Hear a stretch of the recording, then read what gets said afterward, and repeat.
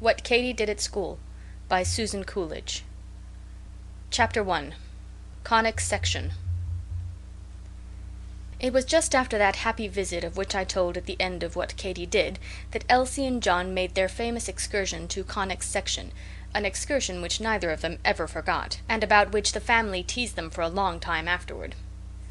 The summer had been cool, but, as often happens after cool summers, the autumn proved unusually hot. It seemed as if the months had been playing a game and had changed places all round, and as if September were determined to show that he knew how to make himself just as disagreeable as August, if only he chose to do so. All the last half of Cousin Helen's stay the weather was excessively sultry. She felt it very much, though the children did all they could to make her comfortable, with shaded rooms and iced water and fans. Every evening the boys would wheel her sofa out on the porch in hopes of coolness, but it was of no use. The evenings were as warm as the days, and the yellow dust hanging in the air made the sunshine look thick and hot.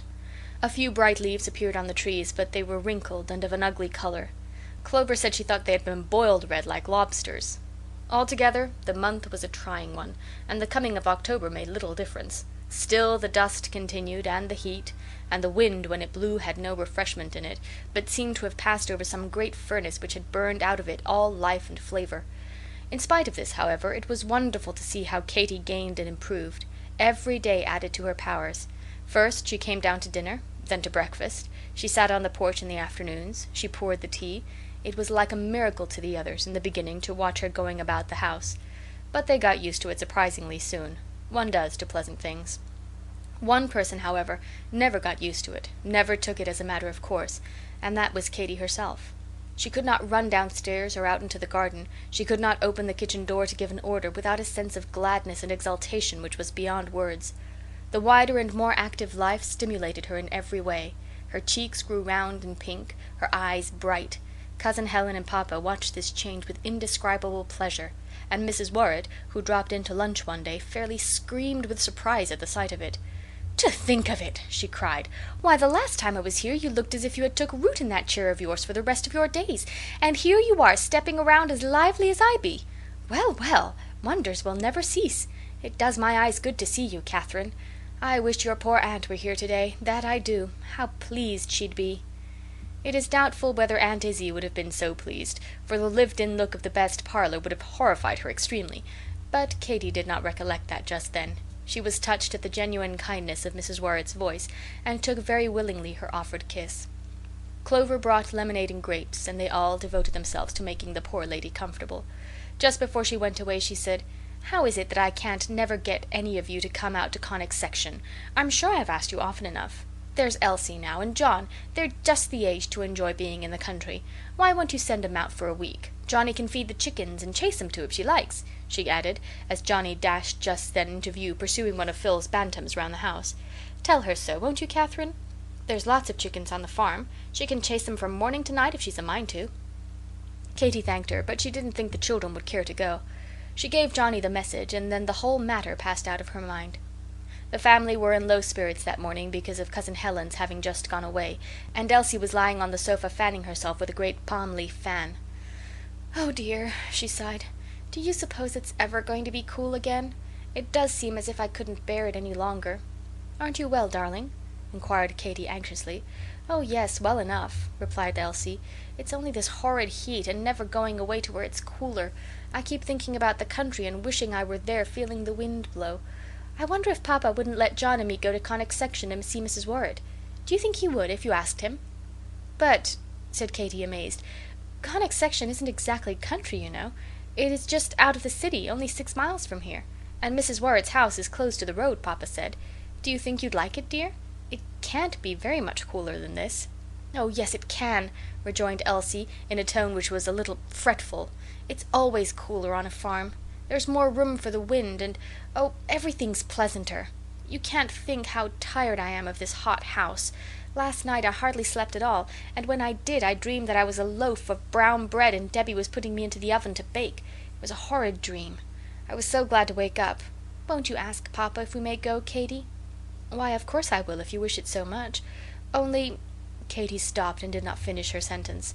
A vision of fat Mrs. Worrett had risen before her, and she could not help doubting if Elsie would find the farm as pleasant as she expected. But sometimes the truest kindness is in giving people their own unwise way, and Elsie's eyes looked so wistful that Katy had no heart to argue or refuse. Dr. Carr looked doubtful when the plan was proposed to him. "It's too hot," he said. "I don't believe the girls will like it." "Oh, yes, we will, Papa, indeed we will," pleaded Elsie and John, who had lingered near the door to learn the fate of their request. Dr. Carr smiled at the imploring faces, but he looked a little quizzical. "Very well," he said, "you may go. Mr. Worrett is coming into town to-morrow on some bank business. I'll send word by him, and in the afternoon, when it is cooler, Alexander can drive you out." "Goody, goody!" cried John, jumping up and down, while Elsie put her arms round Papa's neck and gave him a hug. "And Thursday I'll send for you," he continued. "But, Papa," expostulated Elsie, "that's only 2 days. Mrs. Worrett said a week." "Yes, she said a week," chimed in John, "and she's got ever so many chickens, and I'm to feed 'em and chase 'em as much as I like. Only it's too hot to run much," she added reflectively. "You won't really send for us on Thursday, will you, Papa?" urged Elsie anxiously. "I'd like to stay ever and ever so long, but Mrs. Worrett said a week." "I shall send on Thursday," repeated Dr. Carr in a decided tone. Then, seeing that Elsie's lip was trembling and her eyes were full of tears, he continued, "Don't look so woeful, Pussy. Alexander shall drive out for you, but if you want to stay longer, you may send him back with a note to say what day you would like to have him come again. Will that do?" "Oh, yes," said Elsie, wiping her eyes. "That will do beautifully, Papa. Only it seems such a pity that Alexander should have to go twice when it's so hot, for we're perfectly sure to want to stay a week." Papa only laughed as he kissed her. All being settled, the children began to get ready. It was quite an excitement packing the bags and deciding what to take and what not to take. Elsie grew bright and gay with the bustle. Just to think of being in the country, the cool, green country, made her perfectly happy, she declared. The truth was, she was a little feverish and not quite well, and didn't know exactly how she felt or what she wanted.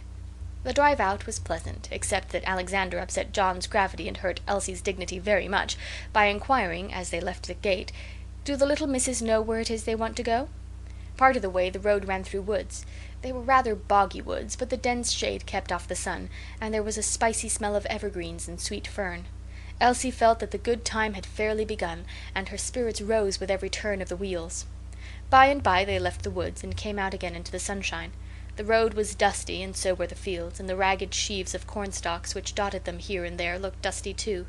Piles of dusty red apples lay on the grass under the orchard trees. Some cows going down a lane toward their milking shed mooed in a dispirited and thirsty way, which made the children feel thirsty also. "I want a drink of water awfully," said John. "Do you suppose it's much farther? How long will it be before we get to Mrs. Worrett's, Alexander?" "Most there, miss," replied Alexander laconically. Elsie put her head out of the carriage and looked eagerly around. Where was the delightful farm? She saw a big pumpkin-coloured house by the roadside a little farther on, but surely that couldn't be it. Yes. Alexander drew up at the gate and jumped down to lift them out. It really was. The surprise quite took away her breath. She looked about. There were the woods, to be sure, but half a mile away across the fields. Near the house there were no trees at all, only some lilac bushes at one side. There was no green grass either. A gravel path took up the whole of the narrow front yard, and what with the blazing colour of the paint and the wide-awake look of the blindless windows, the house had somehow the air of standing on tiptoe staring hard at something. The dust in the road, perhaps, for there seemed to be nothing to stare at. Elsie's heart sank indescribably as she and John got very slowly out of the carryall, and Alexander, putting his arm over the fence, rapped loudly at the front door. It was some minutes before the rap was answered. Then a heavy step was heard creaking through the hall, and somebody began fumbling at an obstinate bolt which would not move. Next, a voice which they recognized as Mrs. Worrett's called, "Isophinie! Isophinie! Come and see if you can open this door." "How funny," whispered Johnny, beginning to giggle. Isophinie seemed to be upstairs, for presently they heard her running down, after which a fresh rattle began at the obstinate bolt. But still the door did not open, and at length Mrs. Worrett put her lips to the keyhole and asked, "Who is it?" The voice sounded so hollow and ghostly that Elsie jumped as she answered, "It's I, Mrs. Worrett, Elsie Carr, and Johnny's here too." "Tsk, tsk, tsk," sounded from within, and then came a whispering, after which Mrs. Worrett put her mouth again to the keyhole and called out, "Go round to the back, children. I can't make this door open anyway. It's swelled up with the damp." "Damp?" whispered Johnny. "Why, it hasn't rained since the 3rd week in August. Papa said so yesterday." "That's nothing, Miss Johnny." put in Alexander, overhearing her. "Folks hereaway don't open their front doors much, only for weddings and funerals and such like. Very likely this has stood shut these 5 years. I know the last time I drove Miss Carr out, before she died, it was just so. And she had to go round to the back as you're doing now." John's eyes grew wide with wonder, but there was no time to say anything, for they had turned the corner of the house, and there was Mrs. Worrett waiting at the kitchen door to receive them. She looked fatter than ever, Elsie thought, but she kissed them both, and said she was real glad to see a Carr in her house at last. "It was too bad," she went on, "to keep you waiting so. But the fact is I got asleep, and when you knocked I waked up all in a daze, and for a minute it didn't come to me who it must be. Take the bags right upstairs, Isophinny, and put them in the keeping-room chamber. How's your pa, Elsie? And Katy? Not laid up again, I hope?" "Oh, no. She seems to get better all the time." "That's right," responded Mrs. Worrett heartily. "I didn't know but what, with hot weather and company in the house and all— There's a chicken, Johnny!" she exclaimed, suddenly interrupting herself as a long-legged hen ran past the door. "Want to chase it right away? You can if you like. Or would you rather go upstairs first?" "Upstairs, please," replied John, while Elsie went to the door and watched Alexander driving away down the dusty road. She felt as if their last friend had deserted them. Then she and Johnny followed Isophinny upstairs. Mrs. Worrett never mounted in hot weather, she told them. The spare chamber was just under the roof. It was very hot, and smelt as if the windows had never been opened since the house was built. As soon as they were alone, Elsie ran across the room and threw up the sash, but the moment she let go it fell again with a crash which shook the floor and made the pitcher dance and rattle in the washbowl. The children were dreadfully frightened, especially when they heard Mrs. Worrett at the foot of the stairs calling to ask what was the matter. "It's only the window," explained Elsie, going into the hall. "I'm so sorry, but it won't stay open. Something's the matter with it." "Did you stick the nail in?" inquired Mrs. Worrett. "The nail? No, ma'am." "Why, how on earth do you expect it to stay up, then? You young folks never see what's before your eyes. Look on the window-sill and you'll find it. It's put there a purpose." Elsie returned, much discomfited. She looked, and sure enough, there was a big nail, and there was a hole in the side of the window frame in which to stick it. This time she got the window open without accident, but a long blue paper shade caused her much embarrassment. It hung down and kept the air from coming in. She saw no way of fastening it. "Roll it up and put in a pin," suggested John. "I'm afraid of tearing the paper." "Dear, what a horrid thing it is," replied Elsie in a disgusted tone. However, she stuck in a couple of pins and fastened the shade out of the way. After that they looked about the room. It was plainly furnished, but very nice and neat. The bureau was covered with a white towel on which stood a pincushion with "Remember Ruth" stuck upon it in pins. John admired this very much, and felt that she could never make up her mind to spoil the pattern by taking out a pin, however great her need of one might be. "What a high bed!" she exclaimed. "Elsie, you'll have to climb on a chair to get into it, and so shall I." Elsie felt of it. "Feathers!" she cried, a tone of horror. "Oh, John, why did we come? What shall we do?" "I guess we shan't mind it much," replied John, who was perfectly well and considered these little variations on home habits rather as fun than otherwise. But Elsie gave a groan. 2 nights on a feather bed. How could she bear it? Tea was ready in the kitchen when they went downstairs. A small fire had been lighted to boil the water. It was almost out, but the room felt stiflingly warm, and the butter was so nearly melted that Mrs. Worrett had to help it with a teaspoon. Buzzing flies hovered above the table and gathered thick on the plate of cake. The bread was excellent, and so were the cottage cheeses and the stewed quinces, but Elsie could eat nothing. She was in a fever of heat. Mrs. Worrett was distressed at this want of appetite, and so was Mr. Worrett, to whom the children had just been introduced. He was a kindly-looking old man with a bald head, who came to supper in his shirt-sleeves and was as thin as his wife was fat. "I'm afraid the little girl don't like her supper, Lucinda," he said. "You must see about getting her something different for tomorrow." "Oh, it isn't that. Everything is very nice, only I'm not hungry," pleaded Elsie, feeling as if she would like to cry. She did cry a little after tea, as they sat in the dusk. Mr. Worrett smoking his pipe and slapping mosquitoes outside the door, and Mrs. Worrett sleeping rather noisily in a big rocking-chair. But not even Johnny found out that she was crying, for Elsie felt that she was the naughtiest child in the world to behave so badly when everybody was so kind to her. She repeated this to herself many times, but it didn't do much good. As often as the thought of home and Katy and Papa came, a wild longing to get back to them would rush over her, and her eyes would fill again with sudden tears. The night was very uncomfortable. Not a breath of wind was stirring, or none found its way to the stifling bed where the little sisters lay. John slept pretty well, in spite of heat and mosquitoes, but Elsie hardly closed her eyes. Once she got up and went to the window, but the blue paper shade had become unfastened and rattled down upon her head with a sudden bump, which startled her very much.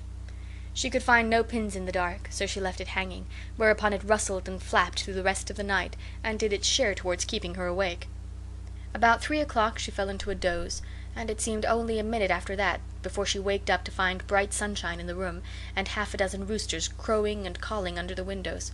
Her head ached violently. She longed to stay in bed, but was afraid it would be thought impolite, so she dressed and went down with Johnny.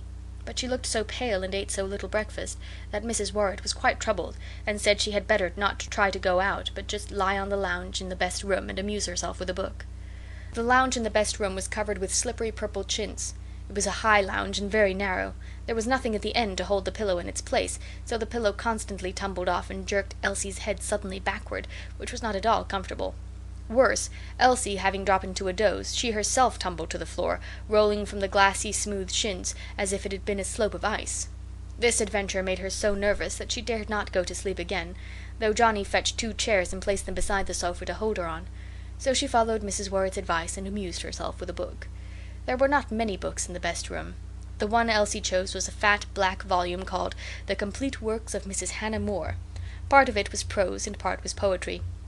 Elsie began with a chapter called Hints on the Formation of the Character of a Youthful Princess, but there were a great many long words in it, so she turned to a story called Coelebs in Search of a Wife.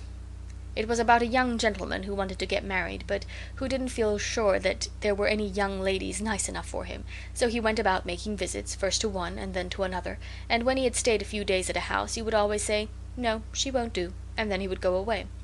At last he found a young lady who seemed the very person, who visited the poor, and got up early in the morning, and always wore white, and never forgot to wind up her watch or do her duty, and Elsie almost thought that now the difficult young gentleman must be satisfied and say, "This is the very thing," when lo, her attention wandered a little, and the next thing she knew she was rolling off the lounge for the second time in company with Mrs. Hannah More. They landed in the chairs, and Johnny ran and picked them both up. Altogether, lying on the best parlour sofa was not very restful, and as the day went on, and the sun beating on the blindless windows made the room hotter, Elsie grew continually more and more feverish and homesick and disconsolate. Meanwhile, Johnny was kept in occupation by Mrs. Worrett, who had got the idea firmly fixed in her mind that the chief joy of a child's life was to chase chickens. Whenever a hen fluttered past the kitchen door, which was about once in 3 minutes, she would cry, "Here, Johnny, here's another chicken for you to chase," and poor Johnny would feel obliged to dash out into the sun.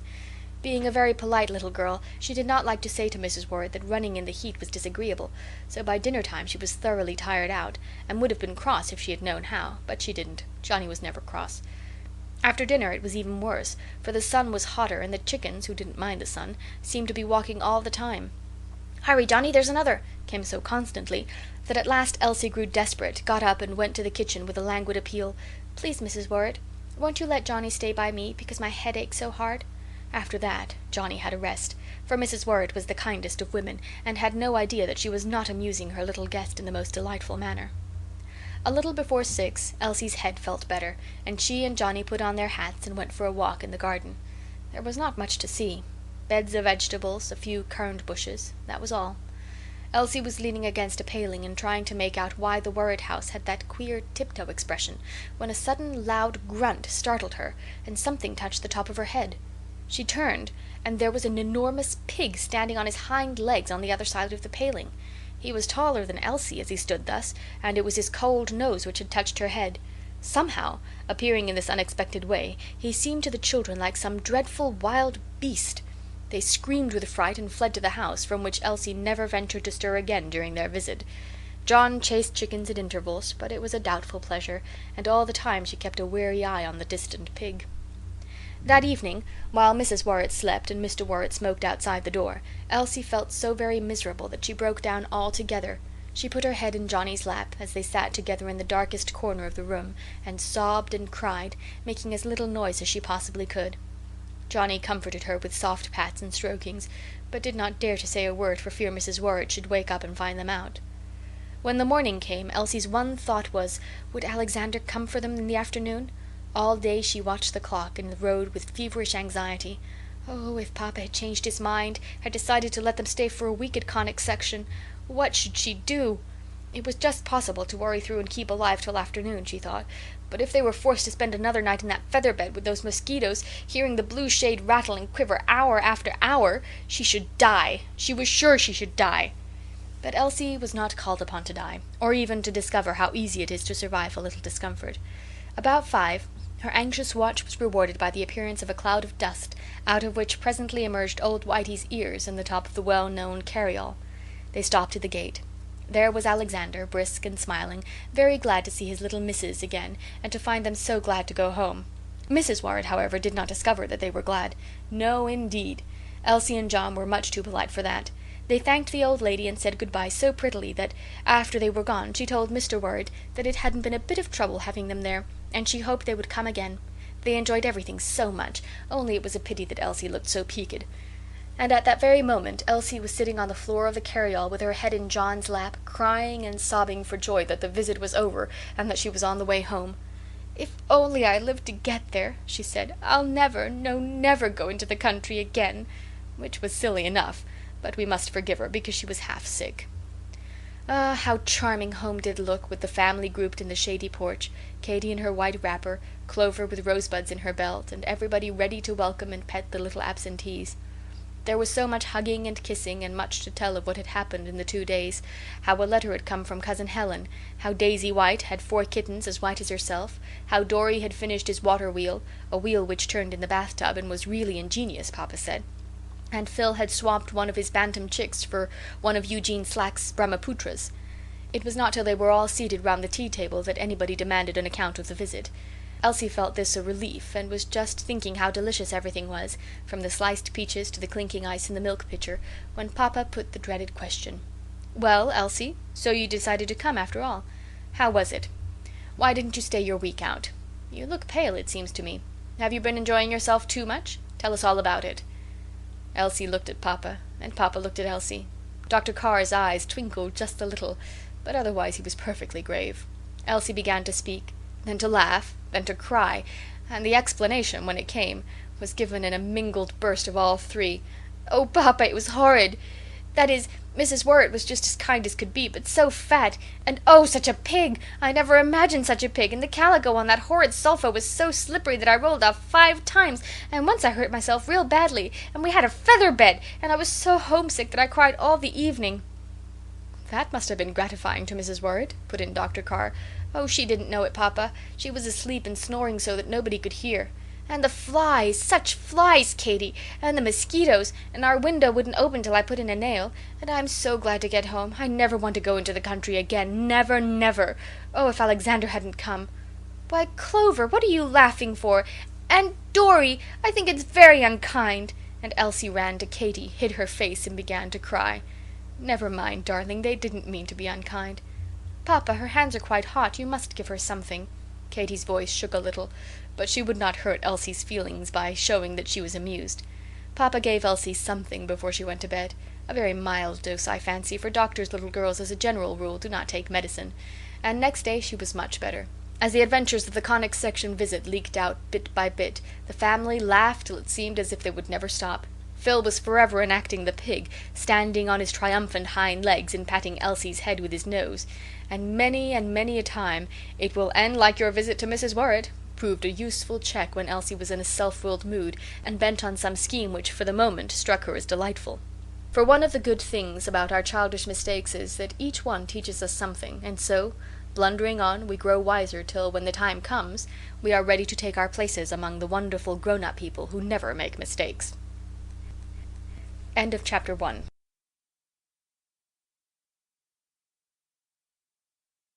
Chapter 2. A New Year and a New Plan. When summer lingers on into October, it often seems as if winter, anxious to catch a glimpse of her, hurries a little, and so people are cheated out of their autumn. It was so that year. Almost as soon as it ceased to be hot, it began to be cold. The leaves, instead of drifting away in soft, dying colors like sunset clouds, turned yellow all at once, and were whirled off the trees in a single gusty night, leaving everything bare and desolate. Thanksgiving came, and before the smell of the turkey was fairly out of the house, it was time to hang up stockings and dress the Christmas tree. They had a tree that year in honor of Katy's being downstairs. Cecy, who had gone away to boarding school, came home, and it was all delightful, except that the days flew too fast. Clover said it seemed to her very queer that there was so much less time than usual in the world. She couldn't imagine what had become of it. There used to be plenty.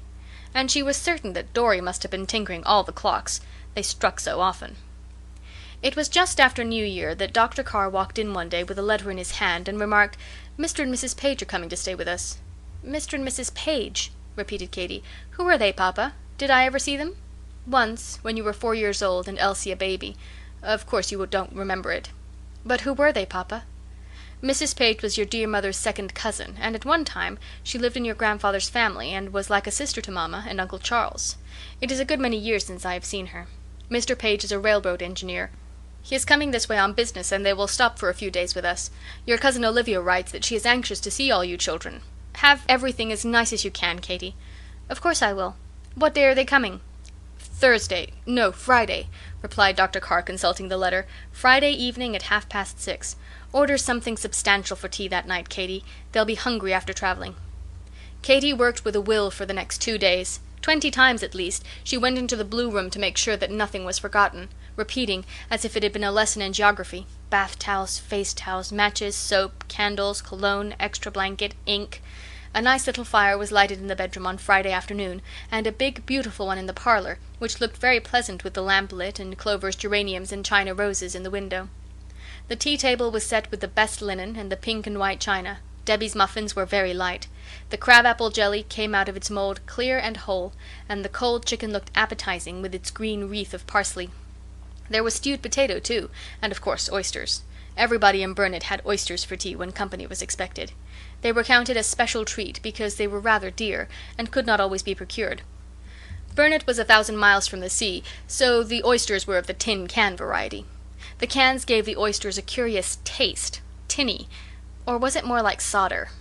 At all events, Burnet people liked it and always insisted that it was a striking improvement on the flavor which oysters have on their native shores.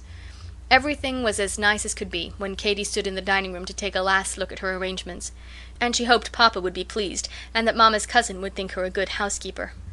"I don't want to have on my other jacket," observed Phil, putting his head in at the door. "Need I? This is nice." "Let me see," said Katy, gently turning him round. "Well, it does pretty well, but I think I'd rather you should put on the other if you don't mind much. We want everything as nice as possible, you know, because this is Papa's company and he hardly ever has any." "Just one little sticky place isn't much," said Phil rather gloomily, wetting his finger and rubbing at a shiny place in his sleeve. "Do you really think I'd better?" "Well, then I will." "That's a dear," kissing him. "Be quick, Philly, for it's almost time they were here. And please tell Dorry to make haste. It's ever so long since he went upstairs." "Dorry's an awful prink," remarked Phil confidentially. "He looks in the glass and makes faces if he can't get his parting straight. I wouldn't care so much about my clothes for a good deal. It's like a girl. Jim Slack says a boy who shines his hair up like that never'll get to be president, not if he lives 1,000 years.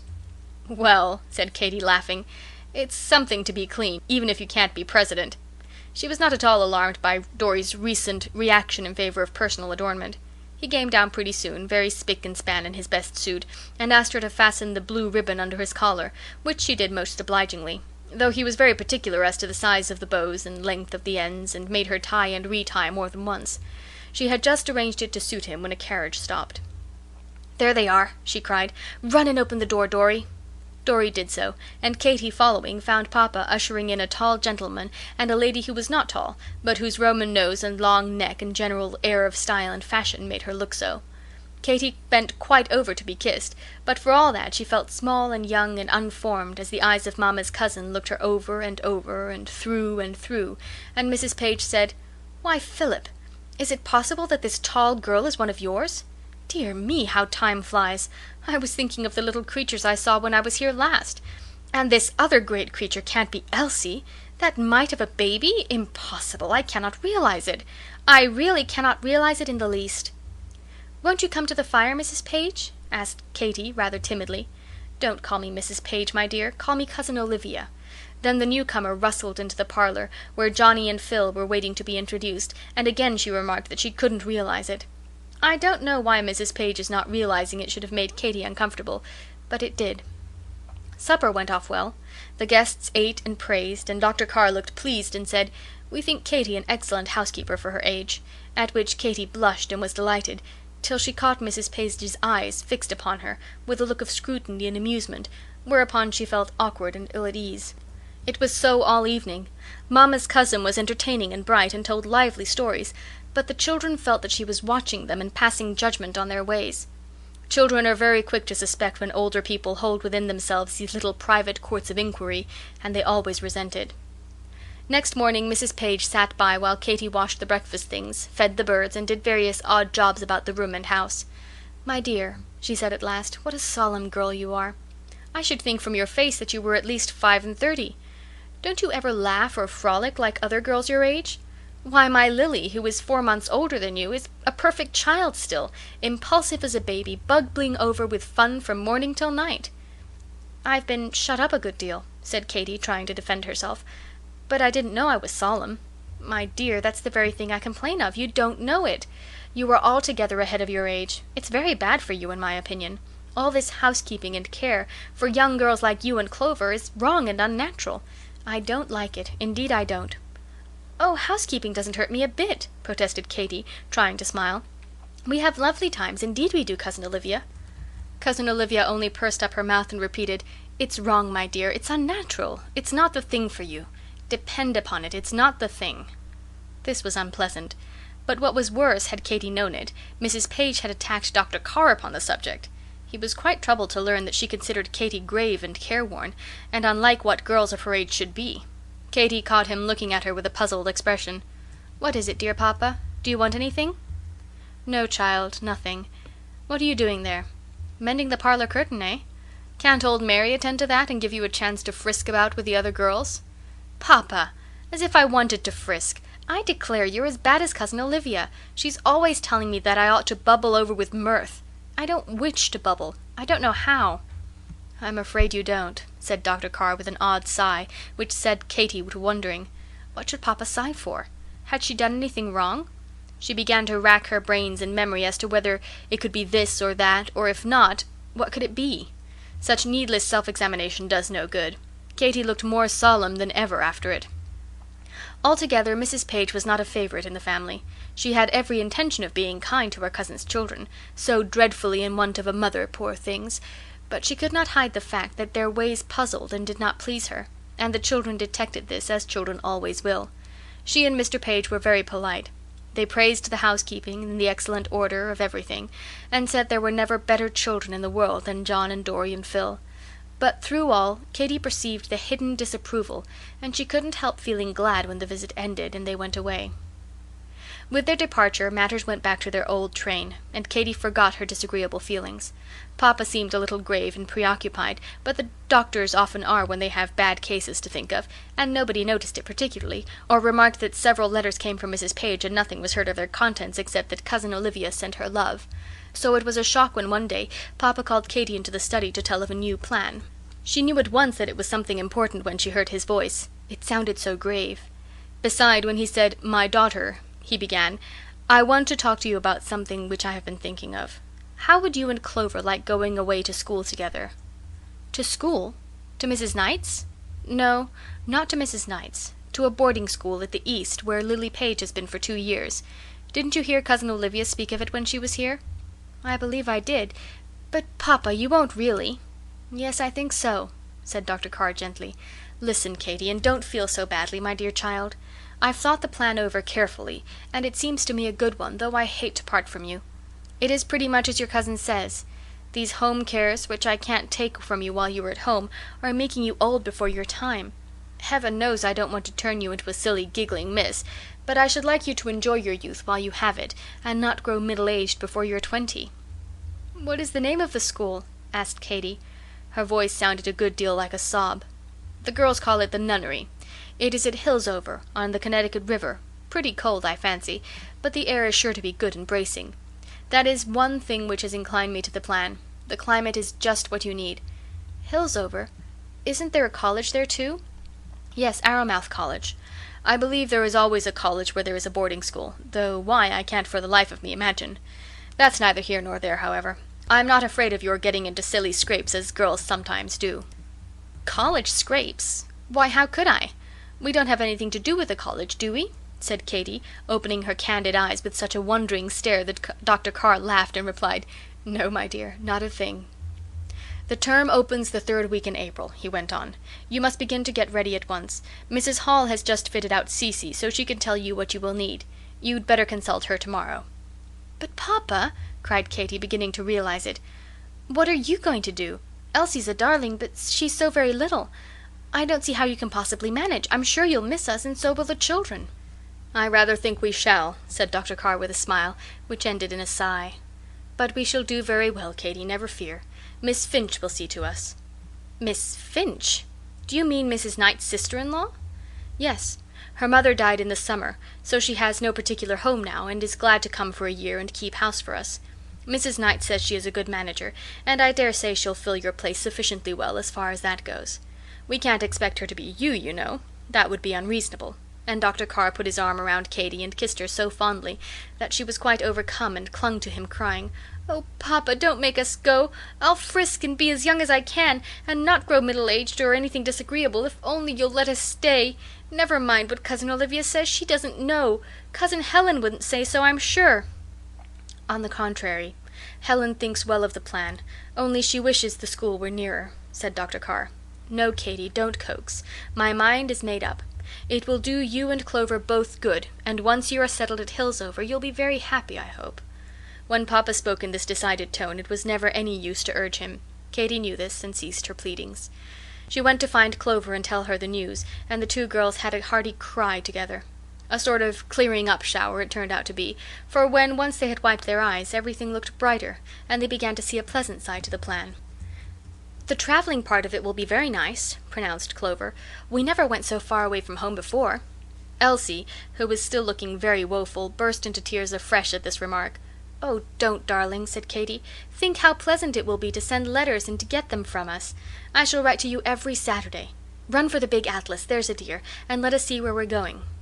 Elsie brought the atlas, and the three heads bent eagerly over it, as Clover traced the route of the journey with her forefinger. How exciting it looked! There was the railroad, twisting and curving over half a dozen states. The black dots which followed it were towns and villages, all of which they would see. By and by the road made a bend and swept northward by the side of the Connecticut River and toward the hills. They had heard how beautiful the Connecticut Valley is.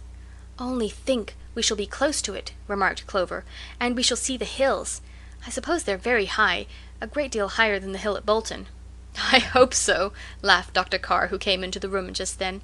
The hill at Bolton was one of his favorite jokes. When Mamma first came to Burnet she had paid a visit to some friends at Bolton, and one day, when they were all out walking, they asked her if she felt strong enough to go to the top of the hill. Mamma was used to hills, so she said yes and walked on, very glad to find that there was a hill in this flat country, but wondering a little why they did not see it. At last she asked where it was, and behold, they had just reached the top. The slope had been so gradual that she had never found out that they were going uphill at all. Dr. Carr had told this story to the children, but had never been able to make them see the joke very clearly. In fact, when Clover went to Bolton, she was quite struck with the hill. It was so much higher than the sandbank which bordered the lake at Burnet. There was a great deal to do to make the girls ready for school by the 3rd week in April. Mrs. Hall was very kind, and her advice was sensible, though, except for Dr. Carr, the girls would hardly have had furs and flannels enough for so cold a place as Hillsover. Everything for winter as well as for summer had to be thought of, for it had been arranged that the girls should not come home for the autumn vacation, but should spend it with Mrs. Page.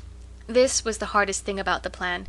Katy begged very hard for Christmas, but when she learned that it would take 3 days to come and 3 days to go, and that the holidays lasted less than a week, she saw it was of no use and gave up the idea, while Elsie tried to comfort herself by planning a Christmas box. The preparations kept them so busy that there was no time for anything else. Mrs. Hall was always wanting them to go with her to shops, or Mrs. Pettingill demanding that they should try on linings, and so the days flew by. At last all was ready. The nice half-dozens of pretty underclothes came home from the sewing-machine woman's, and were done up by Bridget, who dropped many a tear into the bluing water at the thought of the young ladies going away. Mrs. Hall, who was a good packer, put the things into the new trunks. Everybody gave the girls presents as if they had been brides starting on a wedding journey. Papa's was a watch for each. They were not new, but the girls thought them beautiful. Katy's had belonged to her mother. It was large and old-fashioned, with a finely wrought case. Clover's, which had been her grandmother's, was larger still. It had a quaint ornament on the back, a sort of true-love knot, done in gold of different tints. The girls were excessively pleased with these watches. They wore them with guard chains of black watered ribbon, and every other minute they looked to see what the time was. Elsie had been in Papa's confidence, so her presents were watch cases embroidered on perforated paper. Johnny gave Katy a case of pencils, and Clover a penknife with a pearl handle. Dorry and Phil clubbed to buy a box of notepaper and envelopes, which the girls were requested to divide between them. Miss Pettingill contributed a bottle of ginger balsam and a box of apodaloc salve, to be used in case of possible chilblains. Old Mary's offering was a couple of needle-books, full of bright, sharp needles. "I wouldn't give you scissors," she said, "but you can't cut love, or, for the matter of that, anything else, with a needle." Miss Finch, the new housekeeper, arrived a few days before they started, so Katy had time to take her over the house and explain all the different things she wanted done and not done to secure Papa's comfort and the children's. Miss Finch was meek and gentle. She seemed glad of a comfortable home, and Katy felt that she would be kind to the boys and not fret Debbie and drive her into marrying Alexander and going away, an event which Aunt Izzie had been used to predict. Now that all was settled, she and Clover found themselves looking forward to the change with pleasure. There was something new and interesting about it which excited their imaginations. The last evening was a melancholy one. Elsie had been too much absorbed in the preparations to realize her loss, but when it came to locking the trunks her courage gave way altogether.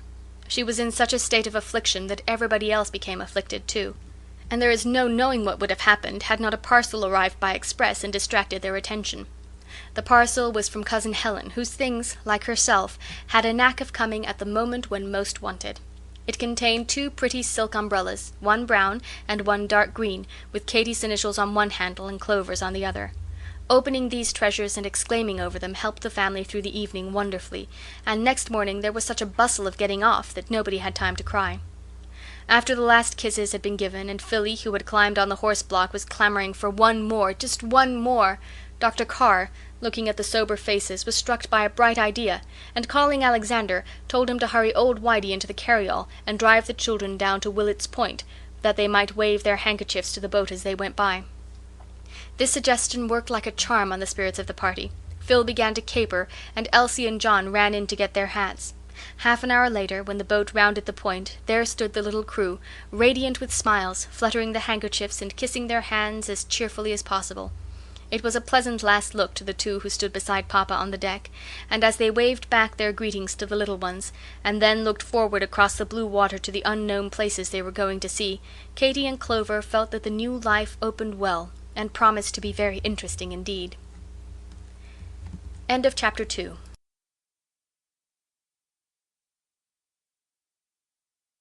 Chapter 3. On the Way. The journey from Burnet to Hillsover was a very long one. It took the greater part of 3 days, and as Dr. Carr was in a hurry to get back to his patients, they travelled without stopping, spending the first night on the boat and the second on a railroad train. Papa found this tiresome, but the girls, to whom everything was new, thought it delightful. They enjoyed their stateroom, with its narrow shelves of beds, as much as if it had been a baby house, and they 2 children playing in it. To tuck themselves away for the night in a car section seemed the greatest fun in the world. When older people fretted, they laughed. Everything was interesting, from the telegraph poles by the wayside to the faces of their fellow passengers. It amused them to watch people, and make up stories about them, where they were going and what relation they could be to each other. The strange people in their turn cast curious glances toward the bright, happy-faced sisters. But Katy and Clover did not mind that, or in fact notice it. They were too much absorbed to think of themselves or the impression they were making on others. It was early on the 3rd morning that the train, puffing and shrieking, ran into the Springfield depot. Other trains stood waiting, and there was such a chorus of snorts and whistles and such clouds of smoke that Katy was half frightened. Papa, who was half asleep, jumped up and told the girls to collect their bags and books, for they were to breakfast here and to meet Lily Page, who was going on to Hillsover with them. "Do you suppose she is here already?" asked Katy, tucking the railway guide into the shawl strap and closing her bag with a snap. "Yes, we shall meet her at the Massasoit. She and her father were to pass the night there." The Massasoit was close at hand, and in less than 5 minutes the girls and Papa were seated at a table in its pleasant dining-room. They were ordering their breakfast when Mr. Page came in, accompanied by his daughter, a pretty girl with light hair, delicate, rather sharp features, and her mother's stylish ease of manner. Her traveling dress was simple, but had the finish which a French dressmaker knows how to give a simple thing, and all its appointments, boots, hat, gloves, collar, neck ribbon, were so perfect, each in its way, that Clover, glancing down at her own gray alpaca, and then at Katy's, felt suddenly countrified and shabby. "Well, Lily, here they are. Here are your cousins," said Mr. Page, giving the girls a cordial greeting. Lily only said, "How do you do?"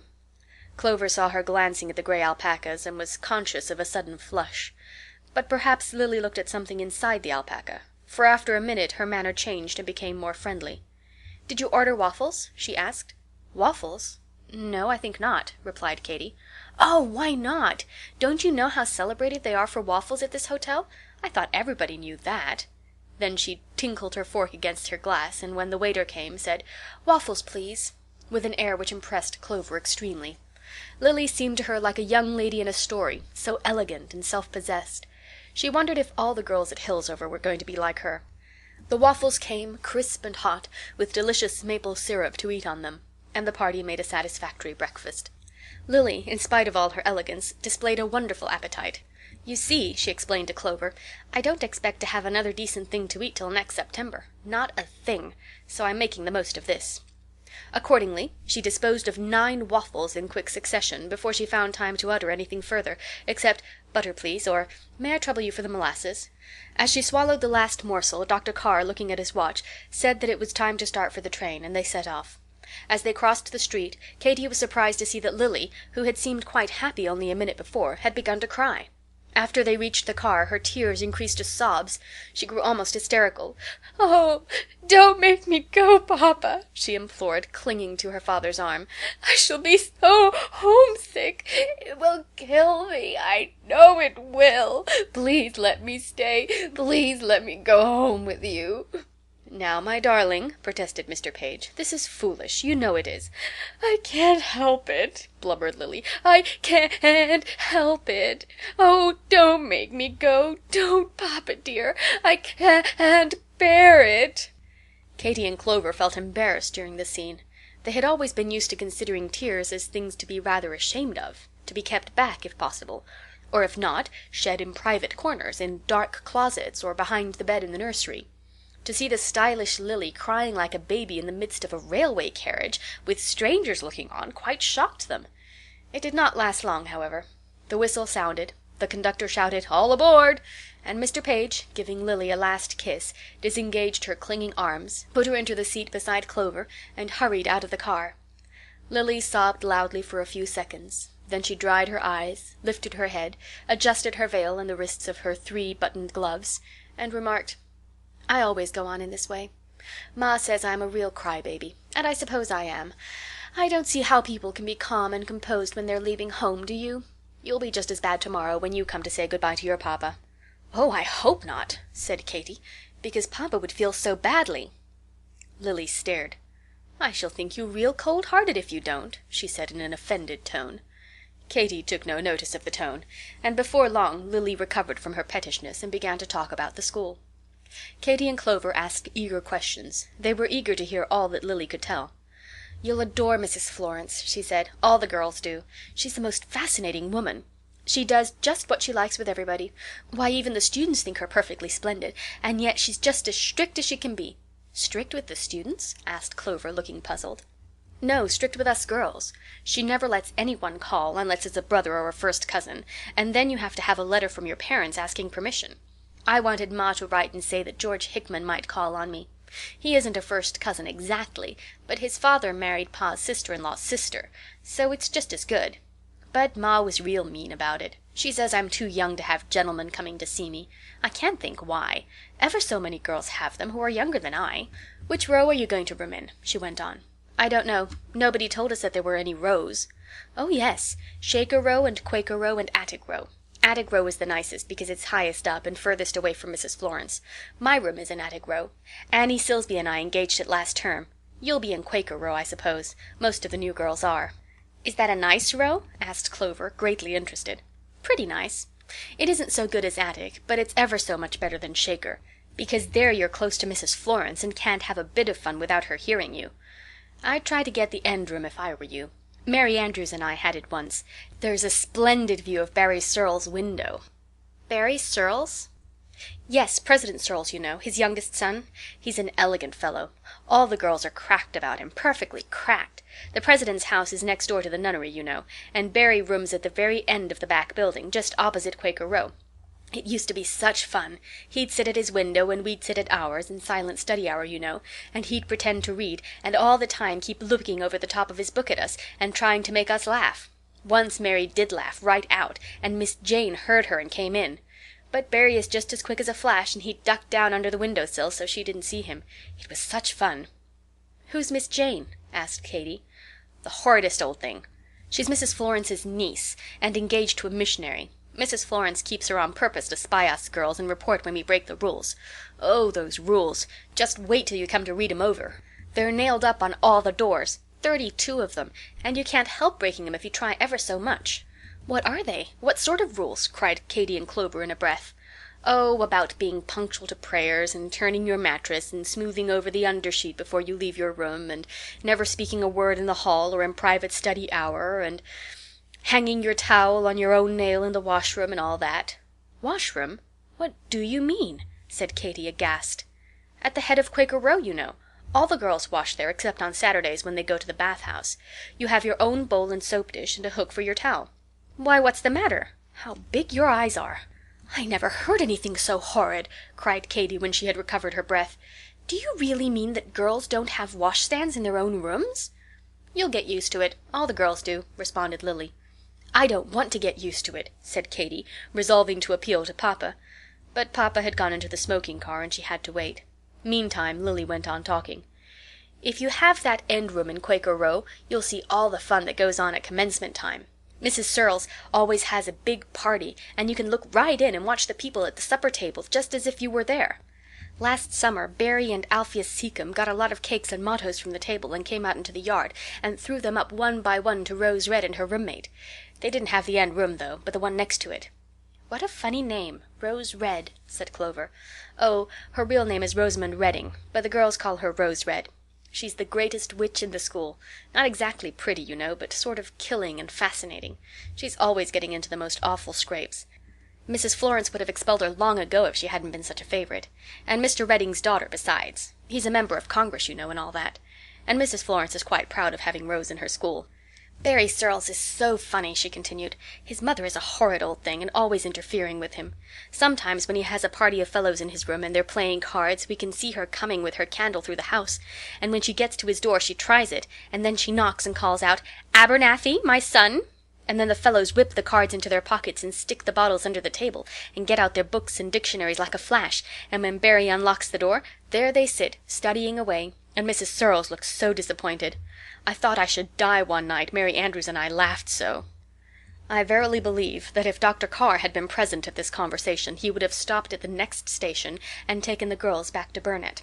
But he did not return from the smoking car till the anecdotes about Barry were finished, and Lily had begun again on Mrs. Florence. "She's a sort of queen, you know. Everybody minds her. She's tall and always dresses beautifully. Her eyes are lovely, but when she gets angry they're perfectly awful. Rose Red said she'd rather face a mad bull any day than Mrs. Florence in a fury, and Rose ought to know, for she's had more reprimands than any girl in school." "How many girls are there?" inquired Dr. Carr. "There were 48 last term. I don't know how many there'll be this, for they say Mrs. Florence is going to give up. It's she who makes the school so popular." All this time the train was moving northward. With every mile the country grew prettier. Spring had not fairly opened, but the grass was green and the buds on the trees gave a tender mist-like color to the woods. The road followed the river, which here and there turned upon itself in long links and windings. Ranges of blue hills closed the distance. Now and then a nearer mountain rose, single and alone from the plain. The air was cool and full of brilliant zest, which the Western girls had never before tasted. Katy felt as if she were drinking champagne. She and Clover flew from window to window, exclaiming with such delight that Lily was surprised. "I can't see what there is to make such a fuss about," she remarked. "That's only Deerfield. It's quite a small place." "But how pretty it looks, nestled in among the hills. Hills are lovely, Clover, aren't they?" "These hills are nothing. You should see the White Mountains," said the experienced Lily. "Ma and I spent 3 weeks at the Profile House last vacation. It was perfectly elegant." In the course of the afternoon Katy drew Papa away to a distant seat and confided her distress about the washstands. "Don't you think it is horrid, Papa? Aunt Izzie always said that it isn't ladylike not to take a sponge bath every morning, but how can we, with 48 girls in the room? I don't see what we are going to do." "I fancy I can arrange it. Don't be distressed, my dear," replied Dr. Carr, and Katy was satisfied, for when Papa undertook to arrange things they were very apt to be done. It was almost evening when they reached their final stopping place. "Now, 2 miles in the stage, and then we're at the horrid old Nunnery," said Lily. "Ugh, look at that snow. It never melts here till long after it's all gone at home. How I do hate this station. I'm going to be awfully homesick, I know I am." But just then she caught sight of the stagecoach, which stood waiting, and her mood changed, for the stage was full of girls who had come by the other train. "Hurrah! There's Mary Edwards and Mary Silver!" she exclaimed. "And I declare, Rose Red! Oh, you precious darling, how do you do?" Scrambling up the steps, she plunged at a girl with waving hair and a rosy, mischievous face, and began kissing her with effusion. Rose Red did not seem equally enchanted. "Well, Lily, how are you?" she said, and then went on talking to a girl who sat by her side and whose hand she held, while Lily rushed up and down the line, embracing and being embraced. She did not introduce Katy and Clover, and as Papa was outside, on the driver's box, they felt a little lonely and strange. All the rest were chattering merrily, and were evidently well acquainted. They were the only ones left out. Clover watched Rose Red, to whose face she had taken a fancy. It made her think of a pink carnation, or of a twinkling wild rose, with saucy whiskers of brown calyx. Whatever she said or did seemed full of a flavor especially her own. Her eyes, which were blue, and not very large, sparkled with fun and mischief. Her cheeks were round and soft like a baby's. When she laughed, 2 dimples broke their pink and made you want to laugh too. A cunning white throat supported this pretty head, as a stem supports a flower, and altogether she was like a flower, except that flowers don't talk, and she talked all the time. What she said seemed droll, for the girls about her were in fits of laughter, but Clover only caught a word now and then, the stage made such a noise.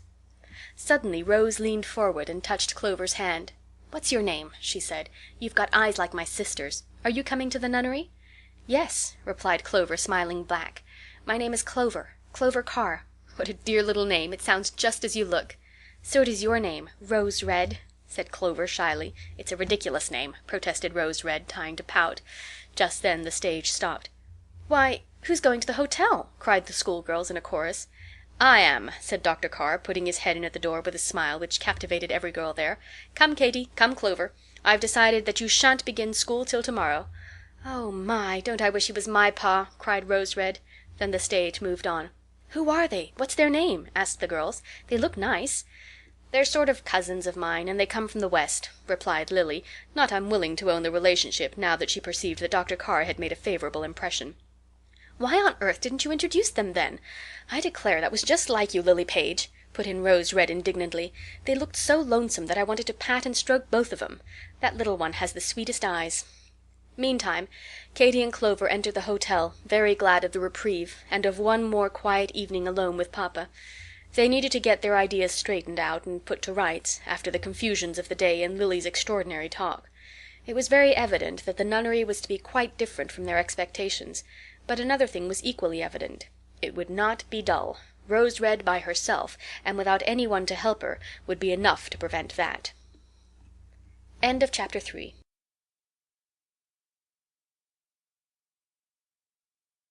Chapter 4. The Nunnery. The night seemed short, for the girls, tired by their journey, slept like dormice. About 7 o'clock Katy was roused by the click of a blind, and opening her eyes, saw Clover standing in the window and peeping out through the half-opened shutters. When she heard Katy move, she cried out, "Oh, do come, it's so interesting. I can see the colleges and the church and, I guess, the Nunnery, only I'm not quite sure because the houses are all so much alike." Katy jumped up and hurried to the window. The hotel stood on one side of a green common planted with trees. The common had a lead-colored fence and gravel paths which ran across it from corner to corner. Opposite the hotel was a long row of red buildings, broken by 1 or 2 brown ones with cupolas. These were evidently the colleges, and a large gray building with a spire was as evidently the church. But which one of the many white, green-blinded houses which filled the other sides of the common was the Nunnery, the girls could not tell. Clover thought it was one with a garden at the side, but Katy thought not, because Lily had said nothing of a garden. They discussed the point so long that the breakfast bell took them by surprise, and they were forced to rush through their dressing as fast as possible so as not to keep Papa waiting. When breakfast was over, Dr. Carr told them to put on their hats and get ready to walk with him to the school. Clover took one arm and Katy the other, and the three passed between some lead-colored posts and took one of the diagonal paths which led across the common. "That's the house," said Dr. Carr, pointing. "It isn't the one you picked out, Clover," said Katy. "No," replied Clover, a little disappointed. The house Papa indicated was by no means so pleasant as the one she had chosen. It was a tall, narrow building with dormer windows in the roof, and a square porch supported by whitewashed pillars. A pile of trunks stood in the porch. From above came sounds of voices. Girls' heads were popped out of upper windows at the swinging of the gate, and as the door opened, more heads appeared looking over the balusters from the hall above. The parlor into which they were taken was full of heavy, old-fashioned furniture, stiffly arranged. The sofa and chairs were covered with black haircloth, and stood closely against the wall. Some books lay upon the table, arranged 2 by 2, each upper book being exactly at a right angle with each lower book. A bunch of dried grasses stood in the fireplace. There were no pictures, except one portrait in oils of a forbidding old gentleman in a wig and glasses, sitting with his finger majestically inserted in a half-open Bible. Altogether it was not a cheerful room, nor one calculated to raise the spirits of newcomers, and Katy, whose long seclusion had made her sensitive to the subject of rooms, shrank instinctively nearer Papa as they went in. 2 ladies rose to receive them. One, a tall, dignified person, was Mrs. Florence. The other she introduced as my assistant principal, Mrs. Nipson. Mrs. Nipson was not tall. She had a round face, pinched lips, and half-shut gray eyes. "This lady is fully associated with me in the management of the school," explained Mrs. Florence. "When I go she will assume entire control." "Is that likely to be soon?" inquired Dr. Carr, surprised, and not well pleased that the teacher of whom he had heard, and with whom he had proposed to leave his children, was planning to yield her place to a stranger. "The time is not yet determined," replied Mrs. Florence.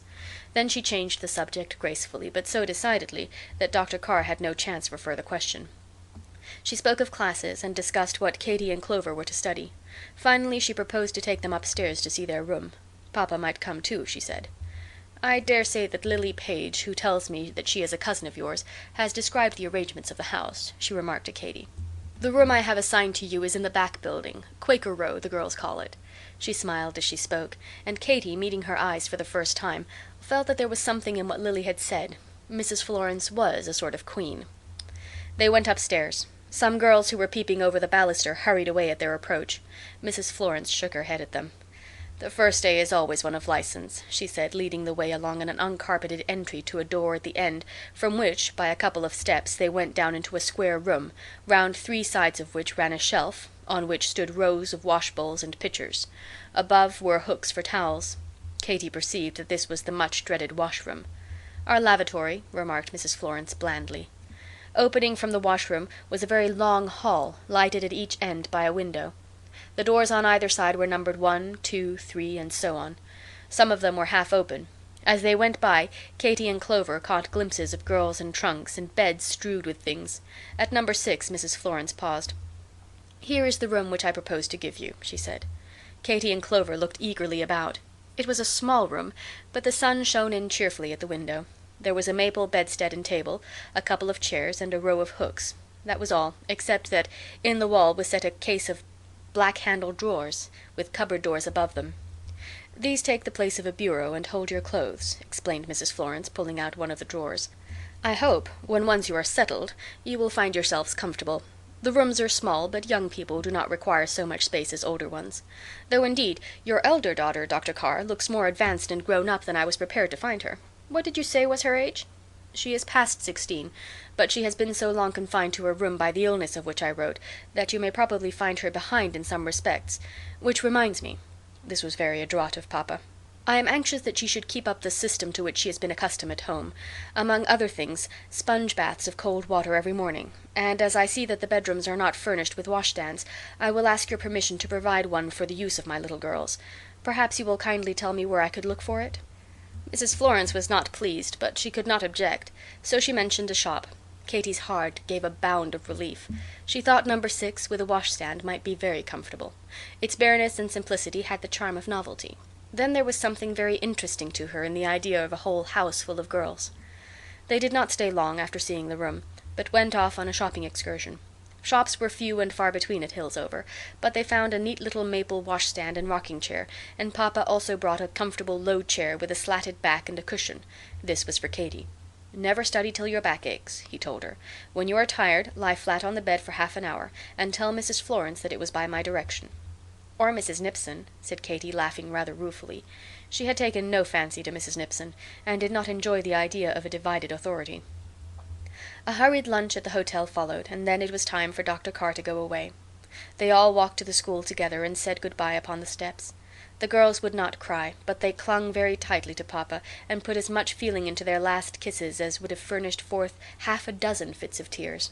Lily might have thought them cold-hearted, but Papa did not. He knew better. "That's my brave girls," he said. Then he kissed them once more, and hurried away.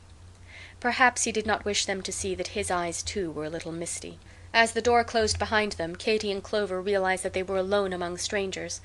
The sensation was not pleasant, and they felt forlorn as they went upstairs and down Quaker Row toward number 6. "Aha! So you're going to be next door," said a gay voice as they passed number 5, and Rose Red popped her head into the hall. "Well, I'm glad," she went on, shaking hands cordially. "I sort of thought you would, and yet I didn't know. And there are some awful stiffies among the new girls. How do you both do?" "Oh, are we next door to you?" cried Clover, brightening. "Yes, it's rather good of me not to hate you, for I wanted the end room myself, and Mrs. Florence wouldn't give it to me. Come in and let me introduce you to my roommate. It's against the rules, but that's no matter. Nobody pretends to keep rules the first day." They went in. Number 5 was precisely like number 6 in shape, size, and furniture, but Rose had unpacked her trunk and decorated the room with odds and ends of all sorts. The table was covered with books and boxes, colored lithographs were pinned on the walls, a huge blue rosette ornamented the headboard of the bed, the blinds were tied together with pink ribbon. Over the top of the window was a festoon of hemlock boughs, fresh and spicy. The effect was fantastic but cheery, and Katy and Clover exclaimed with one voice, "How pretty!" The roommate was a pale, shy girl, with a half-scared look in her eyes, and small hands which twisted uneasily together when she moved and spoke. Her name was Mary Silver. She and Rose were so utterly unlike that Katy thought it odd they should have chosen to be together. Afterward she understood it better. Rose liked to protect, and Mary to be protected. Rose to talk, and Mary to listen. Mary evidently considered Rose the most entertaining creature in the world. She giggled violently at all her jokes, and then stopped short and covered her mouth with her fingers in a frightened way, as if giggling were wrong. "Only think, Mary," began Rose, after introducing Katy and Clover. "These young ladies have got the end room. What do you suppose was the reason that Mrs. Florence did not give it to us? It's very peculiar." Mary laughed her uneasy laugh. She looked as if she could tell the reason, but did not dare. "Never mind," continued Rose. "Trials are good for one, they say. It's something to have nice people in the room if we can't be there ourselves. You are nice, aren't you?" turning to Clover. "Very," replied Clover, laughing. "I thought so. I can almost always tell without asking. Still, it is something to have it on the best authority. We'll be good neighbors, won't we? Look here." She pulled one of the black-handled drawers completely out and laid it on the bed. "Do you see? Your drawers are exactly behind ours. At any time in silent study hour, if I have something to say, I'll rap and pop a note into your drawer, and you can do the same to me. Isn't it fun?" Clover said yes, but Katy, though she laughed, shook her head. "Don't entice us into mischief," she said. "Oh, gracious!" exclaimed Rose. "Now are you going to be good, you two? If you are, just break the news at once and have it over. I can bear it." She fanned herself in such a comical way that no one could help laughing. Mary Silver joined, but stopped pretty soon in her sudden manner. "There's Mary now," went on Rose. "She's a paragon. But if any more are coming into the entry, just give me fair notice, and I pack and move up among the sinners in attic row. Somehow, you don't look like paragons either. You especially," nodding to Clover. "Your eyes are like violets. But so are Sylvia's, that's my sister, and she's the greatest witch in Massachusetts. Eyes are dreadfully deceitful things. As for you," to Katy, "you're so tall that I can't take you in all at once. But the piece I see doesn't look dreadful a bit." Rose was sitting in the window as she made these remarks, and leaning forward suddenly, she gave a pretty, blushing nod to someone below. Katy glanced down and saw a handsome young man replacing the cap he had lifted from his head. "That's Barry Searles," said Rose. "He's the president's son, you know. He always comes through the side yard to get to his room. That's it, the one with the red curtain. It's exactly opposite your window, don't you see?" "So it is," exclaimed Katy, remembering what Lily had said. "Oh, was that the reason—" She stopped, afraid of being rude. "The reason we wanted the room?" inquired Rose coolly. "Well, I don't know. It hadn't occurred to me to look at it in that light." "Mary!" with sudden severity, "is it possible that you had Barry Searles in your mind when you were so pertinacious about that room?" "Rose, how can you? You know I never thought of such a thing," protested poor Mary. "I hope not. Otherwise I should feel it my duty to consult with Mrs. Florence on the subject," went on Rose, with an air of dignified admonition. "I consider myself responsible for you and your morals, Mary. Let us change this painful subject." She looked gravely at the three girls for a moment. Then her lips began to twitch, the irresistible dimples appeared in her cheeks, and throwing herself back in her chair, she burst into a fit of laughter. "Oh, Mary, you blessed goose! Some day or other you'll be the death of me. Dear, dear, how I am behaving! It's perfectly horrid of me, and I didn't mean it. I'm going to be real good this term. I promised Mother. Please forget it and don't take a dislike to me and never come again," she added coaxingly as Katy and Clover rose to go. "Indeed we won't," replied Katy. As for sensible Clover, she was already desperately in love with Rose on that very first day.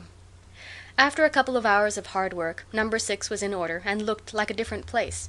Fringed towels were laid over the washstand and the table. Dr. Carr's photograph and some pretty chromos ornamented the walls. The rocking chair and the study chair stood by the window. The trunks were hidden by chintz covers, made for the purpose by old Mary.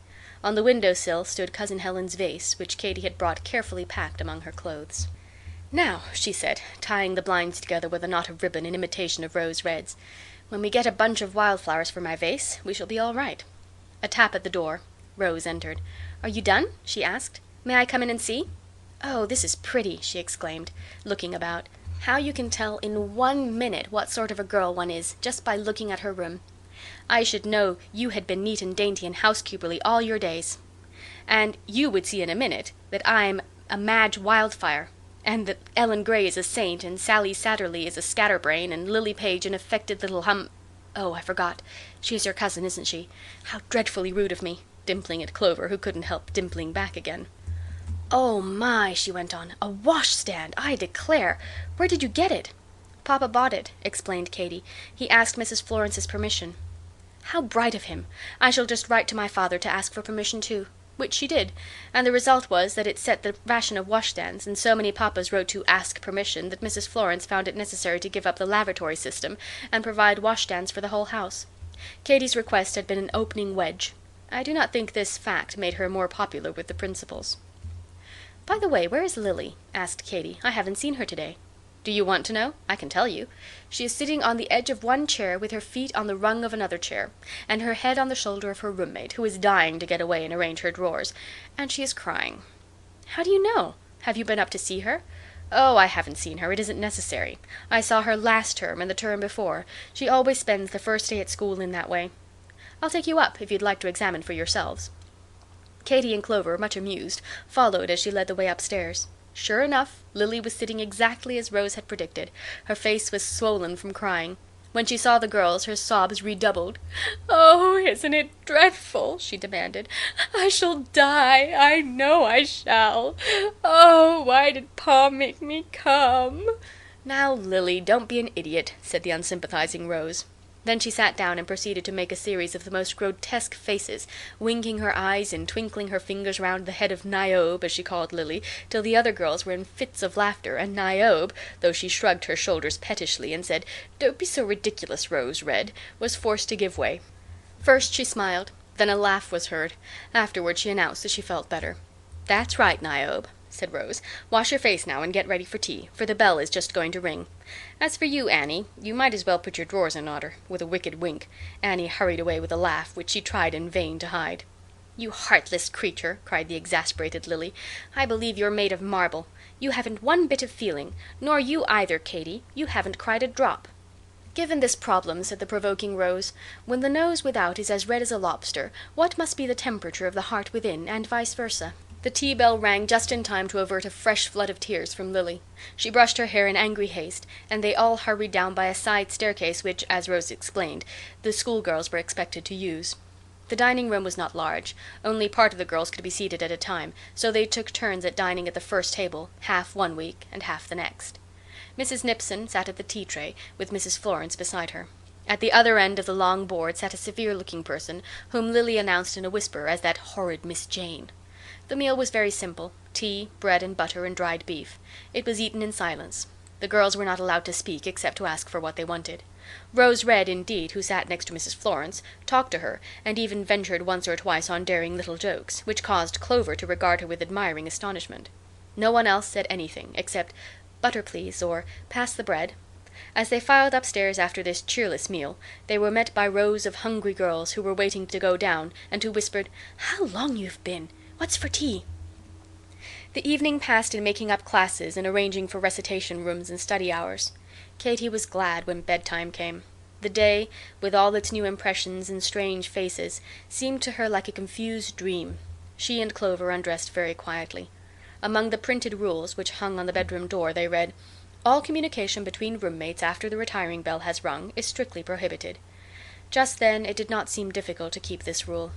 It was only after the candle was blown out that Clover ventured to whisper, very low indeed, for who knew but Miss Jane was listening outside the door, "Do you think we're going to like it?"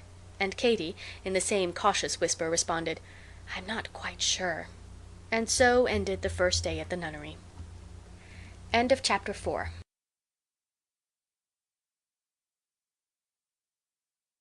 Chapter 5. Roses and Thorns. "Oh, what is it? What has happened?"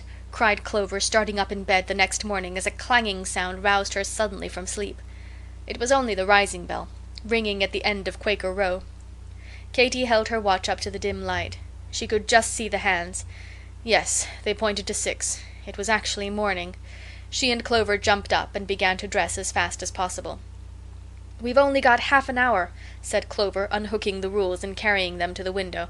"Half an hour, and this says that we must turn the mattress, smooth the undersheet over the bolster, and spend 5 minutes in silent devotion. We'll have to be quick to do all that besides dressing ourselves." It is never easy to be quick when one is in a hurry. Everything sets itself against you. Fingers turn into thumbs, dresses won't button, nor pins keep their place. With all their haste, Katy and Clover were barely ready when the second bell sounded. As they hastened downstairs, Katy fastening her breastpin and Clover her cuffs, they met other girls, some looking half asleep, some half dressed, all yawning, rubbing their eyes and complaining of the early hour. "Isn't it horrid?" said Lily Page, hurrying by with no collar on and her hair hastily tucked into a net. "I never get up till 9 o'clock when I'm at home. Ma saves my breakfast for me. She says I shall have my sleep out while I have the chance." "You don't look quite awake now," remarked Clover. "No, because I haven't washed my face. Half the time I don't before breakfast. There's that old mattress that has to be turned, and when I sleep over I just do that first and then scramble my clothes on best way I can, anything not to be marked." After prayers and breakfasts were done, the girls had half an hour for putting their bedrooms to rights, during which interval it is to be hoped that Lily found time to wash her face. After that lessons began, and lasted till 1 o'clock. Dinner followed, with an hour's recreation. Then the bell rang for silent study hour, when the girls sat with their books in their bedrooms, but were not allowed to speak to each other. Next came a walk. "Who are you going to walk with?" asked Rose Red, meeting Clover in Quaker Row. "I don't know. Katy, I guess." "Are you really? You and she like each other, don't you? Do you know you're the first sisters I ever knew at school who did? Generally they quarrel awfully. The Stearns girls, who were here last term, scarcely spoke to each other. They didn't even room together, and Sarah Stearns was always telling tales against Sue and Sue against Sarah." "How disgusting! I never heard of anything so mean," cried Clover indignantly.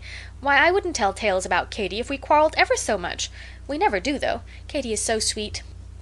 "I suppose she is," said Rose rather doubtfully. "But do you know, I'm sort of afraid of her. It's because she's so tall. Tall people always scare me. And then she looks so grave and grown up. Don't tell her I said so, though, for I want her to like me." "Oh, she isn't a bit grave or grown up. She's the funniest girl in the world. Wait till you know her," replied loyal Clover. "I'd give anything if I could walk with you part of this term," went on Rose, putting her arm around Clover's waist. "But you see, unluckily, I'm engaged straight through. All of us old girls are. I walk with May Mather this week and next, then Esther Dearborn for a month, then Lily Page for 2 weeks, and all the rest of the time with Mary. I can't think why I promised Lily. I'm sure I don't want to go with her. I'd ask Mary to let me off, only I'm afraid she'd feel bad. I say, suppose we engage now to walk with each other for the first half of next term." "Why, that's not till October," said Clover. "I know it, but it's nice to be beforehand. Will you?" "Of course I will, provided that Katy has somebody pleasant to go with," replied Clover, immensely flattered at being asked by the popular Rose. They ran downstairs and took their places in the long procession of girls, who were ranged 2 and 2, ready to start. Miss Jane walked at the head, and Miss Marsh, another teacher, brought up the rear. Rose Red whispered that it was like a funeral and a caravan mixed, as cheerful as hearses at both ends, and wild beasts in the middle. The walk was along a wooded road, a mile out and a mile back. The procession was not permitted to stop or straggle, or take any of the liberties which make walking pleasant. Still, Katy and Clover enjoyed it. There was a spring smell in the air, and the woods were beginning to be pretty. They even found a little trailing arbutus blossoming in a sunny hollow. Lily was just in front of them, and amused them with histories of different girls, whom she pointed out in the long line. That was Esther Dearborn, Rose Red's friend. Handsome, wasn't she? But awfully sarcastic. The two next were Amy Alsop and Ellen Gray. They always walked together because they were so intimate. Yes, they were nice enough, only so distressingly good. Amy did not get one single mark last term. That child with pigtails was Bella Arkwright. Why on earth did Katy want to know her? She was a nasty little thing. "She's just about Elsie's height," replied Katy. "Who's that pretty girl with pink velvet on her hat?" "Dear me, do you think she's pretty?" "I don't. Her name is Louisa Agnew. She lives at Ashburn, quite near us, but we don't know them. Her family are not at all in good society." "What a pity. She looks sweet and ladylike." Lily tossed her head. "They're quite common people," she said. "They live in a little mite of a house, and her father paints portraits." "But I should think that would be nice. Doesn't she ever take you to see his pictures?" "Take me?" cried Lily indignantly. "I should think not. I tell you we don't visit. I just speak when we're here, but I never see her when I'm at home." "Move on, young ladies. What are you stopping for?" cried Miss Jane. "Yes, move on," muttered Rose Red from behind. "Don't you hear, Policeman X?" From walking hour till tea time was recreation again. Lily improved this opportunity to call at number 6. She had waited to see how the girls were likely to take in school before committing herself to intimacy, but now that Rose Red had declared in their favor, she was ready to begin to be friendly. "How lovely," she said, looking about. "You got the end room after all, didn't you? What splendid times you'll have. Oh, how plainly you can see Barry Searle's window. Has he spoken to you yet?" "Spoken to us? Of course not. Why should he?" replied Katy. "He doesn't know us, and we don't know him." "That's nothing. Half the girls in the school bow and speak and carry on with young men they don't know. You won't have a bit of fun if you're so particular." "I don't want that kind of fun," replied Katy with energy in her voice. "Neither does Clover. And I can't imagine how the girls can behave so. It isn't ladylike at all." Katy was very fond of this word, ladylike. She always laid great stress upon it. It seemed in some way to be connected with Cousin Helen, and to mean everything that was good and graceful and sweet.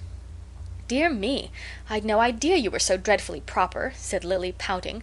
"Mother said you were as prim and precise as your grandmother, but I didn't suppose—" "How unkind!" broke in Clover, taking fire as usual at any affront to Katy.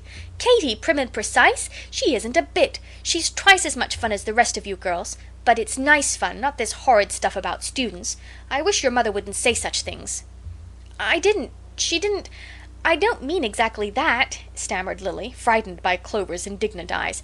"All I meant was that Katy's dreadfully dignified for her age, and we bad girls will have to look out. You needn't be so mad, Clover. I'm sure it's very nice to be proper and good, and set an example." "I don't want to preach to anybody," said Katy, coloring, "and I wasn't thinking about examples, but really and truly, Lily, wouldn't your mother and all the girls' mothers be shocked if they knew about these performances here?" "Gracious, I should think so. Ma would kill me. I wouldn't have her know of my goings-on for all the world." Just then Rose pulled out a drawer and called through to ask if Clover would please come in and help her a minute. Lily took advantage of her absence to say, "I came on purpose to ask you to walk with me for 4 weeks. Will you?" "Thank you, but I'm engaged to Clover." "To Clover? But she's your sister. You can get off." "I don't want to get off. Clover and I dearly like to go together." Lily stared. "Well, I never heard of such a thing," she said. "You're really romantic. The girls will call you the Inseparables." "I wouldn't mind being inseparable from Clover," said Katy, laughing. Next day was Saturday. It was nominally a holiday, but so many tasks were set for it that it hardly seemed like one. The girls had to practice in the gymnasium, to do their mending, and have all drawers in apple pie order before afternoon, when Miss Jane went through the rooms on a tour of inspection. Saturday also was the day for writing home letters. So altogether it was about the busiest of the week. Early in the morning Miss Jane appeared in Quaker Row with some slips of paper in her hand, one of which she left at each door. They told the hours at which the girls were to go to the bathhouse. "You will carry each a crash towel, a sponge, and soap," she announced to Katy, "and will be in the entry at the foot of the stairs at 25 minutes after 9 precisely. Failures in punctuality will be punished by a mark." Miss Jane always delivered her words like a machine, and closed her mouth with a snap at the end of a sentence. "Horrid thing! Don't I wish her missionary would come and carry her off? Not that I blame him for staying away," remarked Rose Red from her door, making a face at Miss Jane as she walked down the entry. "I don't understand about the bathhouse," said Katy. "Does it belong to us? And where is it?" "No, it doesn't belong to us. It belongs to Mr. Parrott, and anybody can use it. Only on Saturday it is reserved for us nuns. Haven't you ever noticed it when we've been out walking? It's in that street by the bakery, which we pass to take the Lebanon road. We go across the green and down by Professor Seacombe's, and we are in plain sight from the college all the way, and of course those abominable boys sit there with spy-glasses and stare as hard as ever they can. It's perfectly horrid. A crash towel, a sponge, and soap, indeed. I wish I could make Miss Jane eat the pieces of soap which she has forced me to carry across this village." "Oh, Rose!" remonstrated Mary Silver. "Well, I do. And the crash towels afterward, by way of dessert," replied the incorrigible Rose. "Never mind. Just wait. A bright idea strikes me." "Oh? What?" cried the other three.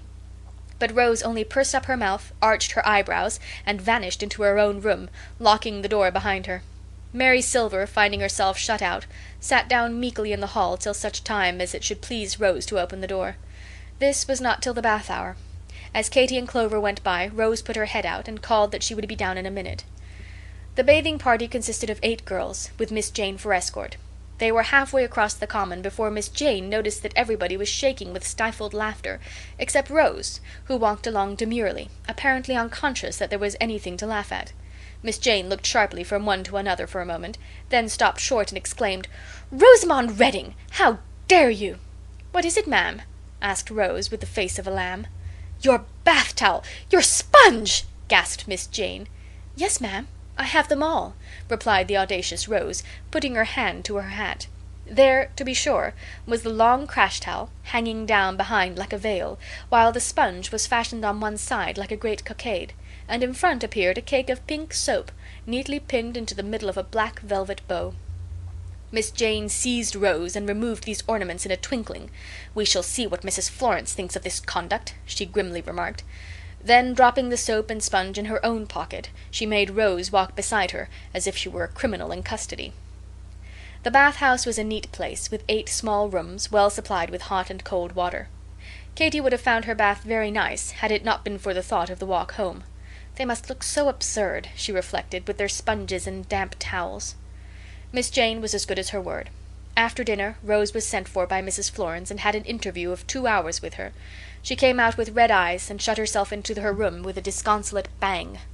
Before long, however, she revived sufficiently to tap on the drawers and push through a note with the following words: "My heart is broken. R.R." Clover hastened in to comfort her. Rose was sitting on the floor with a very clean pocket-handkerchief in her hand. She wept and put her head against Clover's knee. "I suppose I'm the nastiest girl in the world," she said. "Mrs. Florence thinks so. She said I was an evil influence in the school. Wasn't that unkind?" with a little sob. "I meant to be so good this term," she went on, "but what's the use? A codfish might as well try to play the piano. It was always so, even when I was a baby. Sylvia says I have got a little fiend inside of me. Is it that makes me so horrid?" Clover purred over her. She could not bear to have Rose feel badly. "Wasn't Miss Jane funny?" went on Rose with a sudden twinkle. "And did you see Barry and Alfred Seacombe?" "No. Where were they?" "Close to us, standing by the fence. All the time Miss Jane was unpinning the towel they were splitting their sides, and Barry made such a face at me that I nearly laughed out. That boy has a perfect genius for faces. He used to frighten Sylvia and me into fits when we were little tots up here on visits." "Then you knew him before you came to school?" "Oh dear, yes. I know all the Hillsover boys. We used to make mud pies together. They're grown up now, most of 'em, and in college, and when we meet we're very dignified and say Miss Redding and Mr. Seacombe and Mr. Searles, but we're just as good friends as ever. When I go to take tea with Mrs. Seacombe, Alfred always invites Barry to drop in, and we have the greatest fun. Mrs. Florence won't let me go this term, though, I guess, she's so mad about the towel." Katy was quite relieved when Clover reported this conversation. Rose, for all her wickedness, seemed to be a little lady. Katy did not like to class her among the girls who flirted with students whom they did not know. It was wonderful how soon they all settled down and became accustomed to their new life. Before 6 weeks were over, Katy and Clover felt as if they had lived at Hillsover for years. This was partly because there was so much to do.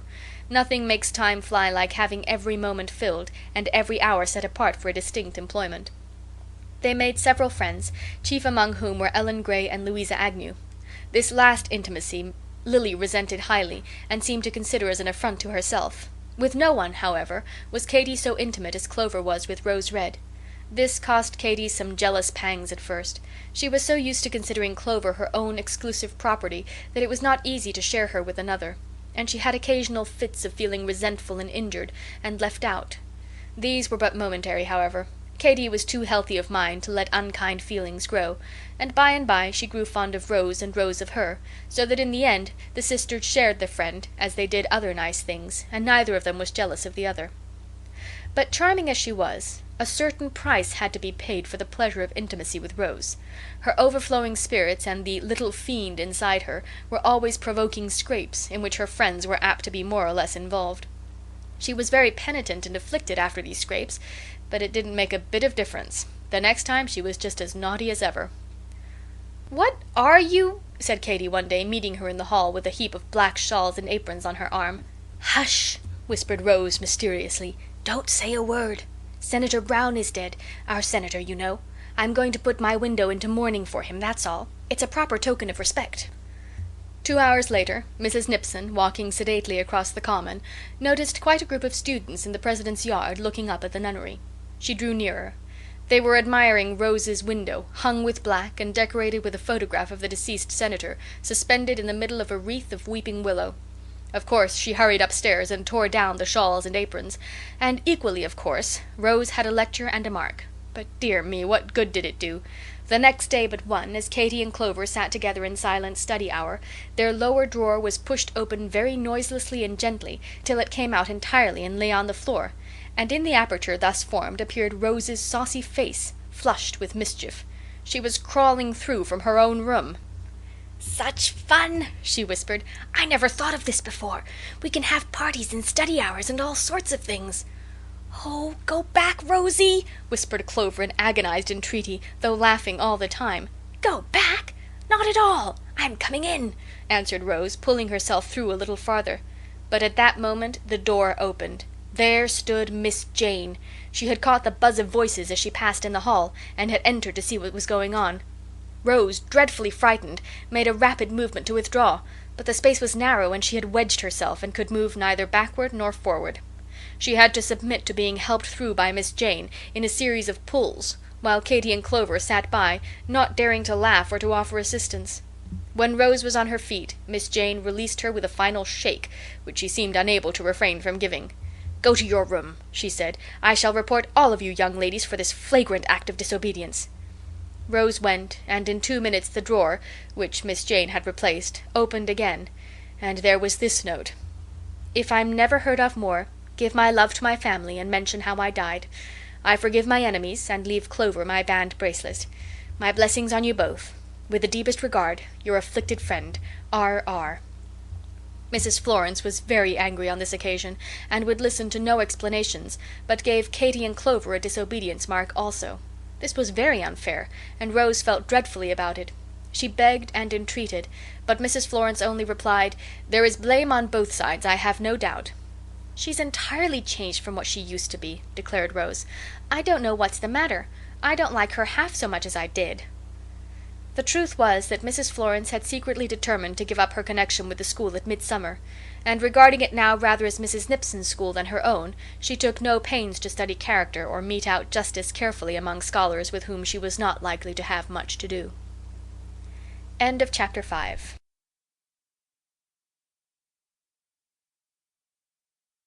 Chapter 6. The S.S.U.C. It was Saturday afternoon, and Clover, having finished her practicing, dusting, and mending, had settled herself in number 6 for a couple of hours of quiet enjoyment. Everything was in beautiful order to meet Miss Jane's inspecting eye, and Clover, as she sat in the rocking-chair, writing case in lap, looked extremely cozy and comfortable. A half-finished letter to Elsie lay in the writing-case, but Clover felt lazy, and instead of writing was looking out of the window in a dreamy way to where Barry Searles and some other young men were playing ball in the yard below. She was not thinking of them or of anything else in particular. A vague sense of pleasant idleness possessed her, and it was like the breaking of a dream when the door opened and Katy came in, not quietly after her wont, but with a certain haste and indignant rustle, as if vexed by something. When she saw Clover at the window she cried out hastily, "Oh, Clover, don't!" "Don't what?" asked Clover without turning her head. "Don't sit there looking at those boys." "Why? Why not?" "They can't see me. The blinds are shut." "No matter for that. It's just as bad as if they could see you. Don't do it. I can't bear to have you." "Well, I won't then," said Clover good humoredly, facing round with her back to the window. "I wasn't looking at them either, not exactly. I was thinking about Elsie and John, and wondering— But what's the matter, Katy? What makes you fire up so about it? You've watched the ball playing yourself plenty of times." "I know I have, and I didn't mean to be cross, Clovy. The truth is I'm all put out. These girls with incessant talk about the students make me absolutely sick. It is so unladylike and so bad, especially for the little ones. Fancy that little mite of a Carrie Steele informing me that she is in love with Harry Crosby. In love! A baby like that! She has no business to know that there is such a thing." "Yes," said Clover, laughing. "She wrote his name on a wintergreen lozenge, and bored a hole and hung it round her neck on a blue ribbon, but it melted and stuck to her frock, and she had to take it off." "Whereupon she ate it," added Rose, who came in at that moment. The girls shouted, but Katy soon grew grave. "One can't help laughing," she said. "But isn't it a shame to have such things going on? Just fancy our Elsie behaving so, Clover. Why, papa would have a fit. I declare I've a great mind to get up a society to put down flirting." "Do," said Rose. "What fun it would be! Call it the Society for the Suppression of Young Men. I'll join." "You indeed," replied Katy, shaking her head. "Didn't I see Barry Searles throw a bunch of syringia into your window only this morning?" "Dear me, did he? I shall have to speak to Mary again. It's quite shocking to have her go on so. But really and truly, do let us have a society. It would be so jolly. We could meet on Saturday afternoons, and write pieces, and have signals, and a secret, as Sylvia's society did when she was at school. Get one up, Katy, that's a dear." "But," said Katy, taken aback by having her random idea so suddenly adopted, "if I did get one up, it would be in real earnest, and it would be a society against flirting. And you know you can't help it, Rosie." "Yes, I can. You are doing me great injustice. I don't behave like those girls in Attic Row. I never did. I just bow to Barry and the rest whom I really know, never to anybody else. And you must see, Catherine, darling, that it would be the height of ingratitude if I didn't bow to the boys who made mud pies for me when I was little, and lent me their marbles, and did all sorts of kind things. Now, wouldn't it?" coaxingly. "Perhaps," admitted Katy with a smile. "But you're such a witch." "I'm not. Indeed I'm not. I'll be a pillar of society if only you'll provide a society for me to be a pillar of. Now, Katy, do, oh, do." When Rose was in a coaxing mood, few people could resist her. Katy yielded, and between jest and earnest the matter was settled. Katy was to head the plan and invite the members. "Only a few at first," suggested Rose. "When it is proved to be a success and everybody wants to join, we can let in 2 or 3 more as a great favor. What shall the name be? We'll keep it a secret, whatever it is. There's no fun in a society without a secret." What should the name be? Rose invented half a dozen, each more absurd than the last. The Auntie Jane Society would sound well, she insisted. Or no, the Put Him Down Club was better yet. Finally they settled upon the Society for the Suppression of Unladylike Conduct. "Only we'll never use the whole name," said Rose. "We'll say the SSUC. That sounds brisk and snappy, and will drive the whole school wild with curiosity. What larks! How I long to begin!" The next Saturday was fixed upon for the first meeting. During the week Katy proposed the plan to the elect few, all of whom accepted enthusiastically. Lily Page was the only person who declined. She said it would be stupid, that for her part she didn't set up to be proper or better than she was, and that in any case she shouldn't wish to be mixed up in a society of which Miss Agnew was a member. The girls did not break their hearts over this refusal. They had felt obliged to ask her for relationship's sake, but everybody was a little relieved that she did not wish to join. Number 6 looked very full indeed that Saturday afternoon when the SSUC came together for the first time. 10 members were present. Mary Silver and Louisa were two, and Rose's crony Esther Dearborn another. The remaining four were Sally Alsop and Amy Erskine, Alice Gibbons, one of the new scholars, whom they all liked but did not know very well, and Ellen Gray, a pale, quiet girl with droll blue eyes, a comical twist to her mouth, and a trick of saying funny things in such a demure way that half the people who listened never found out that they were funny. All Rose's chairs had been borrowed for the occasion. 3 girls sat on the bed and 3 on the floor. With a little squeezing there was plenty of room for everybody. Katy was chosen president, and requested to take the rocking chair as a sign of office. This she did with much dignity, and proceeded to read the constitution and bylaws of the society, which had been drawn up by Rose Red and copied on an immense sheet of blue paper. They ran thus: Constitution for the Society for the Suppression of Unladylike Conduct, known to the uninitiated as the S.S.U.C. Article 1. The object of this society is twofold. It combines having a good time with the pursuit of virtue. Article 2. The good time is to take place once a week in No. 6 Quaker Row, between the hours of 4 and 6 p.m. Article 3. The nature of the good time is to be decided upon by committee to be appointed each Saturday by the members of the society. Article 4. Virtue is to be pursued at all times and in all seasons by the members of the society, setting their faces against the practice of bowing and speaking to young gentlemen who are not acquaintances, waving of pocket handkerchiefs, signals from windows, and any species of conduct which would be thought unladylike by nice people anywhere, and especially by the mammas of the society. Article 5. The members of the society pledge themselves to use their influence against these practices, both by precept and example. In witness whereof we sign Catherine Carr, President; Rosamond Redding, Secretary; Clover E. Carr; Mary L. Silver; Esther Dearborn; Sally P. Alsop; Amy W. Erskine; Alice Gibbons; Ellen Whitworth Gray. Next followed the bylaws. Katy had not been able to see the necessity of having any bylaws, but Rose had insisted. She had never heard of a society without them, she said, and she didn't think it would be legal to leave them out. It had cost her some trouble to invent them, but at last they stood thus. Bylaw number 1. The members of the S.S.U.C. will observe the following signals. First, the grip. This is given by inserting the first and middle finger of the right hand between the thumb and fourth finger of the respondent's left, and describing a rotatory motion in the air with the little finger. Nota bene. Much practice is necessary to enable members to exchange this signal in such a manner as not to attract attention. Second, the signal of danger. This signal is for use when Miss Jane or any other foe-woman heaves into sight. It consists in rubbing the nose violently, and at the same time giving 3 stamps on the floor with the left foot. It must be done with an air of unconsciousness. Third, the signal for consultation. This signal is for use when immediate communication is requisite between members of the society. It consists of a pinch on the back of the right hand, accompanied by the word Holofernes pronounced in a low voice. Bylaw number 2.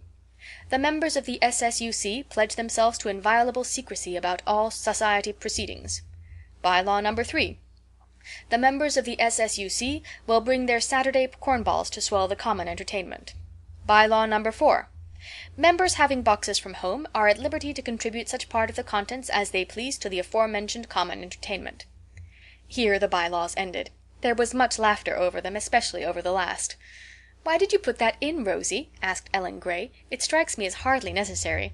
"Oh," replied Rose, "I put that in to encourage Silvery Mary there. She's expecting a box soon, and I knew that she would pine to give the society a share, but would be too timid to propose it, so I thought I would just pave the way."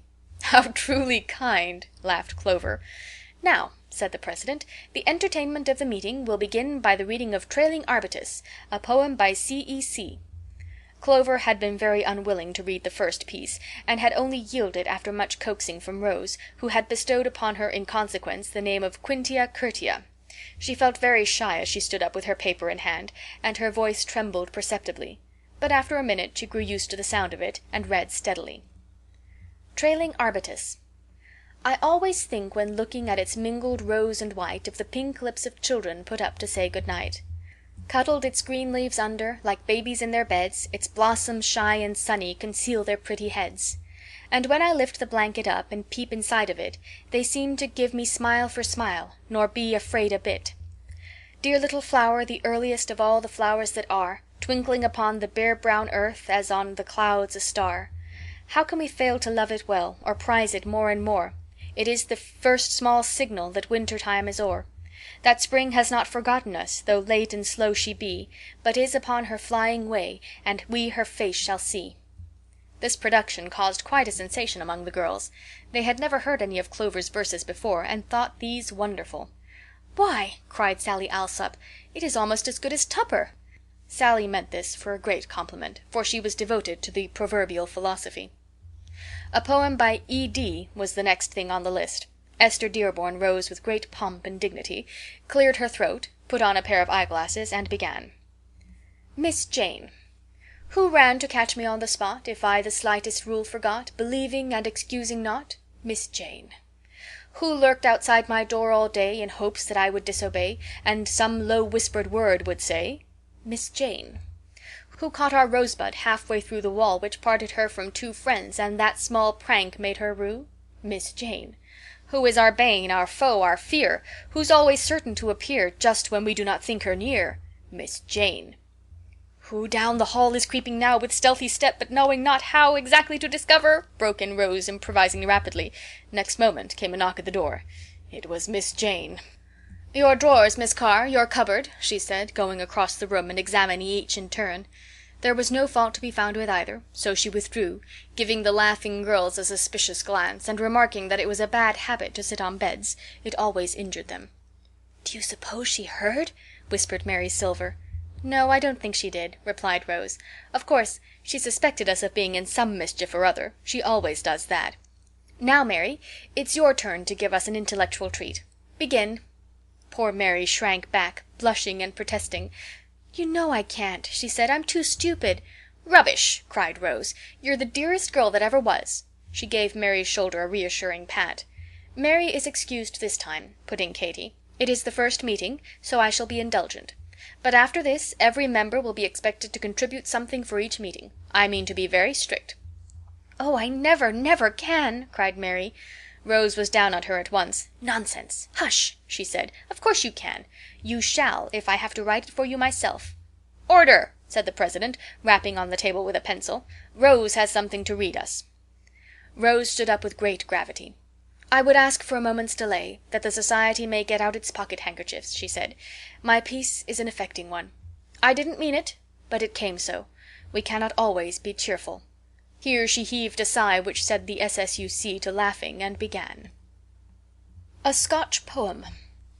Wee crimson tippet willy wink weighs me drear dree and dra, a waeful thocht, a fearsome flea, a wother wind and a'.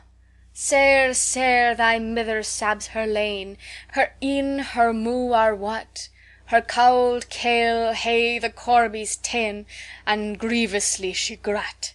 Ah me, the southering of the wind, ah me, the waesome mither, ah me, the bairnies left ahind, the shither, hither, blither.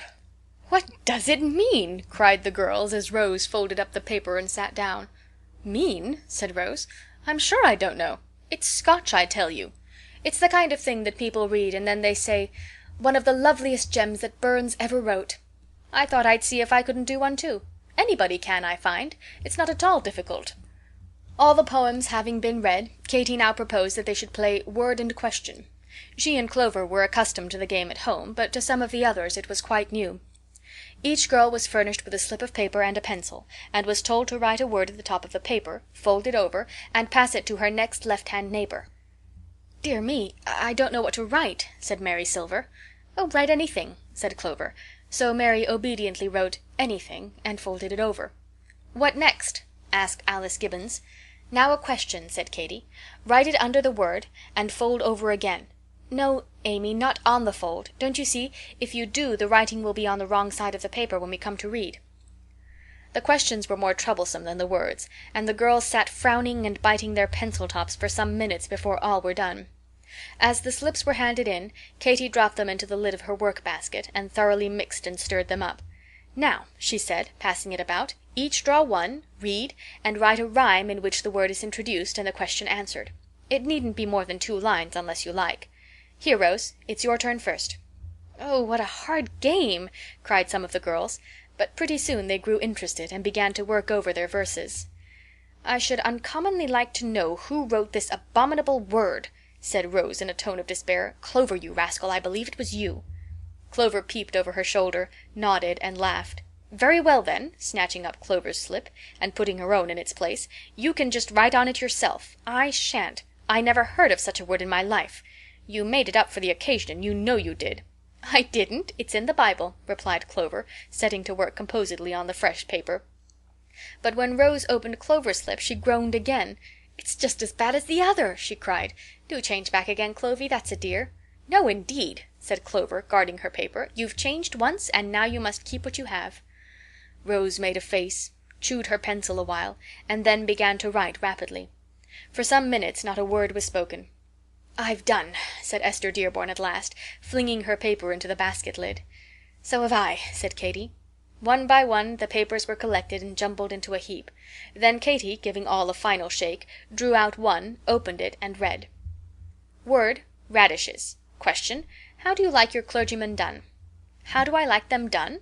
Well, that depends. I like them done on sleepy, drowsy Sundays. I like them underdone on other days. Perhaps a little overdone on Mondays. But I always prefer them old as pa, and not like radishes, all red and raw. "Oh, what a rhyme!" cried Clover. "Well, what is one to do?" said Ellen Gray. Then she stopped and bit her lip, remembering that no one was supposed to know who wrote the separate papers. "Aha! It's yours, is it, Ellen?" said Rose. "You're an awfully clever girl and an ornament to the S.S.U.C. Go on, Katy." Katy opened the second slip. Word, anything. Question, would you rather be a greater fool than you seem, or seem a greater fool than you are? "I wouldn't be a fool for anything, my dear, if I could help it, but I can't, I fear." "Not bad," said Rose, nodding her head at Sally Alsop, who blushed crimson. The third paper ran: Word, Maher Shalal Hashbaz. Question, does your mother know you're out? Rose and Clover exchanged looks. "Why, of course my mother knows it, for she sent me out herself. She told me to run quickly, for it wasn't but a mile, but I found it was much farther and my feet grew tired and weary, and I couldn't hurry greatly, so I took a long, long while. Beside I stopped to read your word, a stranger one I never heard. I've met with papistical, that's pat, but Maher Shalal Hashbaz, what's that?" "Oh, Clovy, you bright little thing," cried Rose in fits of laughter. But Mary Silver looked quite pale. "I never heard of anything so awful," she said. "If that word had come to me I should have fainted away on the spot. I know I should." Next came Word, buttons. Question, what is the best way to make home happy? To me 'tis quite clear, I can answer this right. Sew on the buttons and sew them on tight. "I suspect that is Amy's," said Esther. "She's such a model for mending and keeping things in order." "It's not fair, guessing aloud in this way," said Sally Alsop. Sally always spoke for Amy, and Amy for Sally. Voice and echo, Rose called them, only, as she remarked, nobody could tell which was echo and which was voice. The next word was Mrs. Nipson, and the question, do you like flowers? Do I like flowers? I will not write a sonnet, singing their beauty as a poet might do. I just attest those on Aunt Nipson's bonnet, because they are like her, all gray and blue, dusty and pinched and fastened on askew, and as for heaven's own buttercups and daisies, I am not good enough to sing their praises. Nobody knew who wrote this verse. Katy suspected Louisa, and Rose suspected Katy. The sixth slip was a very brief one. Word, when. Question, are you willing? If I wasn't willing I would tell you, but when, oh dear, I can't.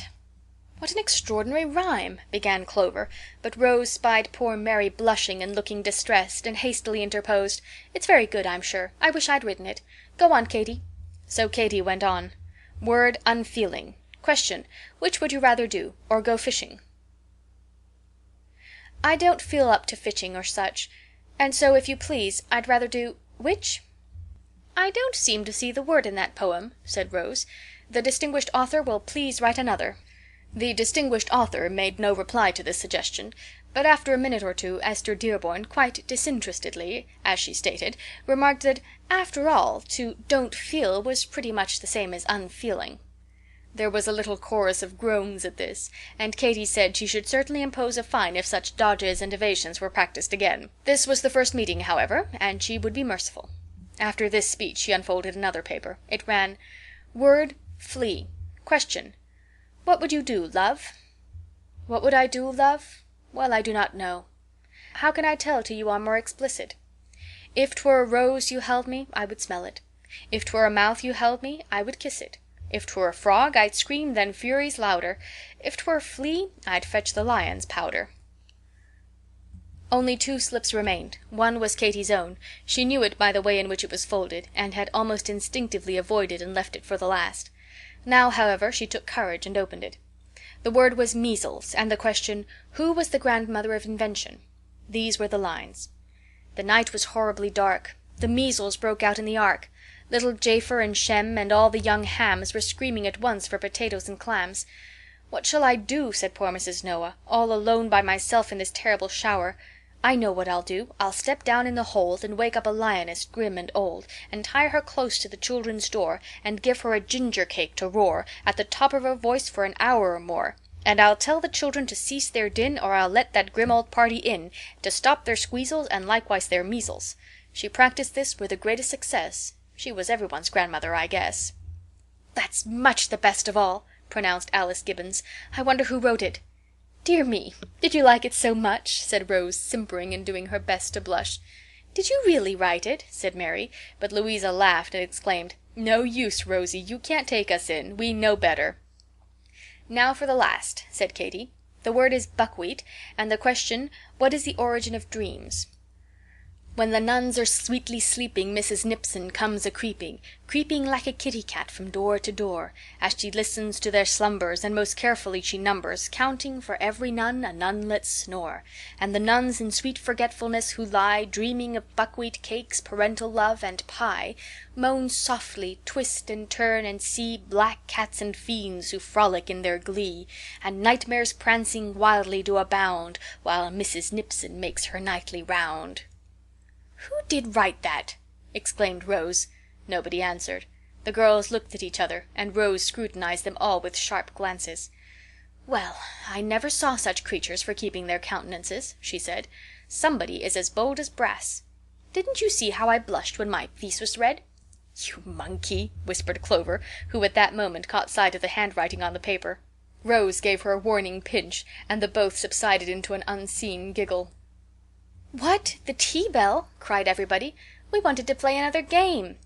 It's a complete success, whispered Rose ecstatically as they went down the hall. The girls all say they never had such a good time in their lives. I'm so glad I didn't die when the measles when I was little. Well, demanded Lily, so the high and mighty society has had a meeting. How did it go off? Delicious, replied Rose, smacking her lips as at the recollection of something very nice. But you mustn't ask any questions, Lily. Outsiders have nothing to do with the SSUC. Our proceedings are strictly private. She ran downstairs with Katy. I think you're real mean, called Lily after them. Then she said to herself, They're just trying to tease. I know it was stupid. End of chapter 6.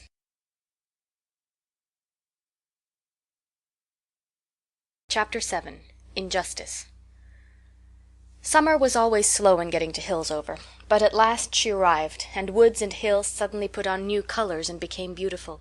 The sober village shared in the glorifying process. Vines budded on piazzas, wisteria purpled whitewashed walls. The brown elm boughs which hung above the common turned into trailing garlands of fresh green.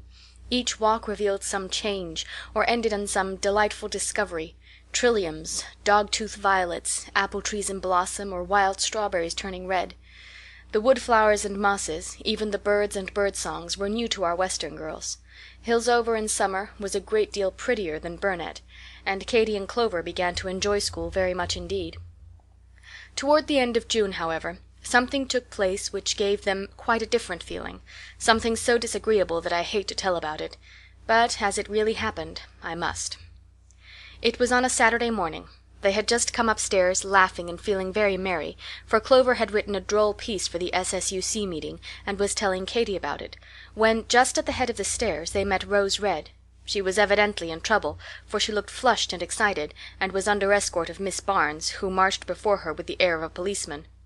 As she passed the girls, Rose opened her eyes very wide, and made a face expressive of dismay.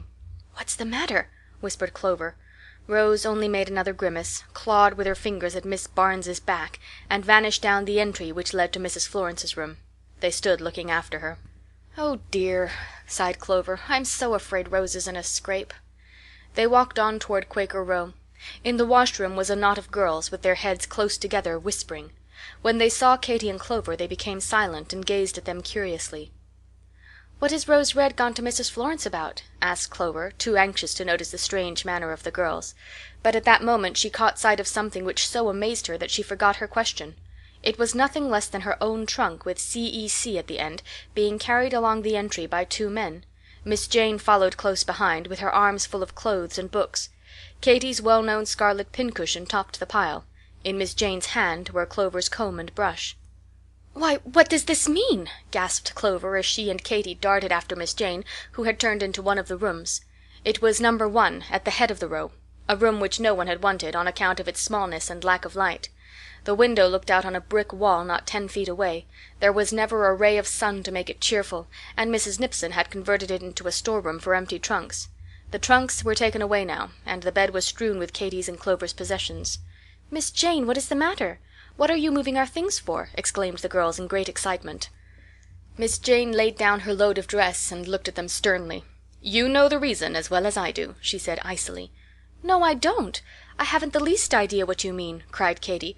"Oh, please be careful," as Miss Jane flung a pair of boots on top of Cousin Helen's vase. "You'll break it." "Dear, dear! Clover, there's your cologne bottle tipped over, and all the cologne spilt. What does it mean? Is our room going to be painted, or what?" "Your room," responded Miss Jane, "is for the future to be this: number 1. Miss Benson and Miss James will take number 6, and, it is to be hoped, will conduct themselves more properly than you have done." "Than we have done?" cried Katy, hardly believing her ears. "Do not repeat my words in that rude way," said Miss Jane tartly. "Yes, than you have done." "But what have we done? There is some dreadful mistake. Do tell us what you mean, Miss Jane. We have done nothing wrong, so far as I know." "Indeed," replied Miss Jane sarcastically, "your ideas of right and wrong must be peculiar. I advise you to say no more on the subject, but be thankful that Mrs. Florence keeps you in the school at all, instead of dismissing you. Nothing but the fact that your home is at such a distance prevents her from doing so." Katy felt as if all the blood in her body were turned to fire as she heard these words, and met Miss Jane's eyes. Her old hasty temper, which had seemed to die out during years of pain and patience, flashed into sudden life, as a smouldering coal flashes when you least expect it into flame. She drew herself up to her full height, gave Miss Jane a look of scorching indignation, and, with a rapid impulse, darted out of the room and along the hall toward Mrs. Florence's door. The girls she met scattered from her path right and left. She looked so tall and moved so impetuously that she absolutely frightened them. "Come in," said Mrs. Florence, in answer to her sharp, quivering knock. Katy entered. Rose was not there, and Mrs. Florence and Mrs. Nipson sat together, side by side, in close consultation. "Mrs. Florence," said Katy, too much excited to feel in the least afraid, "will you please tell me why our things are being changed to number 1? Mrs. Florence flushed with anger. She looked Katy all over for a minute before she answered. Then she said, in a severe voice, "It is done by my orders, and for good and sufficient reasons. What those reasons are you know as well as I." "No, I don't," replied Katy, as angry as Mrs. Florence. "I haven't the least idea what they are, and I insist on knowing." "I cannot answer questions put in such an improper manner," said Mrs. Florence, with a wave of the hand which meant that Katy was to go. But Katy did not stir. "I am sorry if my manner was improper," she said, trying to speak quietly, "but I think I have a right to ask what this means. If we are accused of doing wrong, it is only fair to tell us what it is."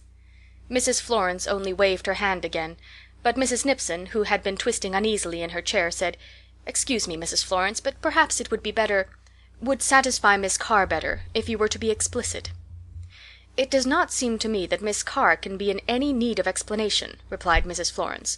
"When a young lady writes underhand notes to gentlemen, and throws them from her window, and they are discovered, she must naturally expect that persons of correct ideas will be shocked and disgusted. Your note to Mr. Abernathy Searles, Miss Carr, was found by his mother while mending his pocket, and was handed by her to me. After this statement, you will hardly be surprised that I do not consider it best to permit you to room longer on that side of the house. I did not suppose I had a girl in my school capable of such conduct." For a moment Katy was too much stunned to speak. She took hold of a chair to steady herself, and her color changed so quickly from red to pale and back again to red that Mrs. Florence and Mrs. Nipson, who sat watching her, might be pardoned for thinking that she looked guilty. As soon as she recovered her voice, she stammered out, "But I didn't! I never did! I haven't written any note! I wouldn't for the world! Oh, Mrs. Florence, please believe me!" "I prefer to believe the evidence of my eyes," replied Mrs. Florence, as she drew a paper from her pocket. "Here is the note. I suppose you will hardly deny your own signature." Katy seized the note. It was written in a round, unformed hand, and ran thus: "Dear Barry, I saw you last night on the green. I think you are splendid. All the nuns think so. I look at you very often out of my window. If I let down a string, would you tie a cake to it like that kind which you threw to Mary Andrews last term? Tie 2 cakes, please, one for me and one for my roommate. The string will be at the end of the row. Miss Carr." In spite of her agitation, Katy could hardly keep back a smile as she read this absurd production. Mrs. Florence saw the smile, and her tone was more severe than ever, as she said, "Give that back to me, if you please. It will be my justification with your father if he objects to your change of room." "But, Mrs. Florence," cried Katy, "I never wrote that note. It isn't my handwriting. It isn't my— Oh, surely you can't think so. It's too ridiculous." "Go to your room at once," said Mrs. Florence, "and be thankful that your punishment is such a mild one. If your home were not so distant, I should write to ask your father to remove you from the school, instead of which I merely put you on the other side of the entry, out of reach of further correspondence of this sort." "But I shall write to him, and he will take us away immediately," cried Katy, stung to the quick by this obstinate injustice. "I will not stay, neither shall Clover, where our word is disbelieved, and we are treated like this. Papa knows. Papa will never doubt us a moment when we tell him that this isn't true." With these passionate words she left the room. I do not think that either Mrs. Florence or Mrs. Nipson felt very comfortable after she was gone. That was a dreadful afternoon. The girls had no heart to arrange No. 1 nor do anything toward making it comfortable, but lay on the bed in the midst of their belongings, crying, and receiving visits of condolence from their friends. The S.S.U.C. meeting was put off. Katy was in no humor to act as president, or Clover to read her funny poem. Rose and Mary Silver sat by, kissing them at intervals and declaring that it was a shame, while the other members dropped in one by one to re-echo the same sentiments. "If it had been anybody else," said Alice Gibbons, "but Katy of all persons, it is too much." "So I told Mrs. Florence," sobbed Rose Red. "Oh, why was I born so bad? If I'd always been good and a model to the rest of you, perhaps she'd have believed me instead of scolding harder than ever." The idea of Rose as a model made Clover smile in the midst of her dolefulness. "It's an outrageous thing," said Ellen Gray. "If Mrs. Florence only knew it, you two have done more to keep the rest of us steady than any girls in school." "So they have," blubbered Rose, whose pretty face was quite swollen with crying. "I've been getting better and better every day since they came." She put her arms round Clover as she spoke and sobbed harder than ever. It was in the midst of this excitement that Miss Jane saw fit to come in and inspect the room. When she saw the crying girls and the general confusion of everything, she was very angry. "I shall mark you both for disorder," she said. "Get off the bed, Miss Carr. Hang your dresses up at once, Clover, and put your shoes in the shoe bag. I never saw anything so disgraceful. All these things must be in order when I return 15 minutes from now, or I shall report you to Mrs. Florence." "It's of no consequence what you do. We are not going to stay," muttered Katy. But soon she was ashamed of having said this. Her anger was melting, and grief taking its place. "Oh, papa, papa, Elsie, Elsie," she whispered to herself, as she slowly hung up the dresses, and, unseen by the girls, she hid her face in the folds of Clover's gray alpaca and shed some hot tears. Till then she had been too angry to cry. This softer mood followed her all through the evening. Clover and Rose sat by, talking over the affair, and keeping their wrath warm with discussion. Katy said hardly a word. She felt too weary and depressed to speak. "Who could have written the note?" asked Clover again and again. It was impossible to guess. It seemed absurd to suspect any of the older girls, but then, as Rose suggested, the absurdity as well as the signature might have been imitated to avoid detection. "I know one thing," remarked Rose, "and that is that I should like to kill Mrs. Searles. Horrid old thing, peeping and prying into pockets. She has no business to be alive at all."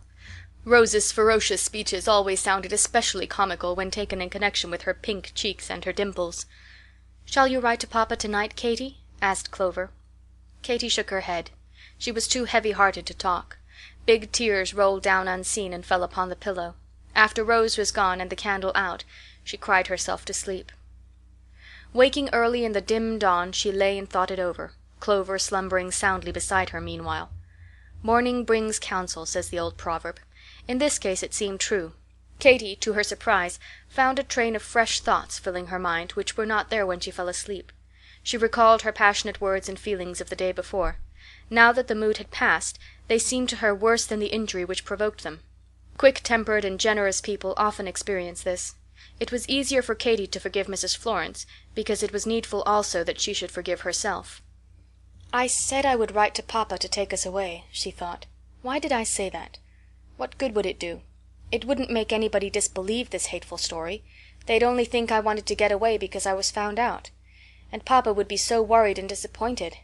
It has cost him a great deal to get us ready and send us here, and he wants us to stay a year. If we went home now, all the money would be wasted. And yet how horrid it is going to be after this! I don't feel as if I could ever bear to see Mrs. Florence again. I must write. But then," her thoughts flowed on, "home wouldn't seem like home if we went away from school in disgrace, and knew that everybody here was believing such things. Suppose, instead, I were to write to papa to come on and make things straight. He'd find out the truth and force Mrs. Florence to see it. It would be very expensive, though. And I know he oughtn't to leave home again so soon. Oh, dear, how hard it is to know what to do. What would Cousin Helen say?" she continued, going in imagination to the sofa side of the dear friend who was to her like a second conscience. She shut her eyes and invented a long talk, her questions, Cousin Helen's replies. But as everybody knows, it is impossible to play croquet by yourself and be strictly impartial to all the 4 balls. Katy found that she was making Cousin Helen play, that is, answer, as she herself wished, and not, as something whispered, as she would answer were she really there. "It is just the little scholar over again," she said half aloud. "I can't see. I don't know how to act." She remembered the dream she once had, of a great beautiful face and a helping hand. "And it was real," she murmured, "and just as real and just as near now as then." The result of this long meditation was that, when Clover woke up, she found Katy leaning over, ready to kiss her for good morning, and looking bright and determined. "Clovy," she said, "I've been thinking, and I'm not going to write to papa about this affair at all." "Aren't you? Why not?" asked Clover, puzzled. "Because it would worry him and be of no use.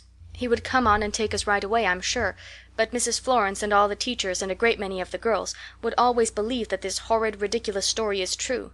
I can't bear to have them. Let's stay instead, and convince them that it isn't. I think we can."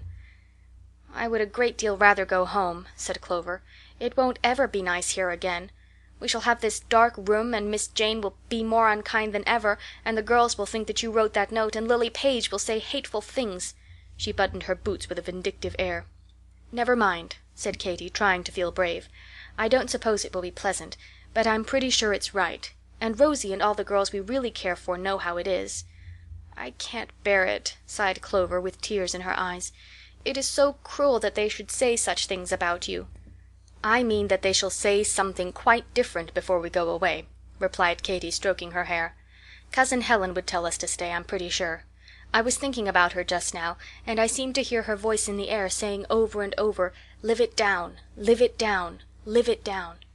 She half sang this, and took 2 or 3 dancing steps across the room. "What a girl you are," said Clover, consoled by seeing Katy look so bright. Mrs. Florence was surprised that morning, as she sat in her room, by the appearance of Katy. She looked pale, but perfectly quiet and gentle. "Mrs. Florence," she said, "I've come to say that I shall not write to my father to take us away, as I told you I should." Mrs. Florence bowed stiffly by way of answer.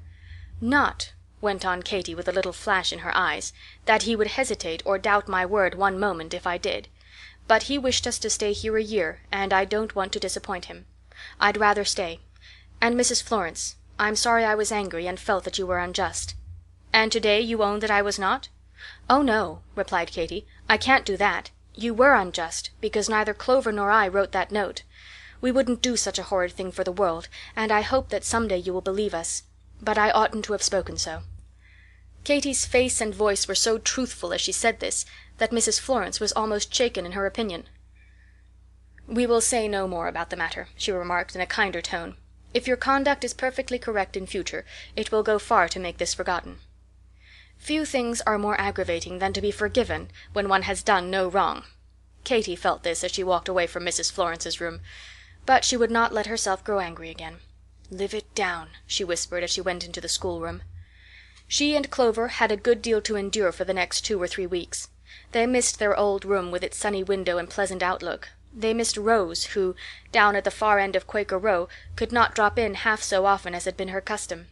Miss Jane was especially grim and sharp, and some of the upstairs girls, who resented Katy's plain speaking and the formation of a society against flirting, improved the chance to be provoking. Lily Page was one of these. She didn't really believe Katy guilty, but she liked to tease her by pretending to believe it. "Only to think of the president of the saintly stuck-up society being caught like this," she remarked maliciously. "What are our great reformers coming to? Now, if it had been a sinner like me, no one would be surprised." All this, naturally, was vexatious. Even sunny Clover shed many tears in private over her mortifications. But the girls bore their trouble bravely, and never said one syllable about the matter in their letters home. There were consolations, too, mixed with the annoyances. Rose Red clung to her 2 friends closely, and loyally fought their battles. The S.S.U.C. to a girl rallied round its chief. After that sad Saturday the meetings were resumed with as much spirit as ever. Katy's steadiness and uniform politeness and sweet temper impressed even those who would have been glad to believe a tale against her, and in short time the affair ceased to be a subject for discussion, was almost forgotten, in fact, except for a sore spot in Katy's heart, and one page in Rose Red's album, upon which, under the date of that fatal day, were written these words, headed by an appalling skull and crossbones in pen and ink: "Nota bene. Pay Miss Jane off." End of chapter 7.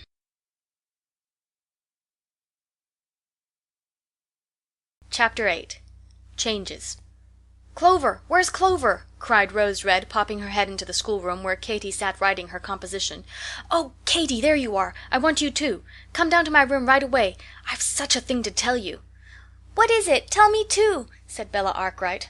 Bella was a veritable little pitcher, of the kind mentioned in the proverb, and had an insatiable curiosity to know everything that other people knew.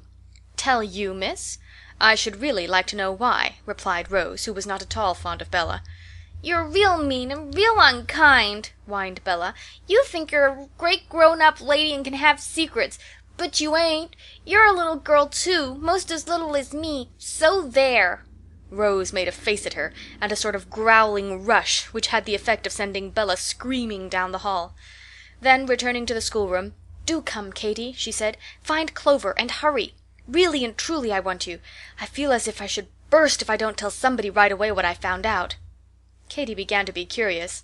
She went in pursuit of Clover, who was practicing in one of the recitation rooms, and the 3 girls ran together down Quaker Row. "Now," said Rose, locking the door and pushing forward a chair for Katy and another for Clover, "swear that you won't tell, for this is a real secret, the greatest secret that ever was, and Mrs. Florence would flay me alive if she knew that I knew." She paused to enjoy the effect of her words, and suddenly began to snuff the air in a peculiar manner. "Girls," she said solemnly, "that little wretch of a Bella is in this room. I am sure of it." "What makes you think so?" cried the others, surprised. "I smell that dreadful pomatum she puts in her hair. Don't you notice it? She's hidden somewhere." Rose looked sharply about for a minute, then made a pounce, and from under the bed dragged a small kicking heap. It was the guilty Bella. "What were you doing there, you bad child?" demanded Rose, seizing the kicking feet and holding them fast. "I don't care," blubbered Bella. "You wouldn't tell me your secret. You're a real horrid girl, Rose Red. I don't love you a bit." "Your affection is not a thing which I particularly pine for," retorted Rose, seating herself and holding the culprit before her by the ends of her short pigtails. "I don't want little girls who peep and hide to love me. I'd rather they wouldn't. Now listen. Do you know what I shall do if you ever come again into my room without leave? First, I shall cut off your hair, pomatum and all, with my penknife." Bella screamed. "And then I shall turn myself into a bear, a great brown bear, and eat you up." Rose pronounced this threat with tremendous energy and accompanied it with a snarl which showed all her teeth. Bella roared with fright, twitched away her pigtails, unlocked the door, and fled, Rose not pursuing, but sitting comfortably in her chair and growling at intervals till her victim was out of hearing. Then she rose and bolted the door again. "How lucky that the imp is so fond of that smelly pomatum," she remarked. "One always knows where to look for her. It's as good as a bell round her neck. Now for the secret. You promise not to tell. Well then, Mrs. Florence is going away week after next, And what's more, she's going to be married." "Not really?" cried the others. "Really and truly. She's going to be married to a clergyman." "How did you find out?" "Why, it's the most curious thing. You know my blue lawn which Miss James is making. This morning I went to try it on, Miss Barnes with me, of course, and while Miss James was fitting the waist, Mrs. Seacombe came in and sat down on the sofa by Miss Barnes. They began to talk, and pretty soon Mrs. Seacombe said, 'What day does Mrs. Florence go?' 'Thursday week,' said Miss Barnes. She sort of mumbled it and looked to see if I were listening. I wasn't, but of course after that I did, as hard as I could." "And where does the important event take place?" asked Mrs. Seacombe. "She's so funny with her little bit of a mouth and her long words. She always looks as if each of them was a big pill and she wanted to swallow it and couldn't." "In Louisbourg, at her sister's house," said Miss Barnes. She mumbled more than ever, but I heard. "What a deplorable loss she will be to our limited circle," said Mrs. Seacombe. I couldn't imagine what they meant. "But don't you think, when I got home, there was this letter from Sylvia, and she says, 'Your adored Mrs. Florence is going to be married. I'm afraid you'll all break your hearts about it. Mother met the gentleman at a party the other night. She says he looks clever, but isn't at all handsome, which is a pity, for Mrs. Florence is a raving beauty in my opinion. He's an excellent preacher, we hear, and won't she manage the parish to perfection?' How shall you like being left to the tender mercies of Mrs. Nipson?" "Now did you ever hear anything so droll in your life?" went on Rose, folding up her letter. "Just think of those two things coming together on the same day. It's like a sum in arithmetic with an answer which proves the sum, isn't it?" Rose had counted on producing an effect, and she certainly was not disappointed. The girls could think and talk of nothing else for the remainder of that afternoon. It was a singular fact that before 2 days were over every scholar in the school knew that Mrs. Florence was going to be married. How the secret got out nobody could guess. Rose protested that it wasn't her fault. She had been a miracle of discretion, a perfect sphinx. But there was a guilty laugh in her eyes, and Katy suspected that the sphinx had unbent a little. Nothing so exciting had ever happened at the nunnery before. Some of the older scholars were quite inconsolable. They bemoaned themselves and got together in corners to enjoy the luxury of woe. Nothing comforted them but the project of getting up a testimonial for Mrs. Florence. What this testimonial should be caused great discussion in the school. Everybody had a different idea, and everybody was sure that her idea was better than anybody else's. All the school contributed. The money collected amounted to nearly $40, and the question was, what should be bought? Every sort of thing was proposed. Lily Page insisted that nothing could possibly be so appropriate as a bouquet of wax flowers and a glass shade to put over it. There was a strong party in favor of spoons. Annie Silsby suggested a statue, somebody else a clock. Rose Red was for a cabinet piano, and Katy had some trouble in convincing her that $40 would not buy one. Bella demanded that they should get an organ. "You can go along with it as a monkey," said Rose, which remark made Bella caper with indignation. At last, after long discussion and some quarreling, a cake basket was fixed upon. Sylvia Redding happened to be making a visit in Boston, and Rose was commissioned to write and ask her to select the gift and send it up by express. The girls could hardly wait till it came. "I do hope it will be pretty, don't you?" they said over and over again. When the box arrived, they all gathered to see it opened. Esther Dearborn took out the nails, half a dozen hands lifted the lid, and Rose unwrapped the tissue paper and displayed the basket up to general view. "Oh, what a beauty!" cried everybody. It was woven of twisted silver wire. 2 figures of children with wings and garlands supported the handle on either side. In the middle of the handle were a pair of silver doves, billing and cooing in the most affectionate way over a tiny shield on which were engraved Mrs. Florence's initials. "I never saw one like it. Doesn't it look heavy?" cried a chorus of voices, as Rose, highly gratified, held up the basket. "Who shall present it?" asked Louisa Agnew. "Rose Red," said some of the girls. "No, indeed, I'm not tall enough," protested Rose. "It must be somebody who'd kind of sweep into the room and be impressive. I vote for Katy." "Oh, no," said Katy, shrinking back. "I shouldn't do it at all well. Suppose we put it to a vote." Ellen Gray cut some slips of paper, and each girl wrote a name and dropped it into the box. When the votes were counted, Katy's name appeared on all but 3. "I propose that we make this vote unanimous," said Rose, highly delighted. The girls agreed, and Rose, jumping on a chair, exclaimed, "3 cheers for Katy Carr! Keep time, girls! 1, 2, hip, hip, hurrah!" The hurrahs were given with enthusiasm, for Katy, almost without knowing it, had become popular. She was too much touched and pleased to speak at first. When she did, it was to protest against her election. Esther would do it beautifully, she said, and I think Mrs. Florence would like the basket better if she gave it. You know, ever since—" She stopped. Even now she could not refer with composure to the affair of the note. "Oh," cried Louisa, "she's thinking of that ridiculous note Mrs. Florence made such a fuss about. As if anybody supposed you wrote it, Katy. I don't believe even Miss Jane is such a goose as that. Anyway, if she is, that's one reason more why you should present the basket, to show that we don't think so." She gave Katy a kiss by way of period. "Yes, indeed, you're chosen and you must give it," cried the others. "Very well," said Katy, extremely gratified. "What am I to say?" "We'll compose a speech for you," replied Rose. "Sugar your voice, Katy, and whatever you do, stand up straight. Don't crook over as if you thought you were tall. It's a bad trick you have, child, and I'm always sorry to see it," concluded Rose with the air of a wise mamma giving a lecture.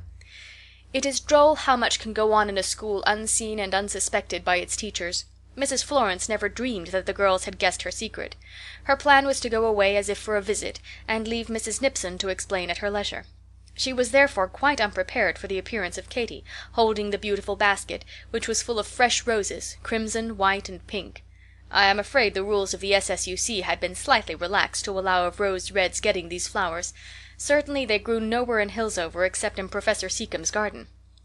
"The girls wanted me to give you this, with a great deal of love from us all," said Katy, feeling strangely embarrassed and hardly venturing to raise her eyes. She set the basket on the table. "We hope that you will be happy," she added in a low voice, and moved toward the door. Mrs. Florence had been too much surprised to speak, but now she called, "Wait, come back a moment." Katy came back. Mrs. Florence's cheeks were flushed. She looked very handsome. Katy almost thought there were tears in her eyes. "Tell the girls that I thank them very much. Their present is beautiful. I shall always value it." She blushed as she spoke, and Katy blushed too. It made her shy to see the usually composed Mrs. Florence so confused. "What did she say? What did she say?" demanded the others, who were collected in groups round the schoolroom door to hear a report of the interview. Katy repeated her message. Some of the girls were disappointed. "Is that all?" they said. "We thought you would stand up and make a speech." "Or a short poem," put in Rose Red. "A few stanzas thrown off on the spur of the moment, like this, for instance. Thank you kindly for your basket, which I didn't mean to ask it, but I'll very gladly take it, and when 'tis full of cake it will frequently remind me of the girls I left behind me." There was a universal giggle, which brought Miss Jane out of the schoolroom. "Order!" she said, ringing the bell. "Young ladies, what are you about? Study hour has begun."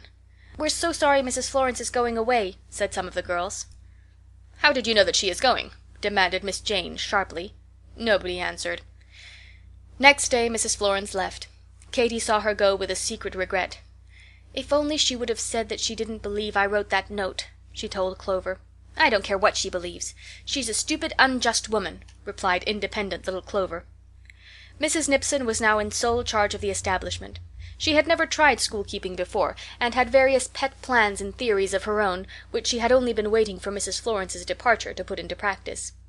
One of these was that the school was to dine 3 times a week on pudding and bread and butter. Mrs. Nipson had a theory, very convenient and economical for herself, but highly distasteful to her scholars, that it was injurious for young people to eat meat every day in hot weather. The puddings were made of batter, with a sprinkling of blackberries or raisins. Now, rising at 6 and studying 4 hours and a half on a light breakfast has a wonderful effect on the appetite, as all who have tried it will testify. The poor girls would go down to dinner as hungry as wolves, and eye the large, pale slices on their plates with a wrath and dismay which I cannot describe. Very thick the slices were, and there was plenty of thin sugared sauce to eat with them, and plenty of bread and butter. But somehow the whole was unsatisfying, and the hungry girls would go upstairs almost as ravenous as when they came down. The second table lights were always hanging over the balusters to receive them, and when to the demand, "What did you have for dinner?" "Pudding," was answered, a low groan would run from one to another, and a general gloom seemed to drop down and envelop the party. It may have been in consequence of this experience of starvation that the orders for 4th of July were that year so unusually large. It was an old custom in the school that the girls should celebrate the national independence by buying as many goodies as they liked. There was no candy shop in Hillsover, so Mrs. Nipson took the orders and sent to Boston for the things, which were charged on the bills with other extras. Under these blissful circumstances the girls felt that they could afford to be extravagant, and made out their lists regardless of expense. Rose Red's, for this 4th, ran thus: 2 pounds of chocolate caramels, 2 pounds of sugar almonds, 2 pounds of lemon drops, 2 pounds of mixed candy, 2 pounds of macaroons, a dozen oranges, a dozen lemons, a drum of figs, a box of French plums, a loaf of almond cake. The result of this liberal order was that after the great wash-basket of parcels had been distributed, and the school had rioted for 24 hours upon these unaccustomed luxuries, Rose was found lying on her bed, ghastly and pallid. "Never speak to me of anything sweet again so long as I live," she gasped. "Talk of vinegar, or pickles, or sour apples, but don't allude to sugar in any form if you love me. Oh, why did I send for those fatal things?" In time all the candy was eaten up, and the school went back to its normal condition. 3 weeks later came college commencement. "Are you and Clover Craters to symposiums?" demanded Lily Page, meeting Katy in the hall a few days before this important event. "What do you mean?" "Why, has nobody told you about them? They are the 2 great college societies. All the girls belong to one or the other, and make the wreaths to dress their halls. We work up in the gymnasium, the Crater girls take the east side, and the symposium girls the west, and when the wreaths grow too long we hang them out the windows. It's the greatest fun in the world. Be a symposium, do. I'm one." "I shall have to think about it before deciding," said Katy, privately resolving to join Rose Red Society, whichever it was. The Crater it proved to be, so Katy and Clover enrolled themselves with the Craters. 3 days before commencement wreath-making began. The afternoons were wholly given up to the work, and instead of walking or piano practice, the girls sat plaiting oak leaves into garlands many yards long. Baskets of fresh leaves were constantly brought in, and there was strife between the rival societies as to which should accomplish most. It was great fun, as Lily had said, to sit there amid the green boughs and pleasant leafy smells, a buzz of gay voices in the air, and a general sense of holiday. The gymnasium would have furnished many a pretty picture for an artist during those 3 afternoons, only, unfortunately, no artist was let in to see it. One day Rose Red, emptying a basket, lighted upon a white parcel hidden beneath the leaves. "Lemon drops!" she exclaimed, applying finger and thumb with all the dexterity of Jack Horner. "Here, Crater girls, here's something for you. Don't you pity the symposiums?" But next day a big package of peppermints appeared in the symposium basket, so neither society could boast advantage over the other. They were pretty nearly equal, too, in the quantity of wreath made, the Craters measuring 900 yards and the symposiums 902. As for the halls, which they were taken over to see the evening before commencement, it was impossible to say which was most beautifully trimmed. Each faction preferred its own, and President Searles said that both did the young ladies credit. They all sat in the gallery of the church on commencement day and heard the speeches.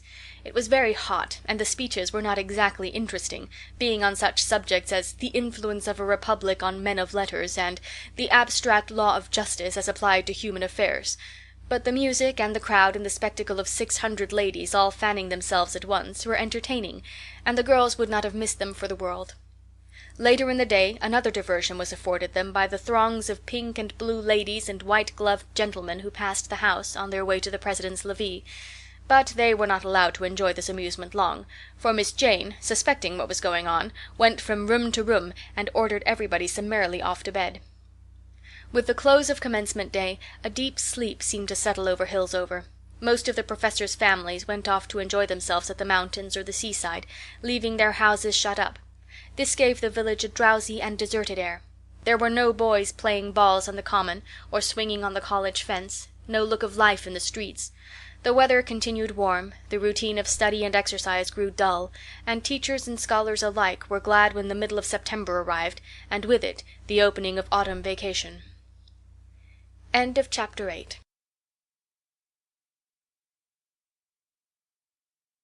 Chapter 9. The Autumn Vacation. The last day of the term was one of confusion. Every part of the house was given over to trunks and packing. Mrs. Nipson sat at her desk making out bills and listening to requests about rooms and roommates. Miss Jane counted books and atlases, taking note of each ink spot and dog-eared page. The girls ran about, searching for missing articles, deciding what to take home and what to leave, engaging each other for the winter walks. All rules were laid aside. The sober nunnery seemed turned into a hive of buzzing bees. Bella slid twice down the baluster from the front stairs without being reproved, and Rose Red threw her arm around Katy's waist and waltzed the whole length of Quaker Row. "I'm so happy that I should like to scream," she announced, as their last whirl brought them up against the wall. "Isn't vacation just lovely?" Katy, you don't look half glad." "We're not going home, you know," replied Katy in a rather doleful tone. She and Clover were not so enraptured at the coming of vacation as the rest of the girls. Spending a month with Mrs. Page and Lily was by no means the same thing as spending it with Papa and the children. Next morning, however, when the big stage drove up and the girls crowded in, when Mrs. Nipson stood in the doorway blandly waving farewell, and the maids flourished their dusters out of the upper windows, they found themselves sharing the general excitement and joining heartily in the cheer which arose as the stage moved away. The girls felt so happy and good-natured that some of them even kissed their hands to Miss Jane. Such a wild company is not often met with on a railroad train. They all went together as far as the junction, and Mr. Gray, Ellen's father, who had been put in charge of the party by Mrs. Nipson, had his hands full to keep them in any sort of order. He was a timid old gentleman, and, as Rose suggested, his expression resembled that of a sedate hen who suddenly finds herself responsible for the conduct of a brood of ducklings. My dear," he feebly remonstrated, "would you buy any more candy? Do you not think so many peanuts may be bad for you?" "Oh, no, sir," replied Rose. "They never hurt me a bit. I can eat thousands." Then, as a stout lady entered the car and made a motion toward the vacant seat beside her, she rolled her eyes wildly and said, "Excuse me, but perhaps I had better take the end seat so as to get out easily in case I have a fit." "Fits!" cried the stout lady, and walked away with the utmost dispatch. Rose gave a wicked chuckle, the girls tittered, and Mr. Gray visibly trembled.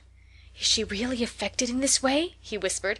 "Oh, no, Papa, it's only Rose's nonsense," apologized Ellen, who was laughing as hard as the rest.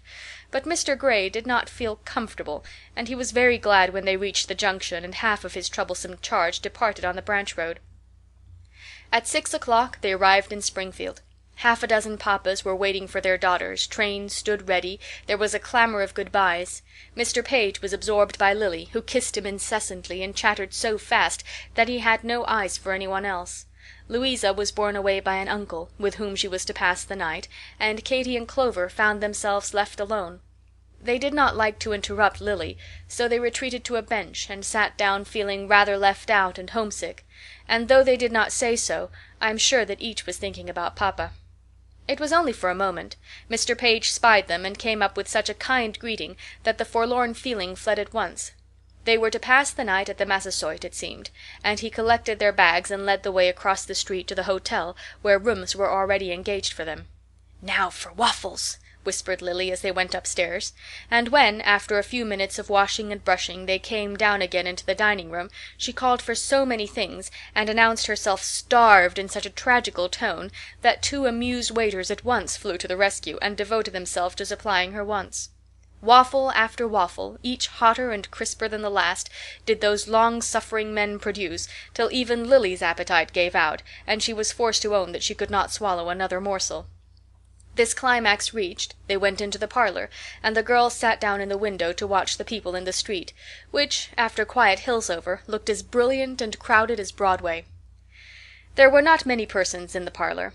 A grave-looking couple sat at a table at some distance, and a pretty little boy in a velvet jacket was playing around the room. He seemed about 5 years old, and Katy, who was fond of children, put out her hand as he went by, caught him, and lifted him into her lap.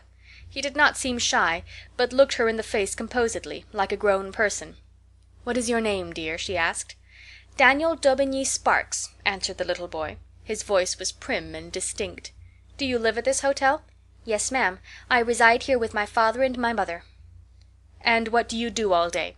Are there some other little boys for you to play with?" "I do not wish to play with any little boys," replied Daniel Daubigny in a dignified tone. "I prefer to be with my parents. Today we have taken a walk. We went to see a beautiful conservatory outside the city. There is a Victoria Regia there. I had often heard of this wonderful lily, and in the last number of the London Musée there is a picture of it, represented with a small negro child standing upon one of its leaves. My father said that he did not think this is possible, but when we saw the plant we perceived that the print was not an exaggeration. Such is the size of the leaf that a small negro child might very easily be supported upon it." "Oh, my!" cried Katy, feeling as if she had accidentally picked up an elderly gentleman or a college professor. "Pray, how old are you?" "Nearly 9, ma'am," replied the little fellow with a bow. Katy, too much appalled for further speech, let him slide off her lap. But Mr. Page, who was much diverted, continued the conversation, and Daniel, mounting a chair, crossed his short legs and discoursed with all the gravity of an old man. The talk was principally about himself, his tastes, his adventures, his ideas about art and science. Now and then he alluded to his papa and mamma, and once to his grandfather. "My maternal grandfather," he said, "was a remarkable man. In his youth he spent a great deal of time in France. He was there at the time of the French Revolution, and, as it happened, was present at the execution of the unfortunate Queen Marie Antoinette. This, of course, was not intentional. It chanced thus. My grandfather was in a barber's shop, having his hair cut. He saw a great crowd going by, and went out to ask what was the cause. The crowd was so immense that he could not extricate himself. He was carried along against his will, and not only so, but was forced to the front and compelled to witness every part of the dreadful scene. He has often told my mother that, after the execution, the executioner held up the queen's head to the people. The eyes were open, and there was in them an expression, not of pain, not of fear, but of great astonishment and surprise." This anecdote carried great astonishment and surprise into the company who listened to it. Mr. Page gave a sort of chuckle, and saying, "By George," got up and left the room. The girls put their heads out of the window, that they might laugh unseen. Daniel gazed at their shaking shoulders with an air of wonder, while the grave couple at the end of the room, who for some moments had been looking disturbed, drew near and informed the youthful prodigy that it was time for him to go to bed. "Good night, young ladies," said the small, condescending voice. Katy alone had presence of countenance enough to return this salutation. It was a relief to find that Daniel went to bed at all. Next morning at breakfast they saw him seated between his parents, eating bread and milk. He bowed to them over the edge of the bowl. "Dreadful little prig! They should bottle him in spirits of wine as a specimen. It's the only thing he'll ever be fit for," remarked Mr. Page, who rarely said so sharp a thing about anybody. Louisa joined them at the station. She was to travel under Mr. Page's care, and Katy was much annoyed at Lily's manner with her. It grew colder and less polite with every mile. By the time they reached Ashburn it was absolutely rude. "Come and see me very soon, girls," said Louisa as they parted in the station. "I long to have you know mother and little Daisy. Oh, there's papa!" And she rushed up to a tall, pleasant-looking man, who kissed her fondly, shook hands with Mr. Page, and touched his hat to Lily, who scarcely bowed in return. "Boarding school is so horrid," she remarked. "You get all mixed up with people you don't want to know, people not in society at all." "How can you talk such nonsense?" said her father. "The Agnews are thoroughly respectable, and Mr. Agnew is one of the cleverest men I know." Katy was pleased when Mr. Page said this, but Lily shrugged her shoulders and looked cross. "Papa is so democratic," she whispered to Clover. "He don't care a bit who people are, so long as they are respectable and clever." "Well, why should he?" replied Clover. Lily was more disgusted than ever. Ashburn was a large and prosperous town. It was built on the slopes of a picturesque hill, and shaded with fine elms. As they drove through the streets, Katy and Clover caught glimpses of conservatories and shrubberies, and beautiful houses with bay windows and piazzas. "That's ours," said Lily, as the carriage turned in at a gate. It stopped, and Mr. Page jumped out. "Here we are," he said. "Gently, Lily, you'll hurt yourself. Well, my dears, we're very glad to see you in our home at last." This was kind and comfortable, and the girls were glad of it, for the size and splendor of the house quite dazzled and made them shy. They had never seen anything like it before. The hall had a marble floor, and busts and statues. Large rooms opened on either side. "This is the drawing room," said Lily, delighted to see the girls looking so impressed. "Isn't it splendid?" And she led the way into a stiff, chilly, magnificent apartment, where all the blinds were closed, and all the shades pulled down, and all the furniture shrouded in linen covers. Even the picture frames and mirrors were sewn up in muslin to keep off flies, and the bronzes and alabaster ornaments on the chimney-piece and etagere gleamed through the dim light in a ghostly way. Katy thought it very dismal. She couldn't imagine anybody sitting down there to read or sew or do anything pleasant, and probably it was not intended that anyone should do so, for Mrs. Page soon showed them out and led the way into a smaller room at the back of the hall. "Well, Katy," she said, "how do you like Hillsover?" "Very well, ma'am," replied Katy, but she did not speak enthusiastically. "Ah," said Mrs. Page, shaking her head, "it takes time to shake off home habits and to learn to get along with young people after living with older ones and catching their ways. You'll like it better as you go on." Katy privately doubted whether this was true, but she did not say so. Pretty soon Lily offered to show them upstairs to their room. She took them first into 3 large and elegant chambers, which she explained were kept for grand company, and then into a much smaller one in a wing. "Mother always puts my friends in here," she remarked. "She says it's plenty good enough for schoolgirls to thrash about in." "What does she mean?" cried Clover indignantly as Lily closed the door. "We don't thrash." "I can't imagine," answered Katy, who was vexed too. But pretty soon she began to laugh. "People are so funny," she said. "Never mind, Clovy, this room is good enough, I'm sure." "Must we unpack, or will it do to go down in our alpacas?" asked Clover. "I don't know," replied Katy in a doubtful tone. "Perhaps we had better change our gowns. Cousin Olivia always dresses so much. Here's your blue muslin right on top of the trunk. You might put on that, and I'll wear my purple." The girls were glad they had done this, for it was evidently expected, and Lily had dressed her hair and donned a fresh white peak. Mrs. Page examined their dresses and said that Clover's was a lovely blue, but that ruffles were quite gone out, and everything must be made with basques. She supposed they needed quantities of things, and she had already engaged a dressmaker to work for them. "Thank you," said Katy, "but I don't think we need anything. We had our winter dresses made before we left home." "Winter dresses? Last spring? My dear, what were you thinking of? They must be completely out of fashion." "You can't think how little Hillsover people know about fashions," replied Katy, laughing. "But, my dear, for your own sake," exclaimed Mrs. Page, distressed by these lax remarks. "I'll look over your things tomorrow and see what you need." Katy did not dare to say no, but she felt rebellious. When they were half through tea the door opened and a boy came in. "You are late, Clarence," said Mr. Page, while Mrs. Page groaned and observed, "Clarence makes a point of being late. He really deserves to be made to go without his supper. Shut the door, Clarence. Oh, mercy, don't bang it in that way. I wish you would learn to shut a door properly. Here are your cousins, Katy and Clover Carr. Now let me see if you can shake hands with them like a gentleman and not like a plowboy." Clarence, a square, freckled boy of 13, with reddish hair and a sort of red sparkle in his eyes, looked very angry at this address.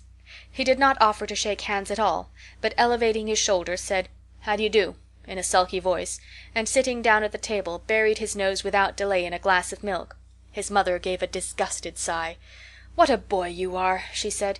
"Your cousins will think that you have never been taught anything, which is not the case, for I'm sure I've taken twice the pains with you that I have with Lily.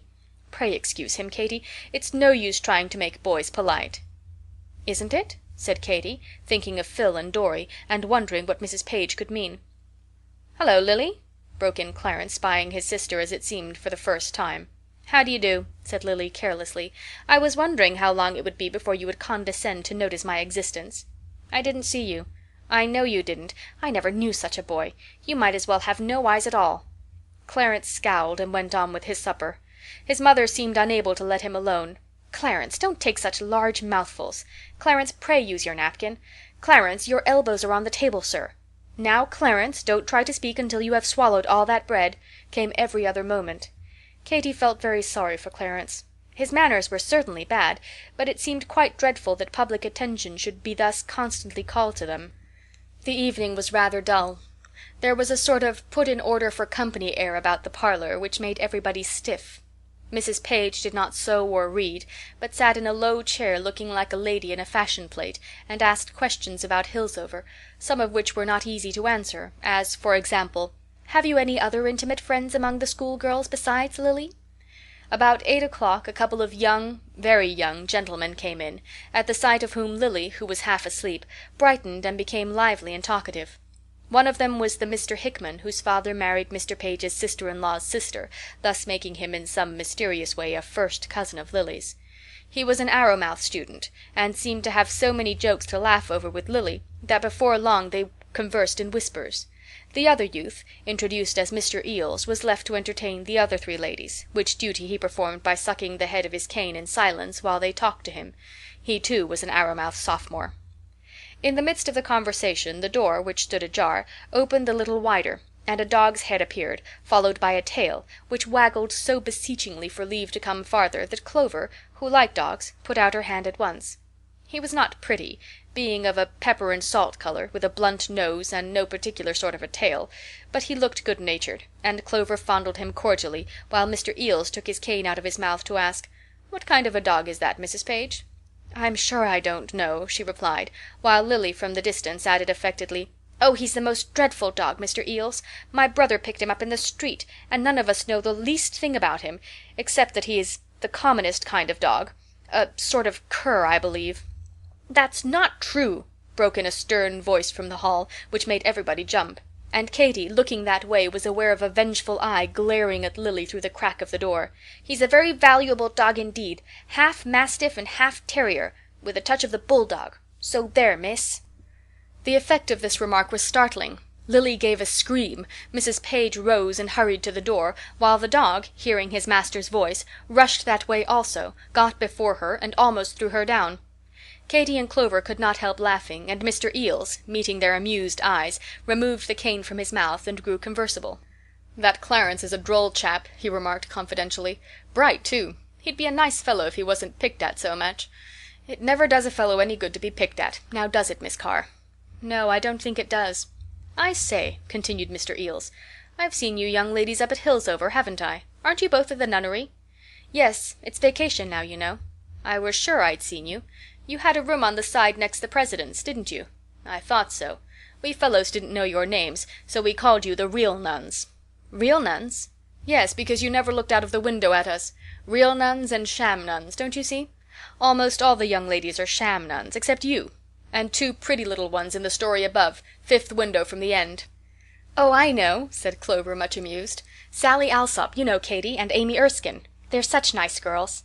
"Are they?" replied Mr. Eales, with the air of one who notes down names for future reference. "Well, I thought so. Not so much fun in them as some of the others, I guess, but a fellow likes other things as well as fun. I know if my sister was there I'd rather have her take the dull line than the other." Katy treasured up this remark for the benefit of the S.S.U.C. Mrs. Page came back just then, and Mr. Eales resumed his cane. Nothing more was heard of Clarence that night. Next morning Cousin Olivia fulfilled her threat of inspecting the girls' wardrobe. She shook her head over the simple, untrimmed merinos and thick cloth coats. "There's no help for it," she said, "but it's a great pity. You would much better have waited, and had things fresh. Perhaps it may be possible to match the merino and have some sort of basque arrangement added on. I will talk to Madame Chamfleur about it. Meantime, I shall get one handsome thick dress for each of you, and have it stylishly made. That, at least, you really need." Katy was too glad to be so easily let off to raise objections. So that afternoon she and Clover were taken out to choose their material, Mrs. Page said, but really to sit by while she chose it for them. At the dressmaker's it was the same. They stood passive while the orders were given and everything decided upon. "Isn't it funny?" whispered Clover. "But I don't like it a bit, do you? It's just like Elsie saying how she'll have her doll's things made." "Oh, this dress isn't mine. It's Cousin Olivia's," replied Katy. "She's welcome to have it trimmed just as she likes." But when the suits came home she was forced to be pleased. There was no over-trimming, no look of finery, everything fitted perfectly, and had the air of finish which she had noticed and admired in Lily's clothes. Katy almost forgot that she had objected to the dresses as unnecessary. "After all, it is nice to look nice," she confessed to Clover. Excepting going to the dressmaker's, there was not much to amuse the girls during the first half of vacation. Mrs. Page took them to drive now and then, and Katy found some pleasant books in the library, and read a good deal. Clover, meantime, made friends with Clarence. I think his heart was won that first evening by her attentions to Guest, the dog, that mysterious composite, half mastiff and half terrier with a touch of the bulldog. Clarence loved Guest dearly, and was gratified that Clover liked him, for the poor animal had few friends in the household. In a little while Clarence became quite sociable with her, and tolerably so with Katy. They found him, as Mr. Eales said, a bright fellow, and pleasant and good-humored enough when taken in the right way. Lily always seemed to take him wrong, and his treatment of her was most disagreeable, snappish and quarrelsome to the last degree. "Much you don't like oranges," he said one day at dinner, in answer to an innocent remark of hers. "Much! I've seen you eat 2 at a time without stopping. Pa, Lily says she don't like oranges. I've seen her eat 2 at a time without stopping. Much she doesn't. I've seen her eat 2 at a time without stopping." He kept this up for 5 minutes, looking from one person to another, and repeating, "Much she don't, much," till Lily was almost crying from vexation, and even Clover longed to box his ears. Nobody was sorry when Mr. Page ordered him to leave the room, which he did with a last vindictive "much" addressed to Lily. "How can Clarence behave so?" said Katy, when she and Clover were alone. "I don't know," replied Clover. "He's such a nice boy sometimes, but when he isn't nice, he's the horridest boy I ever saw. I wish you'd talk to him, Katy, and tell him how dreadfully it sounds when he says such things." "No, indeed. He'd take it much better from you. You're nearer his age, and could do it nicely and pleasantly, and not make him feel as if he were being scolded. Poor fellow, he gets plenty of that." Clover said no more about the subject, but she meditated. She had a good deal of tact for so young a girl, and took care to get Clarence into a specially amiable mood before she began her lecture. "Look here, you bad boy, how could you tease poor Lily so yesterday? Guest, speak up, sir, and tell your massa how naughty it was." "Oh, dear, now you're going to nag," growled Clarence in an injured voice. "No, I'm not the least in the world. I'll promise not to. But just tell me," and Clover put her hand on the rough, red-brown hair and stroked it, "just tell me why you go for to do such things. They're not a bit nice." "Lily's so hateful," grumbled Clarence. "Well, she is sometimes, I know," admitted Clover candidly. "But because she is hateful is no reason why you should be unmanly." "Unmanly!" cried Clarence, flushing. "Yes, I call it unmanly to tease and quarrel and contradict like that. It's like girls. They do it sometimes, but I didn't think a boy would. I thought he'd be ashamed." "Doesn't Dorry ever quarrel or tease?" asked Clarence, who liked to hear about Clover's brothers and sisters. "Not now, and never in that way. He used to sometimes when he was little, but now he's real nice. He wouldn't speak to a girl as you speak to Lily for anything in the world. He'd think it wasn't being a gentleman." "Stuff about gentlemen and all that," retorted Clarence. "Mother dings the word in my ears till I hate it." "Well, it is rather teasing to be reminded all the time, I admit. But you can't wonder that your mother wants you to be a gentleman, Clarence. It's the best thing in the world, I think. I hope Phil and Dorry will grow up just like papa, for everybody says he's the most perfect gentleman, and it makes me so proud to hear them." "But what does it mean, anyway? Mother says it's how you hold your fork and how you chew and how you put on your hat. If that's all, I don't think it amounts to much." "Oh, that isn't all. It's being gentle, don't you see? Gentle and nice to everybody, and just as polite to poor people as to rich ones," said Clover, talking fast in her eagerness to explain her meaning. "And never being selfish or noisy or pushing people out of their place.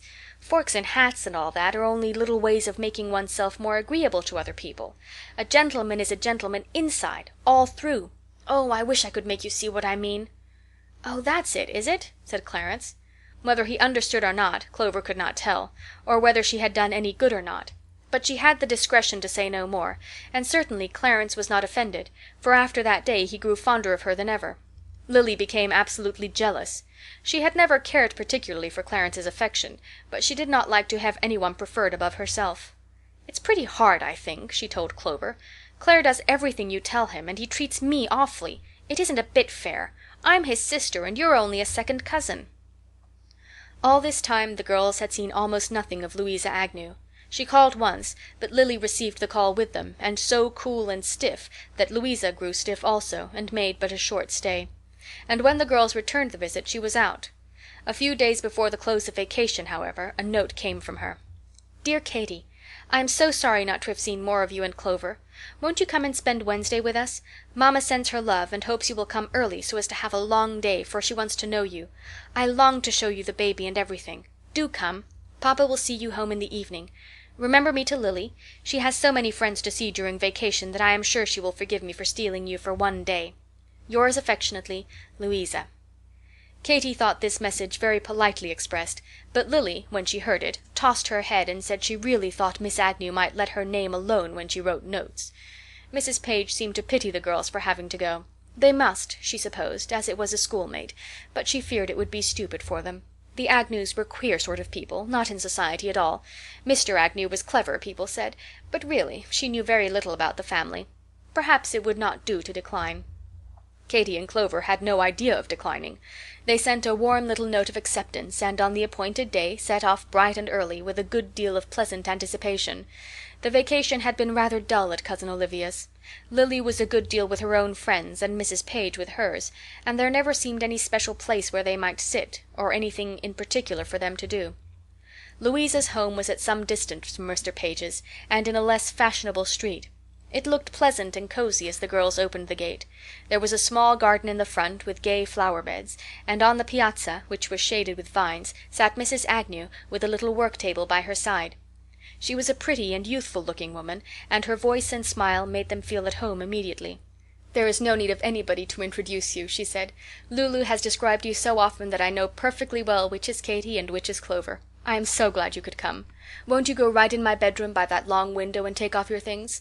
Lulu has explained to you that I am lame and never walk, so you won't think it strange that I do not show you the way. She will be here in a moment. She ran upstairs to fetch the baby." The girls went into the bedroom. It was a pretty and unusual-looking apartment.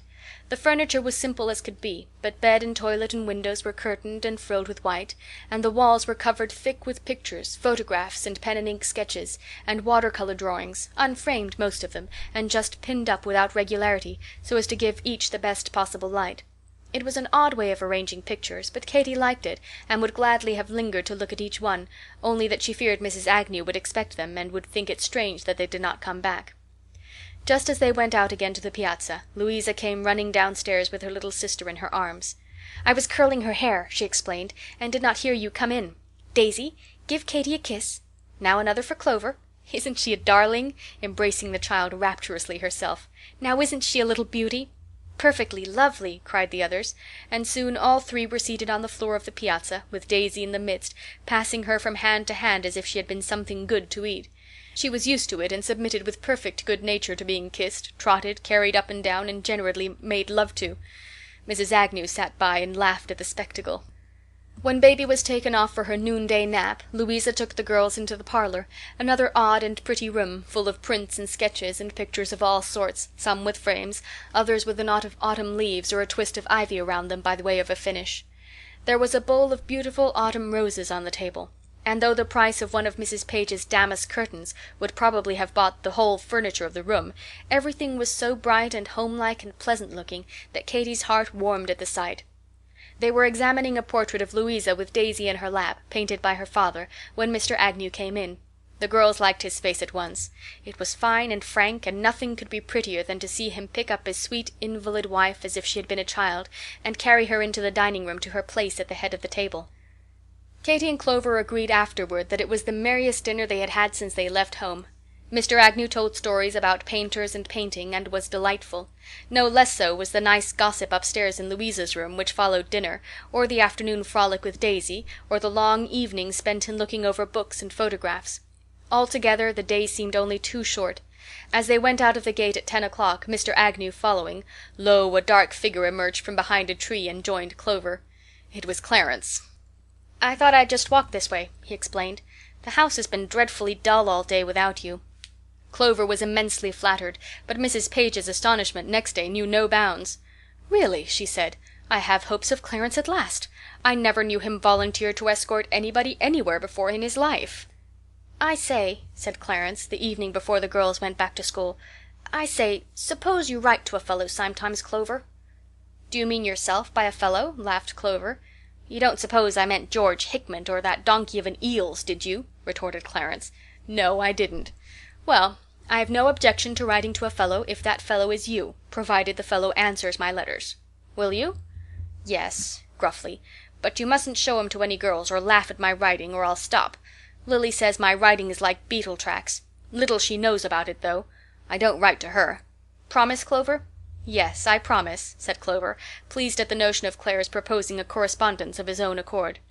Next morning they all left for Hillsover. Clarence's friendship and the remembrance of their day with the Agnews were the pleasantest things that the girls carried away with them from their autumn vacation. End of Chapter 9.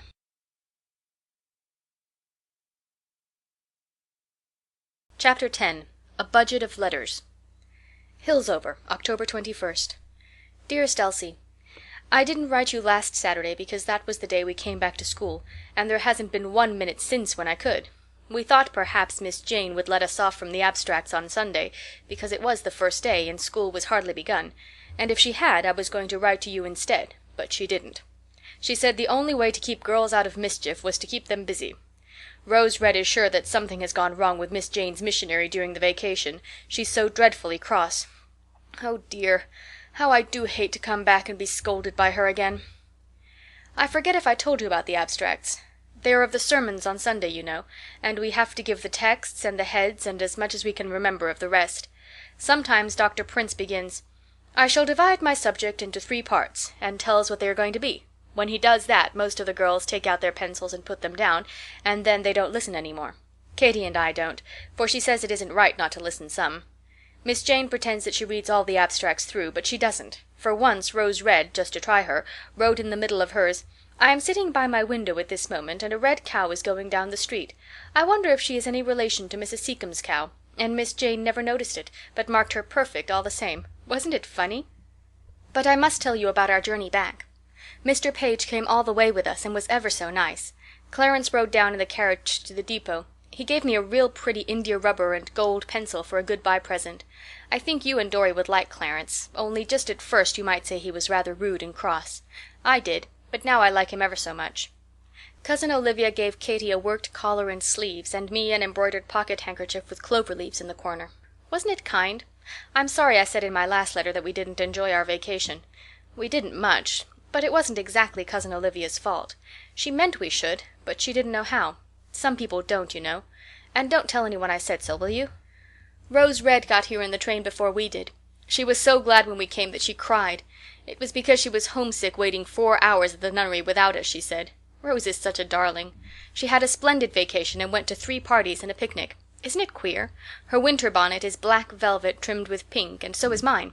I wanted blue at first, but Cousin Olivia said pink was more stylish, and now I am glad, because I like to be like Rose.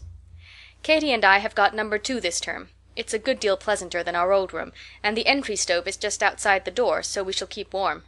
There is sun, too, only Mrs. Nipson has nailed thick cotton over all the window, except a little place at the top.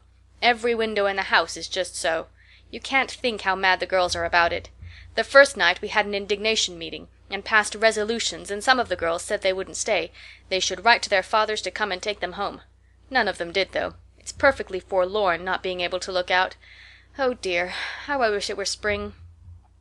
We've got a new dining room. It's a great deal bigger than the old one, so now we all eat together, and don't have any first and second tables. It's ever so much nicer, for I used to get so dreadfully hungry waiting that I didn't know what to do. One thing is horrid, though, and that is that every girl has to make a remark in French every day at dinner. The remarks are about a subject. Mrs. Nipson gives out the subjects. Today the subject was les oiseaux, and Rose Red said, "J'aime beaucoup les oiseaux, et surtout ceux qui sont rôtis," which made us all laugh. That ridiculous little Bella Arkwright said, "J'aime beaucoup les oiseaux qui sing." She thought sing was French. Every girl in school began, "J'aime beaucoup les oiseaux." Tomorrow the subject is Jules César.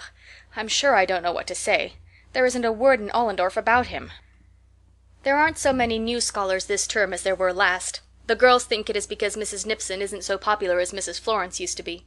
2 or 3 of the new ones look pleasant, but I don't know them yet. Louisa Agnew is the nicest girl here next to Rose. Lily Page says she is vulgar because her father paints portraits and they don't know the same people that Cousin Olivia knows, but she isn't a bit. We went to spend the day there just before we left Ashburn, and her father and mother were splendid. Their house is just full of all sorts of queer, interesting things and pictures, and Mr. Agnew told us ever so many stories about painters and what they did. One was about a boy who used to make figures of lions in butter, and afterward he became famous. I forget his name. We had a lovely time. I wish you could see Lou's little sister Daisy. She's only 2 and a perfect little beauty. She has got 10 teeth and hardly ever cries. Please ask Papa—" Just as Clover had got to this point she was interrupted by Katy, who walked in with her hat on, and a whole handful of letters. "See here," she cried. "Isn't this delightful? Miss Marsh took me with her to the post office, and we found these. 3 for you, and 2 for me, and 1 for Rose. Wait a minute till I give Rose hers, and we'll read them together." In another moment the 2 were cosily seated with their heads close together, opening their budget. First came one from Papa. "My dearest daughters," "It's for you too, you see," said Katy. "Last week came your letter of the 31st, and we were glad to hear that you were well and ready to go back to school. By the time this reaches you, you will be in Hillsover, and your winter term begun.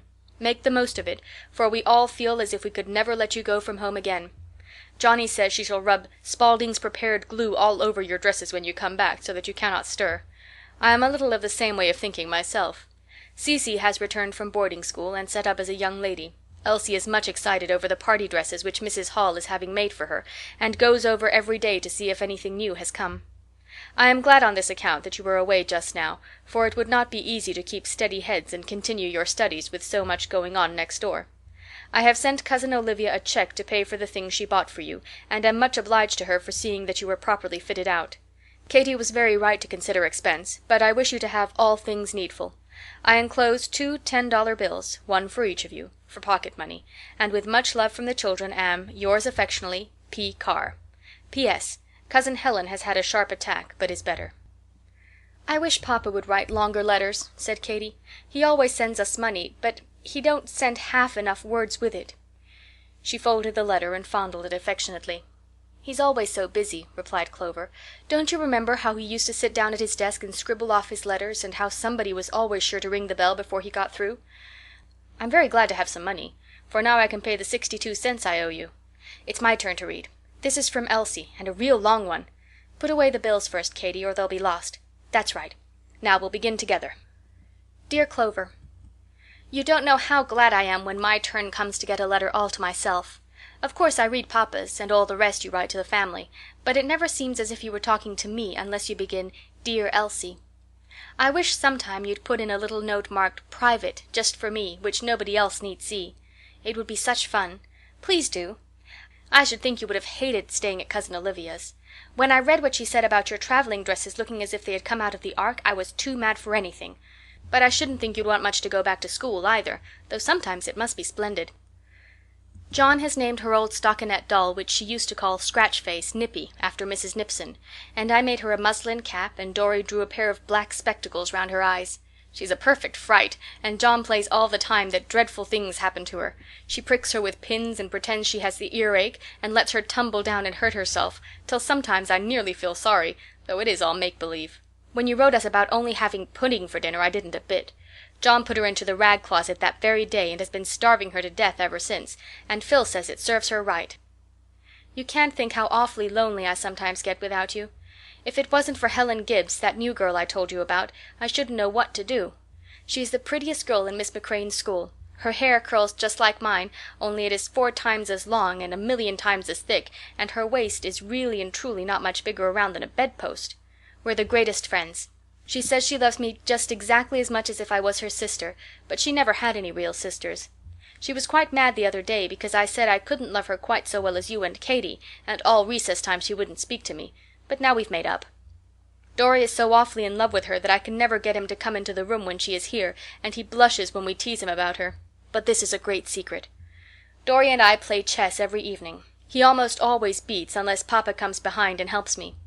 Phil has learned too, because he always wants to do everything that we do. Dorry gives him a castle and a bishop and a knight and 4 pawns and then beats him in 6 moves.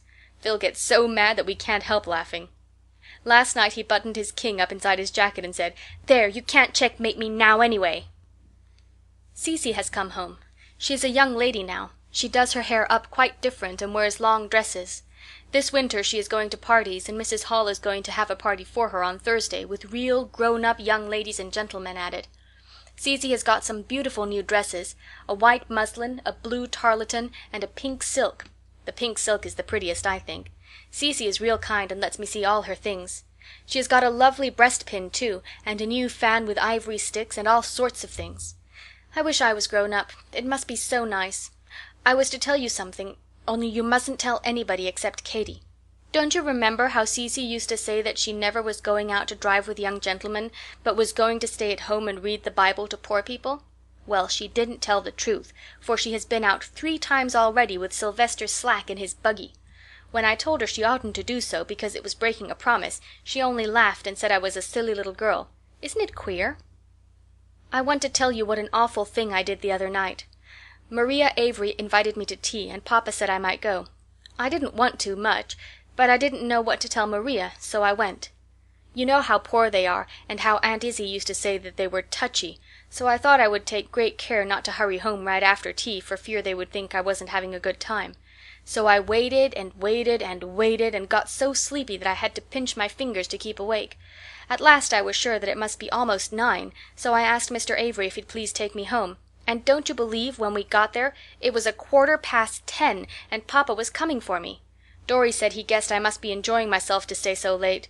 I didn't tell anybody about it for 3 days because I knew they'd laugh at me, and they did. Wasn't it funny? And old Mrs. Avery looked as sleepy as I felt, and kept yawning behind her hand. I told papa if I had a watch of my own I shouldn't make such mistakes, and he laughed and said, "We'll see." Oh, do you suppose that means he's going to give me one? We are so proud of Dorry's having taken 2 prizes at the examination yesterday. He took the 2nd Latin prize and the 1st mathematics. Dr. Pullman says he thinks Dorry is one of the most thorough boys he ever saw. Isn't that nice? The prizes were books. One was the life of Benjamin Franklin, and the other the life of General Butler. Papa says he doesn't think much of the life of Butler, but Dorry has begun it, and says it is splendid. Phil says when he takes a prize he wants candy and a new knife, but he'll have to wait a good while unless he studies harder than he does now. He's just come in to tease me to go up into the garret and help him get down his sled, because he thinks it is going to snow, but there isn't a sign of it, and the weather is quite warm. I asked him what I should say for him to you, and he said, "Oh, tell her to come home and anything you please." I said, "Shall I give her your love, and say that you are very well?" And he says, "Oh, yes, Miss Elsie, I guess you'd think yourself mighty well if your head ached as much as mine does every day." Don't be frightened, however, for he's just as fat and rosy as can be. But almost every day he says he feels sick about school time. When Papa was at Moorfield, Miss Finch believed him and let him stay home 2 mornings. I don't wonder at it, for you can think what a face he makes up. But he got well so fast that she pays no attention to him now. The other day, about 11 o'clock, Papa met him coming along the road, shying stones at the birds and making lots of noise. He told Papa he felt so sick that his teacher had let him go home, but Papa noticed that his mouth looked sticky, so he opened his dinner basket and found that the little scamp had eaten up all his dinner on the road, corned beef, bread and butter, a great piece of mince pie, and 6 pears. Papa couldn't help laughing, but he made him turn around and go right back to school again. I told you in my last about Johnny's going to school with me now. She's very proud of it, and is always talking about Elsie's and my school. She's twice as smart as the other girls of her age. Miss McCrane has put her into the composition class, where they write compositions on their slates. The first subject was a kitten, and John's began, "She's a dear, little, soft, scratching thing, only you'd better not pull her by the tail, but she's real cunning." All the girls laughed, and Johnny called out, "Well, it's true, anyhow." I can't write any more, for I must study my Latin. Besides, this is the longest letter that ever was. I have been 4 days writing it. Please send me one just as long. Old Mary and the children send lots of love, and Papa says, "Tell Katy if a pudding diet sets her to growing again, she must come home at once, for he couldn't afford it." Oh, dear, how I wish I could see you. Please give my love to Rose Red. She must be perfectly splendid. Your affectionate Elsie. Oh, the dear little duck. Isn't that just like her? Said Clover. I think Elsie has a real genius for writing, don't you? She tells all the little things, and is so droll and cunning. Nobody writes such nice letters. Who's that from, Katy? Cousin Helen, and it's been such a long time coming. Just look at this date, September 22nd, a whole month ago. Then she began to read. Dear Katy, it seems a long time since we have had a talk, but I have been less well lately, so that it has been difficult to write. Yesterday I sat up for the first time in several weeks, and today I am dressed and beginning to feel like myself. I wish you could see my room this morning. I often wish this, but it is so particularly pretty, for little Helen has been in with a great basket full of leaves and flowers, and together we have dressed it to perfection. There are 4 vases of roses, a bowl full of chrysanthemums, and red leaves around all my pictures. The leaves are Virginia creeper. It doesn't last long, but it is lovely while it lasts.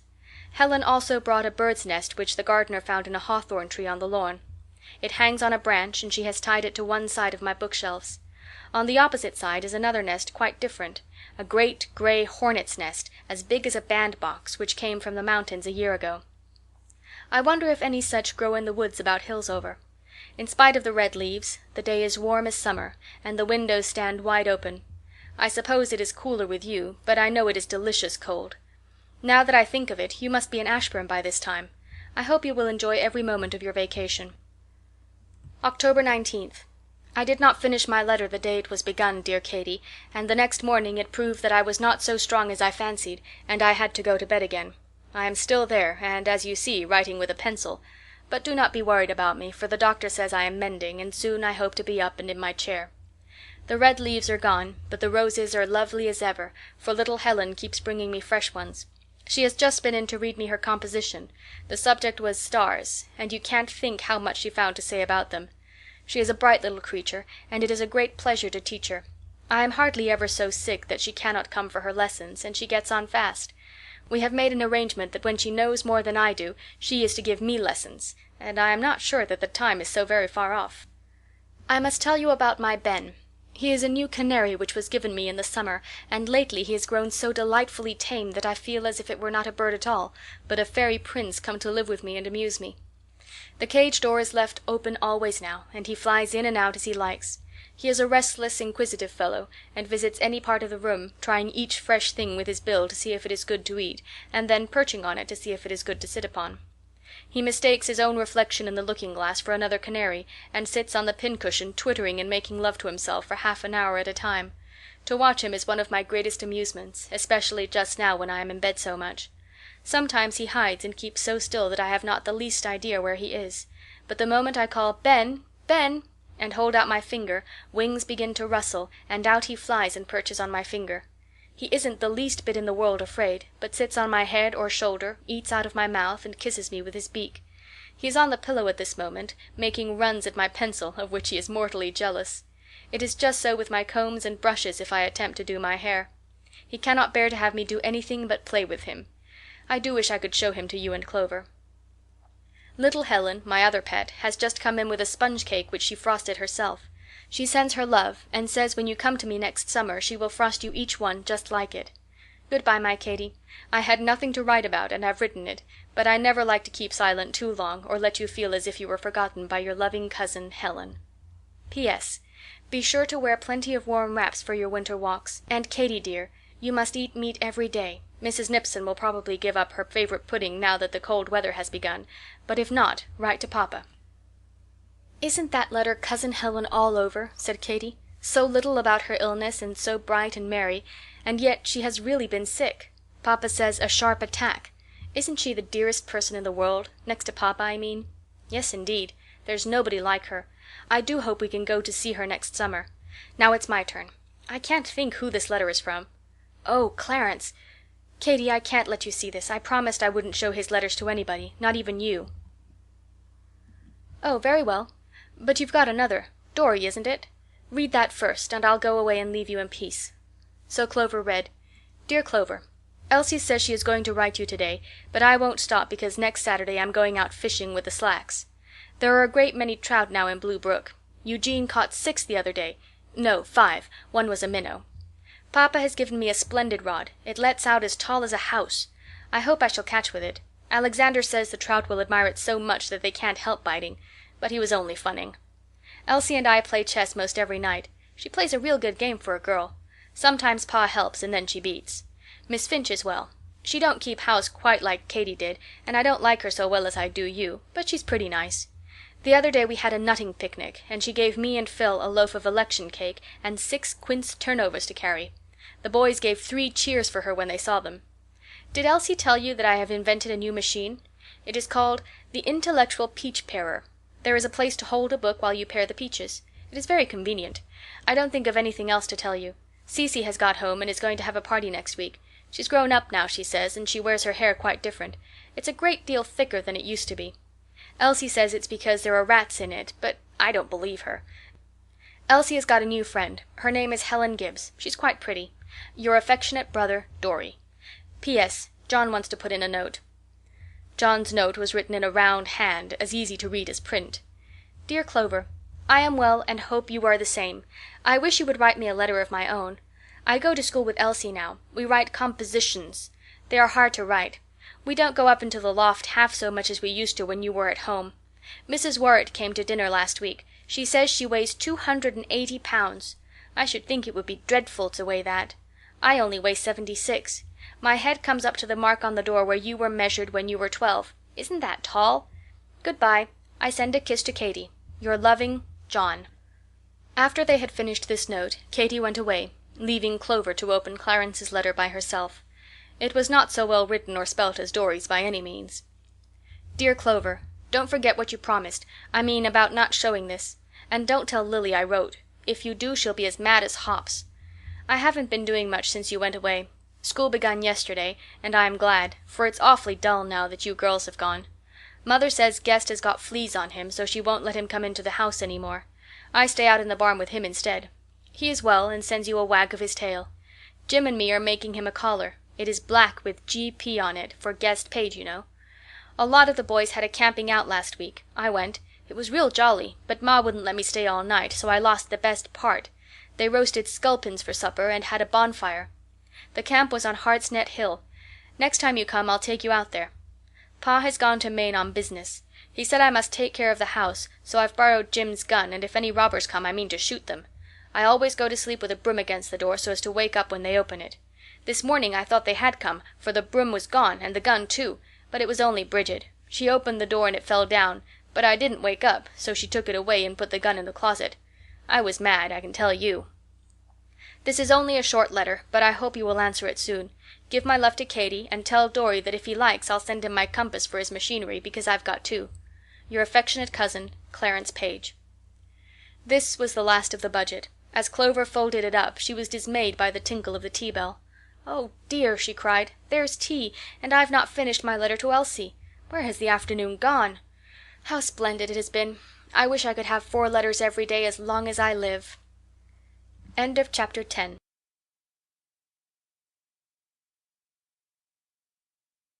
Chapter 11. Christmas Boxes. October was a delightful month, clear and sparkling, but early in November the weather changed and became very cold. Thick frosts fell, every leaf vanished from the woods, in the gardens only blackened stalks remained to show where once the summer flowers had been. In spite of the stove outside the door, number 2 began to be chilly. More than once Katy found her toothbrush stiff with ice in the morning. It was a foretaste of what the winter was to be, and the girls shivered at the prospect. Toward the end of November Miss Jane caught a heavy cold. Unsparing of herself as of others, she went on hearing her classes as usual, and nobody paid much attention to her hoarseness and flushed cheeks until she grew so much worse that she was forced to go to bed. There she stayed for nearly 4 weeks. It made a great change in the school, and the girls found it such a relief to have her sharp voice and eyes taken away that I am afraid they were rather glad of her illness than otherwise. Katy shared in this feeling of relief.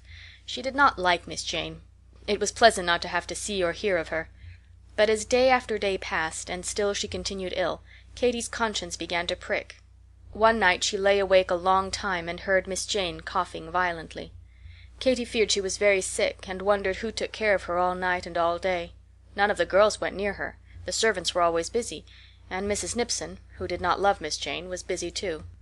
In the morning, while studying and practicing, Katy caught herself thinking over this question. At last she asked Miss Marsh, "How is Miss Jane today?" "About the same. She is not dangerously ill, the doctor says, but she coughs a great deal and has some fever." "Is anybody sitting with her?" "Oh, no, there's no need of anyone. Susan answers the bell, and she has her medicine on the table within reach." It sounded forlorn enough.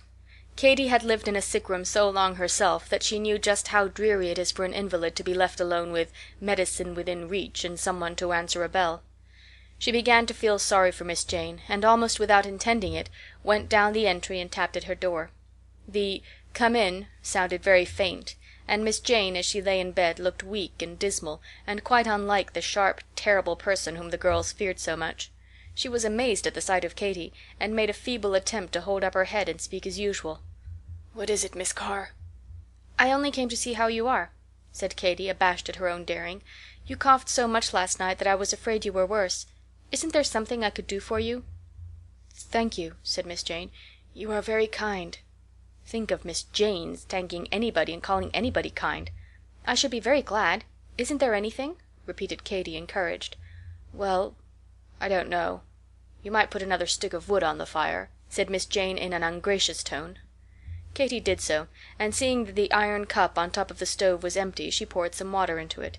Then she took a look about the room. Books and papers were scattered over the table. Clean clothes from the wash lay on the chairs. Nothing was in its place, and Katy, who knew how particular Miss Jane was on the subject of order, guessed at the discomfort which this untidy state of affairs must have caused her. "Wouldn't you like to have me put these away?" she asked, touching the pile of clothes. Miss Jane sighed impatiently, but she did not say no, so Katy, taking silence for consent, opened the drawers and laid the clothes inside, guessing at the right places with a sort of instinct, and making as little noise and bustle as possible. Next she moved quietly to the table, where she sorted and arranged the papers, piled up the books, and put the pens and pencils in a small tray which stood there for the purpose. Lastly she began to dust the table with her pocket-handkerchief, which proceeding roused Miss Jane at once. "Don't," she said. "There's a duster in the cupboard." Katy could not help smiling, but she found the duster and proceeded to put the rest of the room into nice order, laying a fresh towel over the bedside table and arranging watch, medicine, and spoon within reach. Miss Jane lay and watched her. I think she was as much surprised at herself for permitting all this as Katy was at being permitted to do it. Sick people often consent because they feel too weak to object. After all, it was comfortable to have someone come in and straighten the things which for 10 days past had vexed her neat eyes with their untidiness. Lastly, smoothing the quilt, Katy asked if Miss Jane wouldn't like to have her pillow shaken up. "I don't care," was the answer. It sounded discouraging, but Katy boldly seized the pillow, beat, smoothed, and put it again in place. Then she went out of the room as noiselessly as she could, Miss Jane never saying thank you, or seeming to observe whether she went or stayed. Rose Red and Clover could hardly believe their ears when told where she had been. They stared at her as people stare at Van Omberg when he comes safely out of the lion's den. "My stars!" exclaimed Rose, drawing a long breath. "You didn't really? And she hasn't bitten your head off?" "Not a bit," said Katy, laughing. "What's more, I'm going again." She was as good as her word. After that she went to see Miss Jane very often. Almost always there was some little thing which she could do. The fire needed mending, or the pitcher to be filled with ice water, or Miss Jane wanted the blinds opened or shut. Gradually she grew used to seeing Katy about the room. One morning she actually allowed her to brush her hair, and Katy's touch was so light and pleasant that afterwards Miss Jane begged her to do it every day. "What makes you such a good nurse?" she asked one afternoon, rather abruptly. "Being sick myself," replied Katy gently. Then, in answer to farther questioning, she told of her 4 years' illness, and her life upstairs, keeping house and studying lessons all alone by herself. Miss Jane did not say anything when she got through, but Katy fancied she looked at her in a new and kinder way. So time went on till Christmas. It fell on a Friday that year, which shortened the holidays by a day and disappointed many of the girls. Only a few went home, the rest were left to pass the time as best they might till Monday, when lessons were to begin again. "It isn't much like Merry Christmas," sighed Clover to herself as she looked up at the uncottoned space at the top of the window and saw great snowflakes wildly whirling by. Number 2 felt cold and dreary, and she was glad to exchange it for the schoolroom, round whose warm stove a cluster of girls was huddling. Everybody was in bad spirits. There was a tendency to talk about home, and the nice time which people were having there, and the very bad time they themselves were having at the Nunnery. "Isn't it miserable? I shall cry all night. I know I shall. I'm so homesick," gulped Lily, who had taken possession of her roommate's shoulder and was weeping ostentatiously. "I declare, you're just Mrs. Gummidge and David Copperfield over again," said Rose. "You recollect her, girls, don't you? When the porridge was burnt, you know. All of us felt the disappointment, but Mrs. Gummidge felt it the most. Isn't Lily a real Mrs. Gummidge, girls?" The observation changed Lily's tears into anger. "You're as hateful and as horrid as you can be, Rose Red," she exclaimed angrily. Then she flew out of the room and shut the door behind her with a bang. "There, she's gone upstairs to be mad," said Louisa Agnew. "I don't care if she has," replied Rose, who was in a perverse mood. "I wish you hadn't said that, Rosie," whispered Clover. "Lily really felt badly." "Well, what if she did? So do I feel badly, and you, and the rest of us. Lily hasn't taken out a patent for bad feelings, which nobody must infringe. What business has she to make us feel badder by setting up to be so much worse than the rest of the world?" Clover said nothing, but went on with a book she was reading. In less than 10 minutes Rose, whose sun seldom stayed long behind a cloud, was at her elbow, dimpling and coaxing. "I forgive you," she whispered, giving Clover's arm a little pinch. "What for?" "For being in the right. About Lily, I mean. I was rather hateful to her, I confess. Never mind, when she comes downstairs I'll make up. She's a crocodile if there ever was one, but as she's your cousin I'll be good to her. Kiss me quick to prove that you're not vexed." "Vexed indeed," said Clover, kissing the middle of the pink cheek. "I wonder if anybody ever stayed vexed with you for 10 minutes together, you rosy-posy you." "Bless you, yes. Miss Jane, for example. She hates me like poison, and all the time. Well, what of it? I know she's sick, but I can't tell a lie, Pa, on that account. Where's Katy?" "Gone in to see her, I believe." "One of these days," prophesied Rose solemnly, "she'll go into that room and she'll never come out again. Miss Jane is getting back into biting condition. I advise Katy to be careful." "What's that noise? Sleigh bells, I declare!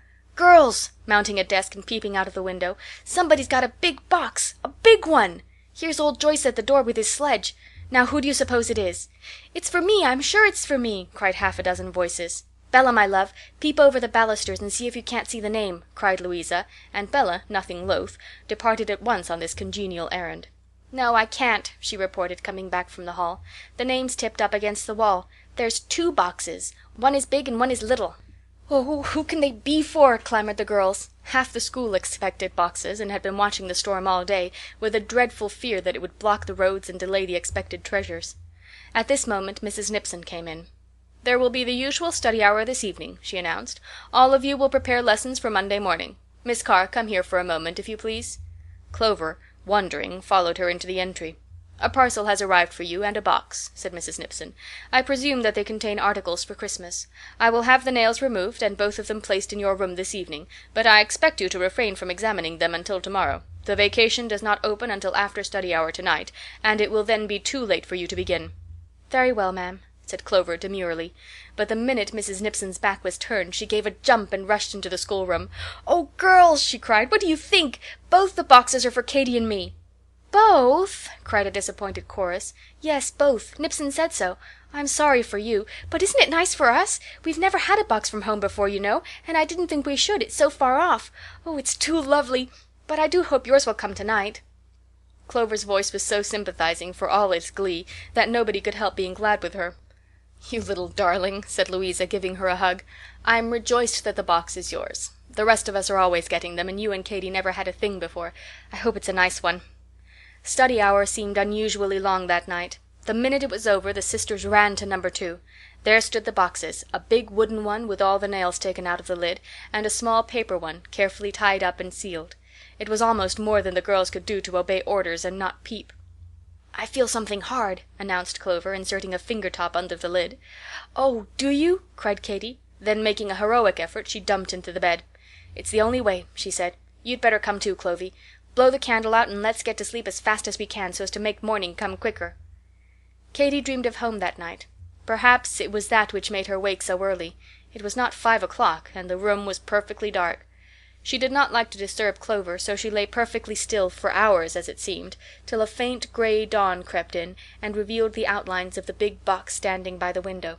Then she could wait no longer, but crept out of bed, crossed the floor on tiptoe, and raising the lid a little, put in her hand. Something crumbly and sugary met it, and when she drew it out, there, fitting on her finger like a ring, was a round cake with a hole in the middle of it. "Oh, it's one of Debbie's jumbles!" she exclaimed. "Where? What are you doing? Give me one, too," cried Clover, starting up. Katy rummaged till she found another, then, half frozen, she ran back to bed, and the two lay nibbling the jumbles and talking about home till dawn deepened into daylight and morning was fairly come. Breakfast was half an hour later than usual, which was comfortable. As soon as it was over, the girls proceeded to unpack their box. The day was so cold that they wrapped themselves in shawls, and Clover put on a hood and thick gloves. Rose Red, passing the door, burst out laughing, and recommended that she should add india rubbers and an umbrella. "Come in," cried the sisters. "Come in and help us open our box." "Oh, by the way, you have a box, haven't you?" said Rose, who was perfectly aware of the important fact, and had presented herself with the hope of being asked to look on. "Thank you.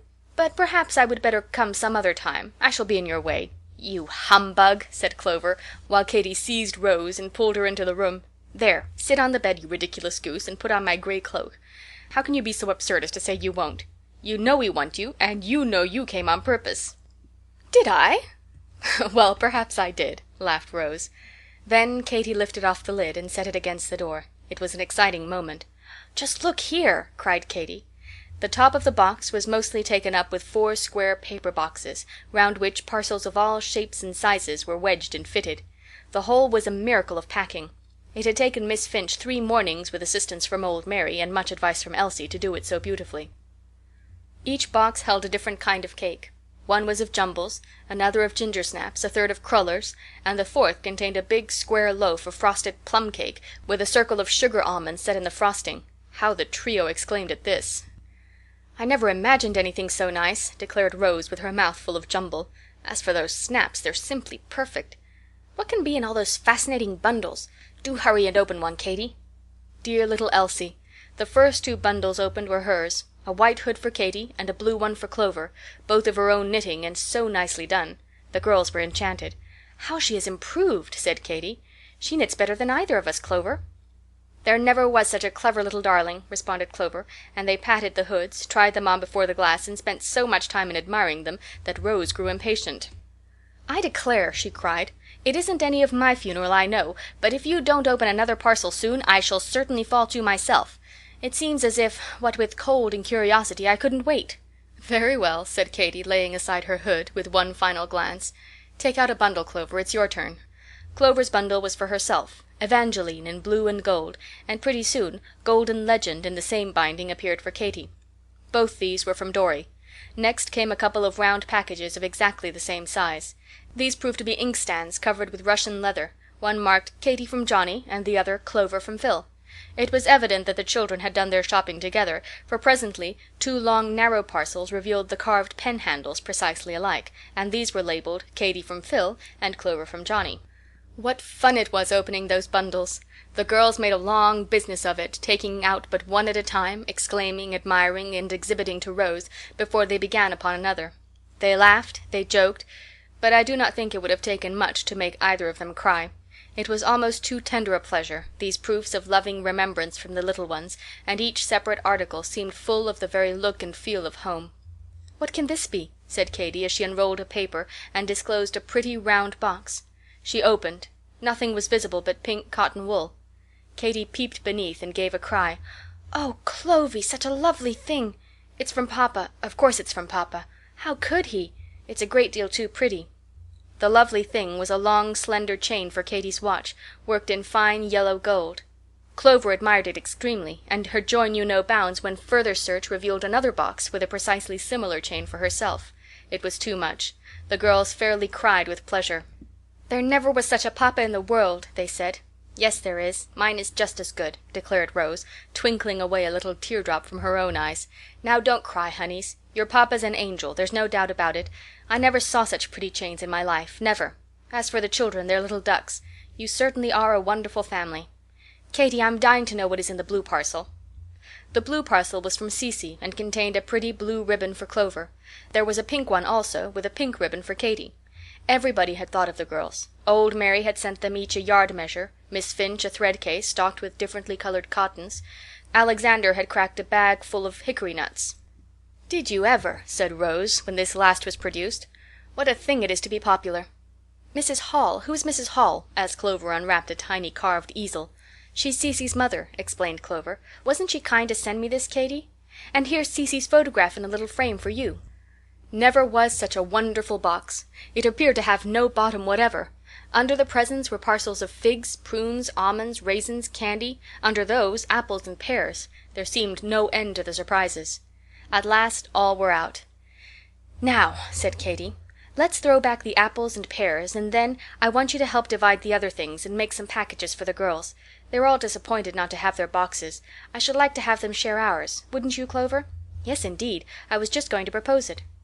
So Clover cut 29 squares of white paper, Rose and Katy sorted and divided, and pretty soon ginger snaps and almonds and sugar plums were walking down all the entries, and a gladsome crunching showed that the girls had found pleasant enjoyment. None of the snowed-up boxes got through till Monday, so except for Katy and Clover, the school would have had no Christmas treat at all. They carried Mrs. Nipson a large slice of cake and a basket full of the beautiful red apples. All the teachers were remembered, and the servants. The S.S.U.C. was convened and feasted, and as for Rose, Louisa, and other special cronies, dainties were heaped upon them with such unsparing hand that they finally remonstrated. "You're giving everything away. You'll have nothing left for yourselves." "Yes, we shall. Plenty," said Clover. "Oh, Rosie, here's such a splendid pair. You must have this." "No, no," protested Rose, but Clover forced it into her pocket. The Carr's box was always quoted in the nunnery afterward, as an example of what papas and mammas could accomplish when they were of the right sort and really wanted to make schoolgirls happy. Distributing their treasures kept Katy and Clover so busy that it was not until after dinner that they found time to open the smaller box. When they did so, they were sorry for the delay. The box was full of flowers, roses, geranium leaves, heliotrope, beautiful red and white carnations, all so bedded in cotton that the frost had not touched them. But they looked chilled, and Katy hastened to put them in warm water, which she had been told was the best way to revive drooping flowers. Cousin Helen had sent them, and underneath, sewed to the box that they might not shake about and do mischief, were 2 flat parcels wrapped in tissue paper and tied with white ribbon in Cousin Helen's dainty way. They were glove cases of quilted silk, delicately scented, one white and one lilac, and to each was pinned a loving note, wishing the girls a Merry Christmas. "How awfully good people are," said Clover. "I do think we ought to be the best girls in the world." Last of all, Katy made a choice little selection from her stores, a splendid apple, a couple of fine pears, and a handful of raisins and figs, and with a few of the freshest flowers in a wine-glass, she went down the row and tapped at Miss Jane's door. Miss Jane was sitting up for the first time, wrapped in a shawl, and looking very thin and pale. Katy, who had almost ceased to be afraid of her, went in cheerily. "We've had a delicious box from home, Miss Jane, full of all sorts of things. It has been such fun unpacking it. I've brought you an apple, some pears, and this little bunch of flowers. Wasn't it a nice Christmas for us?" "Yes," said Miss Jane, "very nice indeed. I heard some one say in the entry that you had a box. Thank you," as Katy set the basket and glass on the table. "Those flowers are very sweet. I wish you a Merry Christmas, I'm sure." This was much for Miss Jane, who couldn't help speaking shortly, even when she was pleased. Katy withdrew in high glee. But that night, just before bedtime, something happened so surprising that Katy, telling Clover of it afterward, said she half fancied that she must have dreamed it all. It was about 8 o'clock in the evening. She was passing down Quaker Row, and Miss Jane called and asked her to come in. Miss Jane's cheeks were flushed, and she spoke fast, as if she had resolved to say something and thought the sooner it was over the better. "Miss Carr," she began, "I wish to tell you that I made up my mind some time since that we did you an injustice last term. It is not your attentions to me during my illness which have changed my opinion. That was done before I fell ill. It is your general conduct and the good influence which I have seen you exert over other girls which convince me that we must have been wrong about you. That is all. I thought you might like to hear me say this, and I shall say the same to Mrs. Nipson." "Thank you," said Katy. "You don't know how glad I am." She half thought she would kiss Miss Jane, but somehow it didn't seem possible, so she shook hands very heartily instead, and flew to her room, feeling as if her feet were wings. "It seems too good to be true. I want to cry, I'm so happy," she told Clover. "What a lovely day this has been." And of all she had received, I think Katy considered this explanation with Miss Jane as her very best Christmas box. End of chapter 11.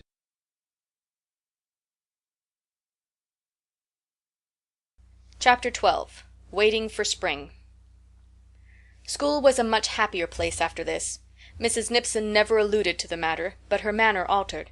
Katy felt that she was no longer watched or distrusted, and her heart grew light.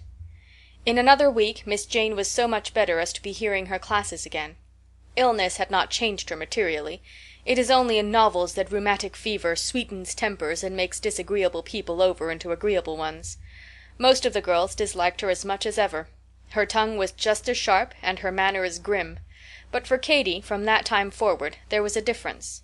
Miss Jane was not affectionate to her, it was not in her nature to be that, but she was civil and considerate, and in a dry way friendly, and gradually Katy grew to have an odd sort of liking for her. Do any of you know how incredibly long winter seems in climates where for weeks together the thermometer stands at 0? There is something hopeless in such cold. You think of summer as of a thing read about somewhere in a book, but which has no actual existence. Winter seems the only reality in the world. Katy and Clover felt this hopelessness growing upon them as the days went on, and the weather became more and more severe. 10, 20, even 30 degrees below 0 was no unusual register for the Hillsover thermometers. Such cold half frightened them, but nobody else was frightened or surprised. It was dry, brilliant cold. The December snows lay unmelted on the ground in March, and the paths cut then were crisp and hard still, only the white walls on either side had risen higher and higher, till only a moving line of hoods and tippets was visible above them when the school went out for its daily walk. Morning after morning the girls woke to find thick crusts of frost on their window panes, and every drop of water in the wash-bowl or pitcher turned to solid ice. Night after night Clover, who was a chilly little creature, lay shivering and unable to sleep, notwithstanding the hot bricks at her feet and the many wraps which Katy piled upon her. To Katy herself the cold was more bracing than depressing. There was something in her blood which responded to the sharp tingle of frost, and she gained in strength in a remarkable way during this winter. But the long storms told upon her spirits. She pined for spring and home more than she liked to tell, and felt the need of variety in their monotonous life, where the creeping days appeared like weeks, and the weeks stretched themselves out and seemed as long as months do in other places. The girls resorted to all sorts of devices to keep themselves alive during this dreary season. They had little epidemics of occupation. At one time it was spattering, when all faces and fingers had a tendency to smudges of India ink, and there was hardly a fine comb or toothbrush fit for use in the establishment. Then a rage for tatting set in, followed by a fever of fancy work, everyone falling in love with the same pattern at the same time, and copying and recopying, till nobody could bear the sight of it. At one time Clover counted 18 girls all at work on the same bead and canvas pincushion. Later there was a short period of decalcomanie, and then came the grand album craze, when 33 girls out of the 39 sent for blank books bound in red morocco and began to collect signatures and sentiments. Here also there was a tendency toward repetition. Sally Austen added to her autograph these lines of her own composition: "When on this page your beauteous eyes you bend, let it remind you of your absent friend, Sally J. Austen, Galveston, Texas." The girls found this sentiment charming, at least a dozen borrowed it, and in half the albums in the school you might read, "When on this page your beauteous eyes," etc. Esther Dearborn wrote in Clover's book, "The better part of valor is discretion." Why she wrote it nobody knew, or why it was more applicable to Clover than to anyone else, but the sentiment proved popular, and was repeated over and over again, above various neatly written signatures. There was a strife as to who should display the largest collection. Some of the girls sent home for autographs of distinguished persons, which they pasted in their books. Rose Red, however, outdid them all. "Did I ever show you mine?" she asked one day when most of the girls were together in the schoolroom. "No, never," cried a number of voices. "Have you got one? Oh, do let us see it." "Certainly, I'll get it right away if you like," said Rose obligingly. She went to her room and returned with a shabby old blank book in her hand. Some of the girls looked disappointed. "The cover of mine isn't very nice," explained Rose. "I'm going to have it rebound one of these days. You see, it's not a new album at all, nor a school album, but it's very valuable to me." Here she heaved a sentimental sigh. "All my friends have written in it," she said. The girls were quite impressed by the manner in which Rose said this. But when they turned over the pages of the album they were even more impressed. Rose had evidently been on intimate terms with a circle of most distinguished persons. Half the autographs in the book were from gentlemen, and they were dated all over the world. "Just listen to this," cried Louisa, and she read, "Thou mayst forget me, but never, never shall I forget thee, Alfonso of Castile. The Escurial, April 1st." "Who's he?" asked a circle of awestruck girls. "Didn't you ever hear of him? Youngest brother of the King of Spain," replied Rose carelessly. "Oh, my, and just hear this!" exclaimed Annie Silsby. "If you ever deign to cast a thought in my direction, Miss Rose, remember me always as thy devoted servitor, Potemkin Montmorency. St. Petersburg, July 10th. "And this!" shrieked Alice White. "They say love is a thorn, I say it is a dart, and yet I cannot tear thee from my heart. Antonio, Count of Vallombrosa." "Do you really and truly know a count?" asked Bella, backing away from Rose with eyes big as saucers. "Know Antonio de Vallombrosa? I should think I did," replied Rose. "Nobody in this country knows him so well, I fancy." "And he wrote that for you?" "How else could it get into my book, goosey?" This was unanswerable, and Rose was installed from that time forward in the minds of Bella and the rest as a heroine of the first water. Katy, however, knew better, and the first time she caught Rose alone she attacked her on the subject. "Now, Rosy Posy, confess. Who wrote all those absurd autographs in your book?" "Absurd autographs? What can you mean?" "All those counts and things. No, it's no use. You shan't wriggle away until you tell me." "Oh, Antonio and dear Potemkin, do you mean them?" "Yes, of course I do." "And you really want to know?" "Yes." "And will swear not to tell?" "Yes." "Well, then," bursting into a laugh, "I wrote every one of them myself." "Did you really? When?" "Day before yesterday. I thought Lily needed taking down, she was so set up with her autographs of Wendell Phillips and Mr. Seward, so I just sat down and wrote a bookful. It only took me half an hour. I meant to write some more. In fact, I had one all ready. 'I am dead or pretty near, David's done for me, I fear, Goliath of Gath,' but I was afraid even Bella wouldn't swallow that, so I tore out the page. I'm sorry I did now, for I really think the geese would have believed it. Written in his last moments, you know, to oblige an ancestor of my own," added Rose in a tone of explanation. "You monkey!" cried Katy, highly diverted. But she kept Rose's counsel, and I dare say some of the Hillsover girls believe in that wonderful album to this day. It was not long after that a sad piece of news came for Bella. Her father was dead. Their home was in Iowa, too far to allow of her returning for the funeral, so the poor little girl stayed at school, to bear her trouble as best she might. Katy, who was always kind to children, and had somewhat affected Bella from the first on account of her resemblance to Elsie in height and figure, was especially tender to her now, which Bella repaid with the gift of her whole queer little heart. Her affectionate demonstrations were rather of the monkey order, and not unfrequently troublesome, but Katy was never otherwise than patient and gentle with her, though Rose, and even Clover, remonstrated on what they called this singular intimacy. "Poor little soul! It's so hard for her, and she's only 11 years old," she told them. "She has such a funny way of looking at you sometimes," said Rose, who was very observant. "It is just the air of a squirrel who has hidden a nut and doesn't want you to find out where, and yet can hardly keep indicating it with his paw. She's got something on her mind, I'm sure." "Half a dozen things, very likely," added Clover. "She's such a mischief." But none of them guessed what this something was. Early in January Mrs. Nipson announced that in 4 weeks she proposed to give a soirée to which all young ladies whose records were entirely free from marks during the intervening period would be allowed to come. This announcement created great excitement, and the school set itself to be good. But marks were easy to get, and gradually one girl after another lost her chance, till by the appointed day only a limited party descended to join the festivities, and nearly half the school was left upstairs to sigh over past sins. Katy and Rose were among the unlucky ones. Rose had incurred a mark by writing a note in study hour, and Katy by being 5 minutes late to dinner. They consoled themselves by dressing Clover's hair and making her look as pretty as possible, and then stationed themselves in the upper hall at the head of the stairs to watch her career and get as much fun out of the occasion as they could. Pretty soon they saw Clover below on Professor Seacombe's arm. He was a kingly, pleasant man with a bald head, and it was a fashion among the girls to admire him. "Doesn't she look pretty?" said Rose. "Just notice Mrs. Searles, Katy. She's grinning at Clover like the Cheshire cat. What a wonderful cap that is of hers. She had it when Sylvia was here at school 8 years ago." "Hush! She'll hear you." "No, she won't. There's Ellen beginning her piece. I know she's frightened by the way she plays. Hark how she hurries the time." "There, they are going to have refreshments after all," cried Esther Dearborn, as trays of lemonade and cake baskets appeared below on their way to the parlor. "Isn't it a shame to have to stay up here?" "Professor Seacombe! Professor!" called Rose in a daring whisper. "Take pity upon us. We are starving for a piece of cake." The professor gave a jump, then retreated and looked upward. When he saw the circle of hungry faces peering down, he doubled up with laughter. "Wait a moment," he whispered back, and vanished into the parlor.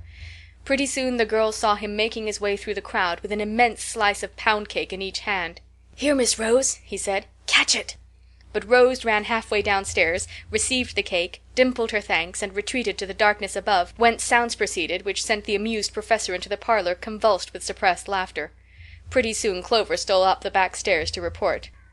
"Are you having a nice time? Is the lemonade good? Who have you been talking with?" inquired a chorus of voices. "Pretty nice. Everybody is old.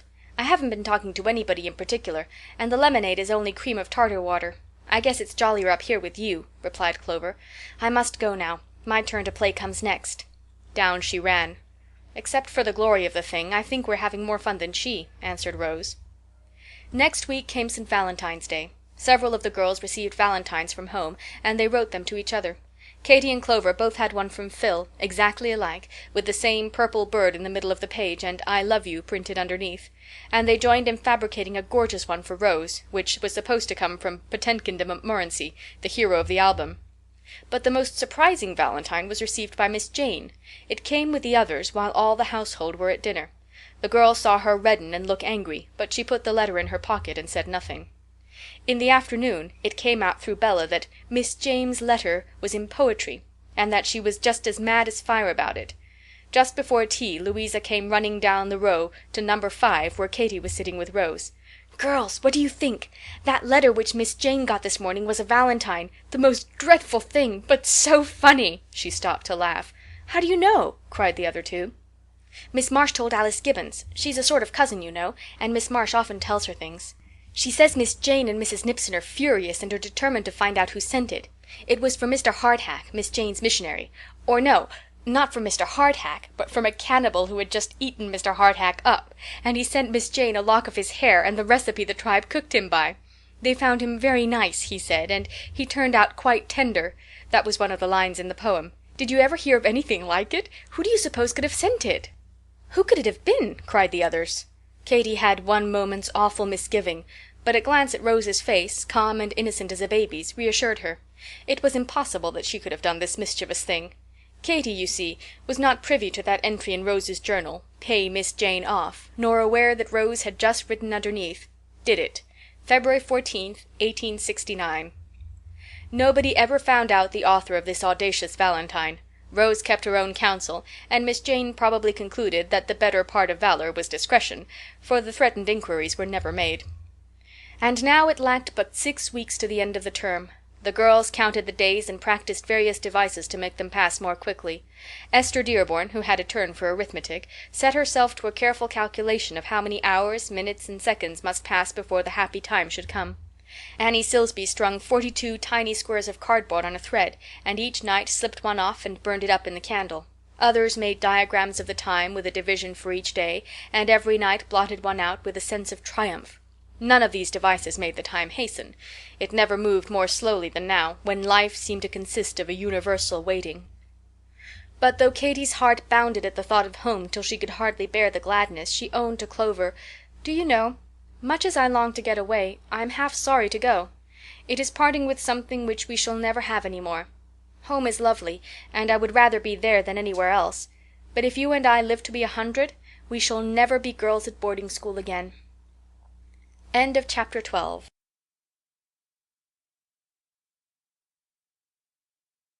Chapter 13. Paradise Regained. "Only 7 days more to cross off," said Clover, drawing her pencil through one of the squares on the diagram pinned beside her looking-glass. "7 more, and then, oh, joy! Papa will be here, and we shall start for home." She was interrupted by the entrance of Katy, holding a letter and looking pale and aggrieved. "Oh, Clover," she cried, "just listen to this. Papa can't come for us. Isn't it too bad?" And she read, "Burnet, March 20th. My dear girls, I find that it will not be possible for me to come for you next week as I intended. Several people are severely ill, and old Mrs. Barlow struck down suddenly with paralysis, so I cannot leave. I am sorry, and so will you be, but there is no help for it.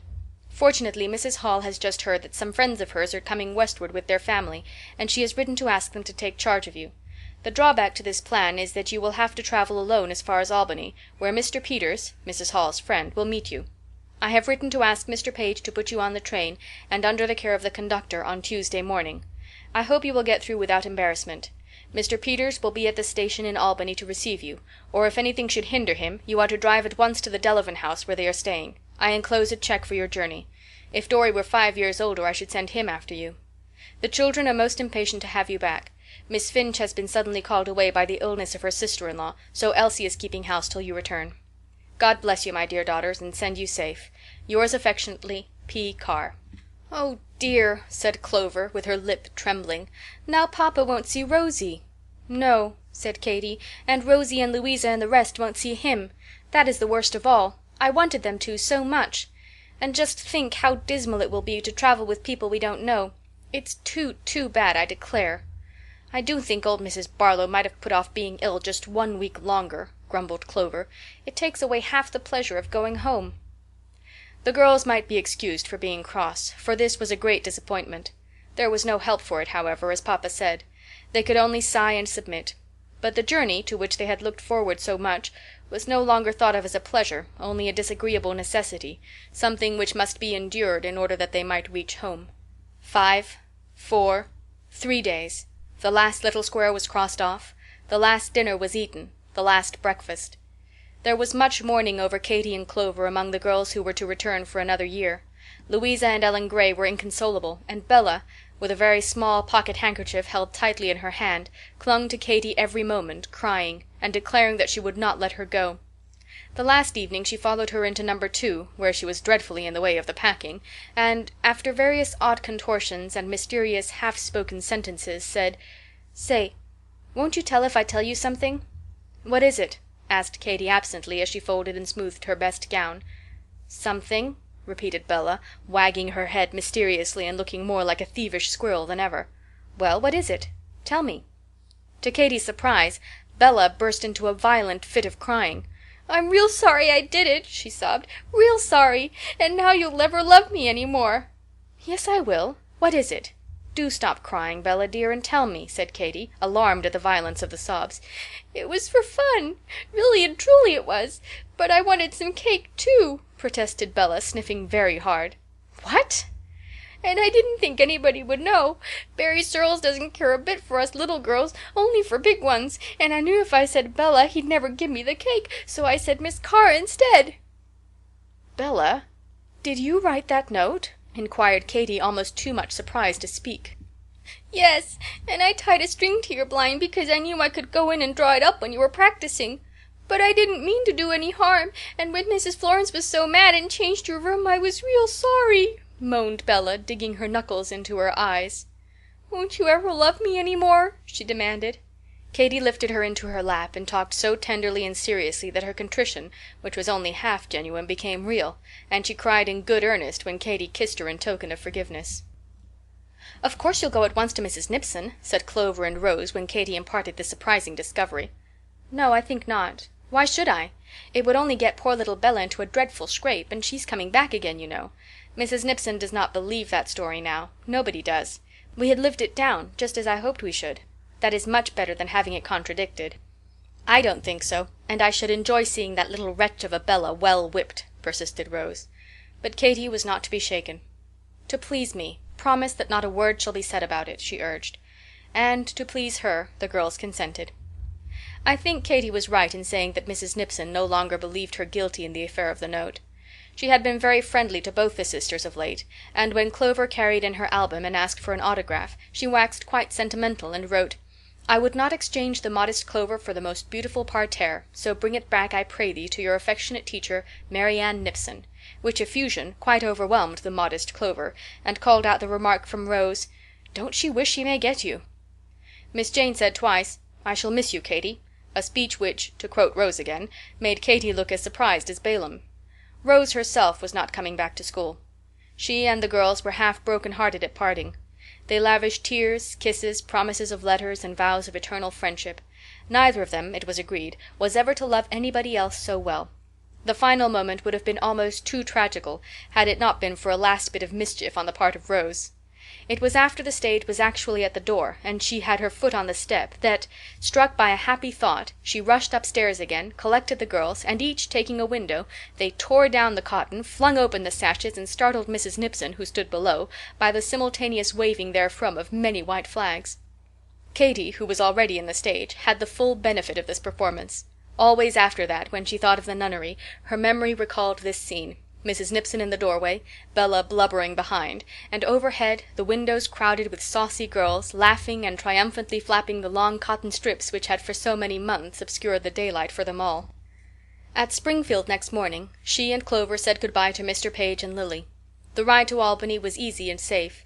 With every mile their spirits rose. At last they were actually on the way home. At Albany they looked anxiously about the crowded depot for Mr. Peters. Nobody appeared at first, and they had time to grow nervous before they saw a gentle, careworn little man coming toward them in company with the conductor. "I believe you are the young ladies I have come to meet," he said. "You must excuse my being late. I was detained by business. There is a great deal to do to move a family out west." He wiped his forehead in a dispirited way. Then he put the girls into a carriage and gave the driver a direction. "We'd better leave your baggage at the office as we pass," he said, "because we have to get off so early in the morning." "How early?" "The boat goes at 6, but we ought to be on board by 5:30 so as to be well settled before she starts." "The boat?" said Katy, opening her eyes. "Oh, yes. Erie Canal, you know. Our furniture goes that way, so we judged it best to do the same and keep an eye on it ourselves. Never be separated from your property if you can help it. That's my maxim. It's the Prairie Belle, one of the finest boats on the canal." "When do we get to Buffalo?" asked Katy, with an uneasy recollection of having heard that canal boats travel slowly. "Buffalo? Let me see. This is Tuesday, Wednesday, Thursday. Well, if we're lucky we ought to be there Friday evening, so if we're not too late to catch the night boat on the lake, you'll reach home Saturday afternoon." 4 days! The girls looked at each other with dismay too deep for words. Elsie was expecting them by Thursday at latest. What should they do? Telegraph was the only answer that suggested itself. So Katy scribbled a despatch, "Coming by canal, don't expect us till Saturday," which she begged Mr. Peters to send. And she and Clover agreed in whispers that it was dreadful, but they must bear it as patiently as they could. Oh, the patience which is needed on a canal! The motion which is not so much motion as standing still. The crazy impulse to jump out and help the crawling boat along by pushing it from behind. How one grows to hate the slow, monotonous glide, the dull banks, and to envy every swift-moving thing in sight, each man on horseback, each bird flying through the air.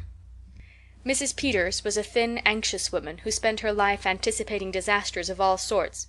She had her children with her, 3 little boys and a teething baby, and such a load of bundles and baskets and brown paper parcels that Katy and Clover privately wondered how she could possibly have got through the journey without their help. Willie, the eldest boy, was always begging leave to go ashore and ride the towing horses. Sammy, the second, could only be kept quiet by means of crooked pins and fish lines of blue yarn, while Paul, the youngest, was possessed with a curiosity as to the underside of the boat, which resulted in his dropping his new hat overboard 5 times in 3 days, Mr. Peters and the cabin boy rowing back in a small boat each time to recover it. Mrs. Peters sat on deck with her baby in her lap, and was in a perpetual agony lest the lock should work wrongly, or the boys be drowned, or someone fail to notice the warning cry "Bridge!" and have their heads carried off from their shoulders. Nobody did, but the poor lady suffered the anguish of 10 accidents in dreading the one which never took place. The berths at night were small and cramped, restless children woke and cried, the cabins were close, the decks cold and windy. There was nothing to see and nothing to do. Katy and Clover agreed that they never wanted to see a canal boat again. They were helpful to Mrs. Peters, amused the boys, and kept them out of mischief, and she told her husband that she really thought she shouldn't have lived through the journey if it hadn't been for the Miss Carrs. They were such kind girls and so fond of children. But the 3 days were terribly long. At last they ended. Buffalo was reached in time for the lake boat, and once established on board, feeling the rapid motion and knowing that each stroke of the paddles took them nearer home, the girls were rewarded for their long trial of patience. At 4 o'clock the next afternoon Burnett was in sight. Long before they touched the wharf, Clover discovered old Whitey and the carryall and Alexander waiting for them among the crowd of carriages. Standing on the edge of the dock appeared a well-known figure. "Papa! Papa!" she shrieked. It seemed as if the girls could not wait for the boat to stop and the plank to be lowered. How delightful it was to feel Papa again, such a sense of home and comfort and shelter as came with his touch. "I'll never go away from you again, never, never," repeated Clover, keeping tight hold of his hand as they drove up the hill. Dr. Carr, as he gazed at his girls, was equally happy. They were so bright, affectionate, and loving. No, he could never spare them again, for the boarding school or anything else, he thought. "You must be very tired," he said. "Not a bit. I'm hardly ever tired now," replied Katy. "Oh, dear, I forgot to thank Mr. Peters for taking care of us," said Clover. "Never mind, I did it for you," answered her father. "Oh, that baby," she continued. "How glad I am it has gone to Toledo, and I needn't hear it cry any more. Katy, Katy, there's home! We're at the gate!" The girls looked eagerly out, but no children were visible. They hurried up the gravel path, under the locust boughs just beginning to bud. There, over the front door, was an arch of evergreens, with Katy and Clover upon it in scarlet letters, and as they reached the porch the door flew open, and out poured the children in a tumultuous little crowd. They had been on the roof, looking through a spyglass after the boat. "We never knew you had come until we heard the gate," explained John and Dorry, while Elsie hugged Clover, and Phil, locking his arms around Katy's neck, took his feet off the floor and swung them in an ecstasy of affection until she begged for mercy. "How you are grown! Dorry, you're as tall as I am! Elsie, darling, how well you look! Oh, isn't it delicious, delicious, delicious to be at home again?" There was such a hubbub of endearments and explanations that Dr. Carr could hardly make himself heard. "Clover, your waist has grown as small as a pin. You look just like the beautiful princess in Elsie's story," said Johnny. "Take the girls into the parlor," repeated Dr. Carr. "It is cold out here with the door open." "Take 'em upstairs. You don't know what is upstairs," shouted Phil, whereupon Elsie frowned and shook her head at him. The parlor was gay with daffodils and hyacinths in vases of blue violets which smelt delightfully. Cecy had helped arrange them, Elsie said, and just at that moment Cecy herself came in. Her hair was arranged in a sort of pincushion of puffs with a row of curls on top, where no curls used to grow, and her appearance generally was very fine and fashionable, but she was the same affectionate Cecy as ever, and hugged the girls and danced round them as she used to do at 12. She had waited until they had had time to kiss once all round, she said, and then she really couldn't wait any longer. "Now come upstairs," suggested Elsie when Clover had warmed her feet and the flowers had been admired, and everybody had said 10 times over how nice it was to have the girls back, and the girls had replied that it was just as nice to come back. So they all went upstairs, Elsie leading the way. "Where are you going?" cried Katy. "That's the blue room." But Elsie did not pause. "You see," she explained, with the doorknob in her hand, "Papa and I thought you ought to have a bigger room now, because you are grown-up young ladies. So we have fixed this for you, and your old one is going to be the spare room instead." Then she threw the door open and led the girls in. "See, Katy," she said, "this is your bureau, and this is Clover's. And look what nice drawers Papa has had put in the closet. 2 for you and 2 for her. Aren't they convenient? Don't you like it? And isn't it a great deal pleasanter than the old room?" "Oh, a great deal," cried the girls. "It is delightful, everything about it." All Katy's old treasures had been transferred from her old quarters to this. There was her cushioned chair, her table, her bookshelf, the pictures from the walls. There were some new things, too.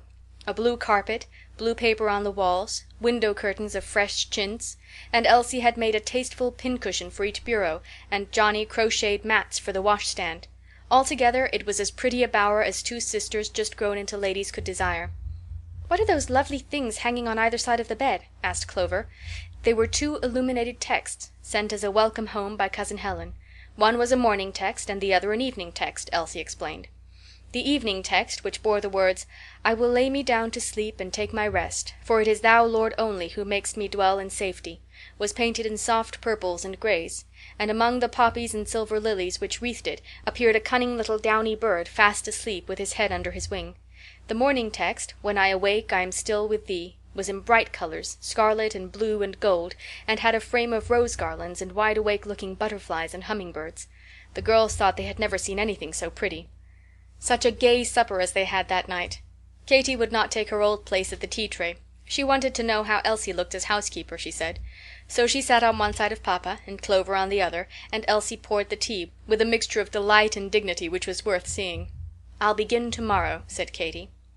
And with that morrow, when she came out of her pretty room and took her place once more as manager of the household, her grown-up life may be said to have begun. So it is time that I should cease to write about her. Grown-up lives may be very interesting, but they have no rightful place in a child's book. If little girls will forget to be little, and take it upon them to become young ladies, they must bear the consequences, one of which is that we can follow their fortunes no longer. I wrote these last words sitting in the same green meadow where the first words of What Katy Did were written. A year had passed, but a cardinal flower which seemed the same stood looking at itself in the brook, and from the bulrush bed sounded tiny voices. My little goggle-eyed friends were discussing Katy and her conduct, as they did then, but with less spirit.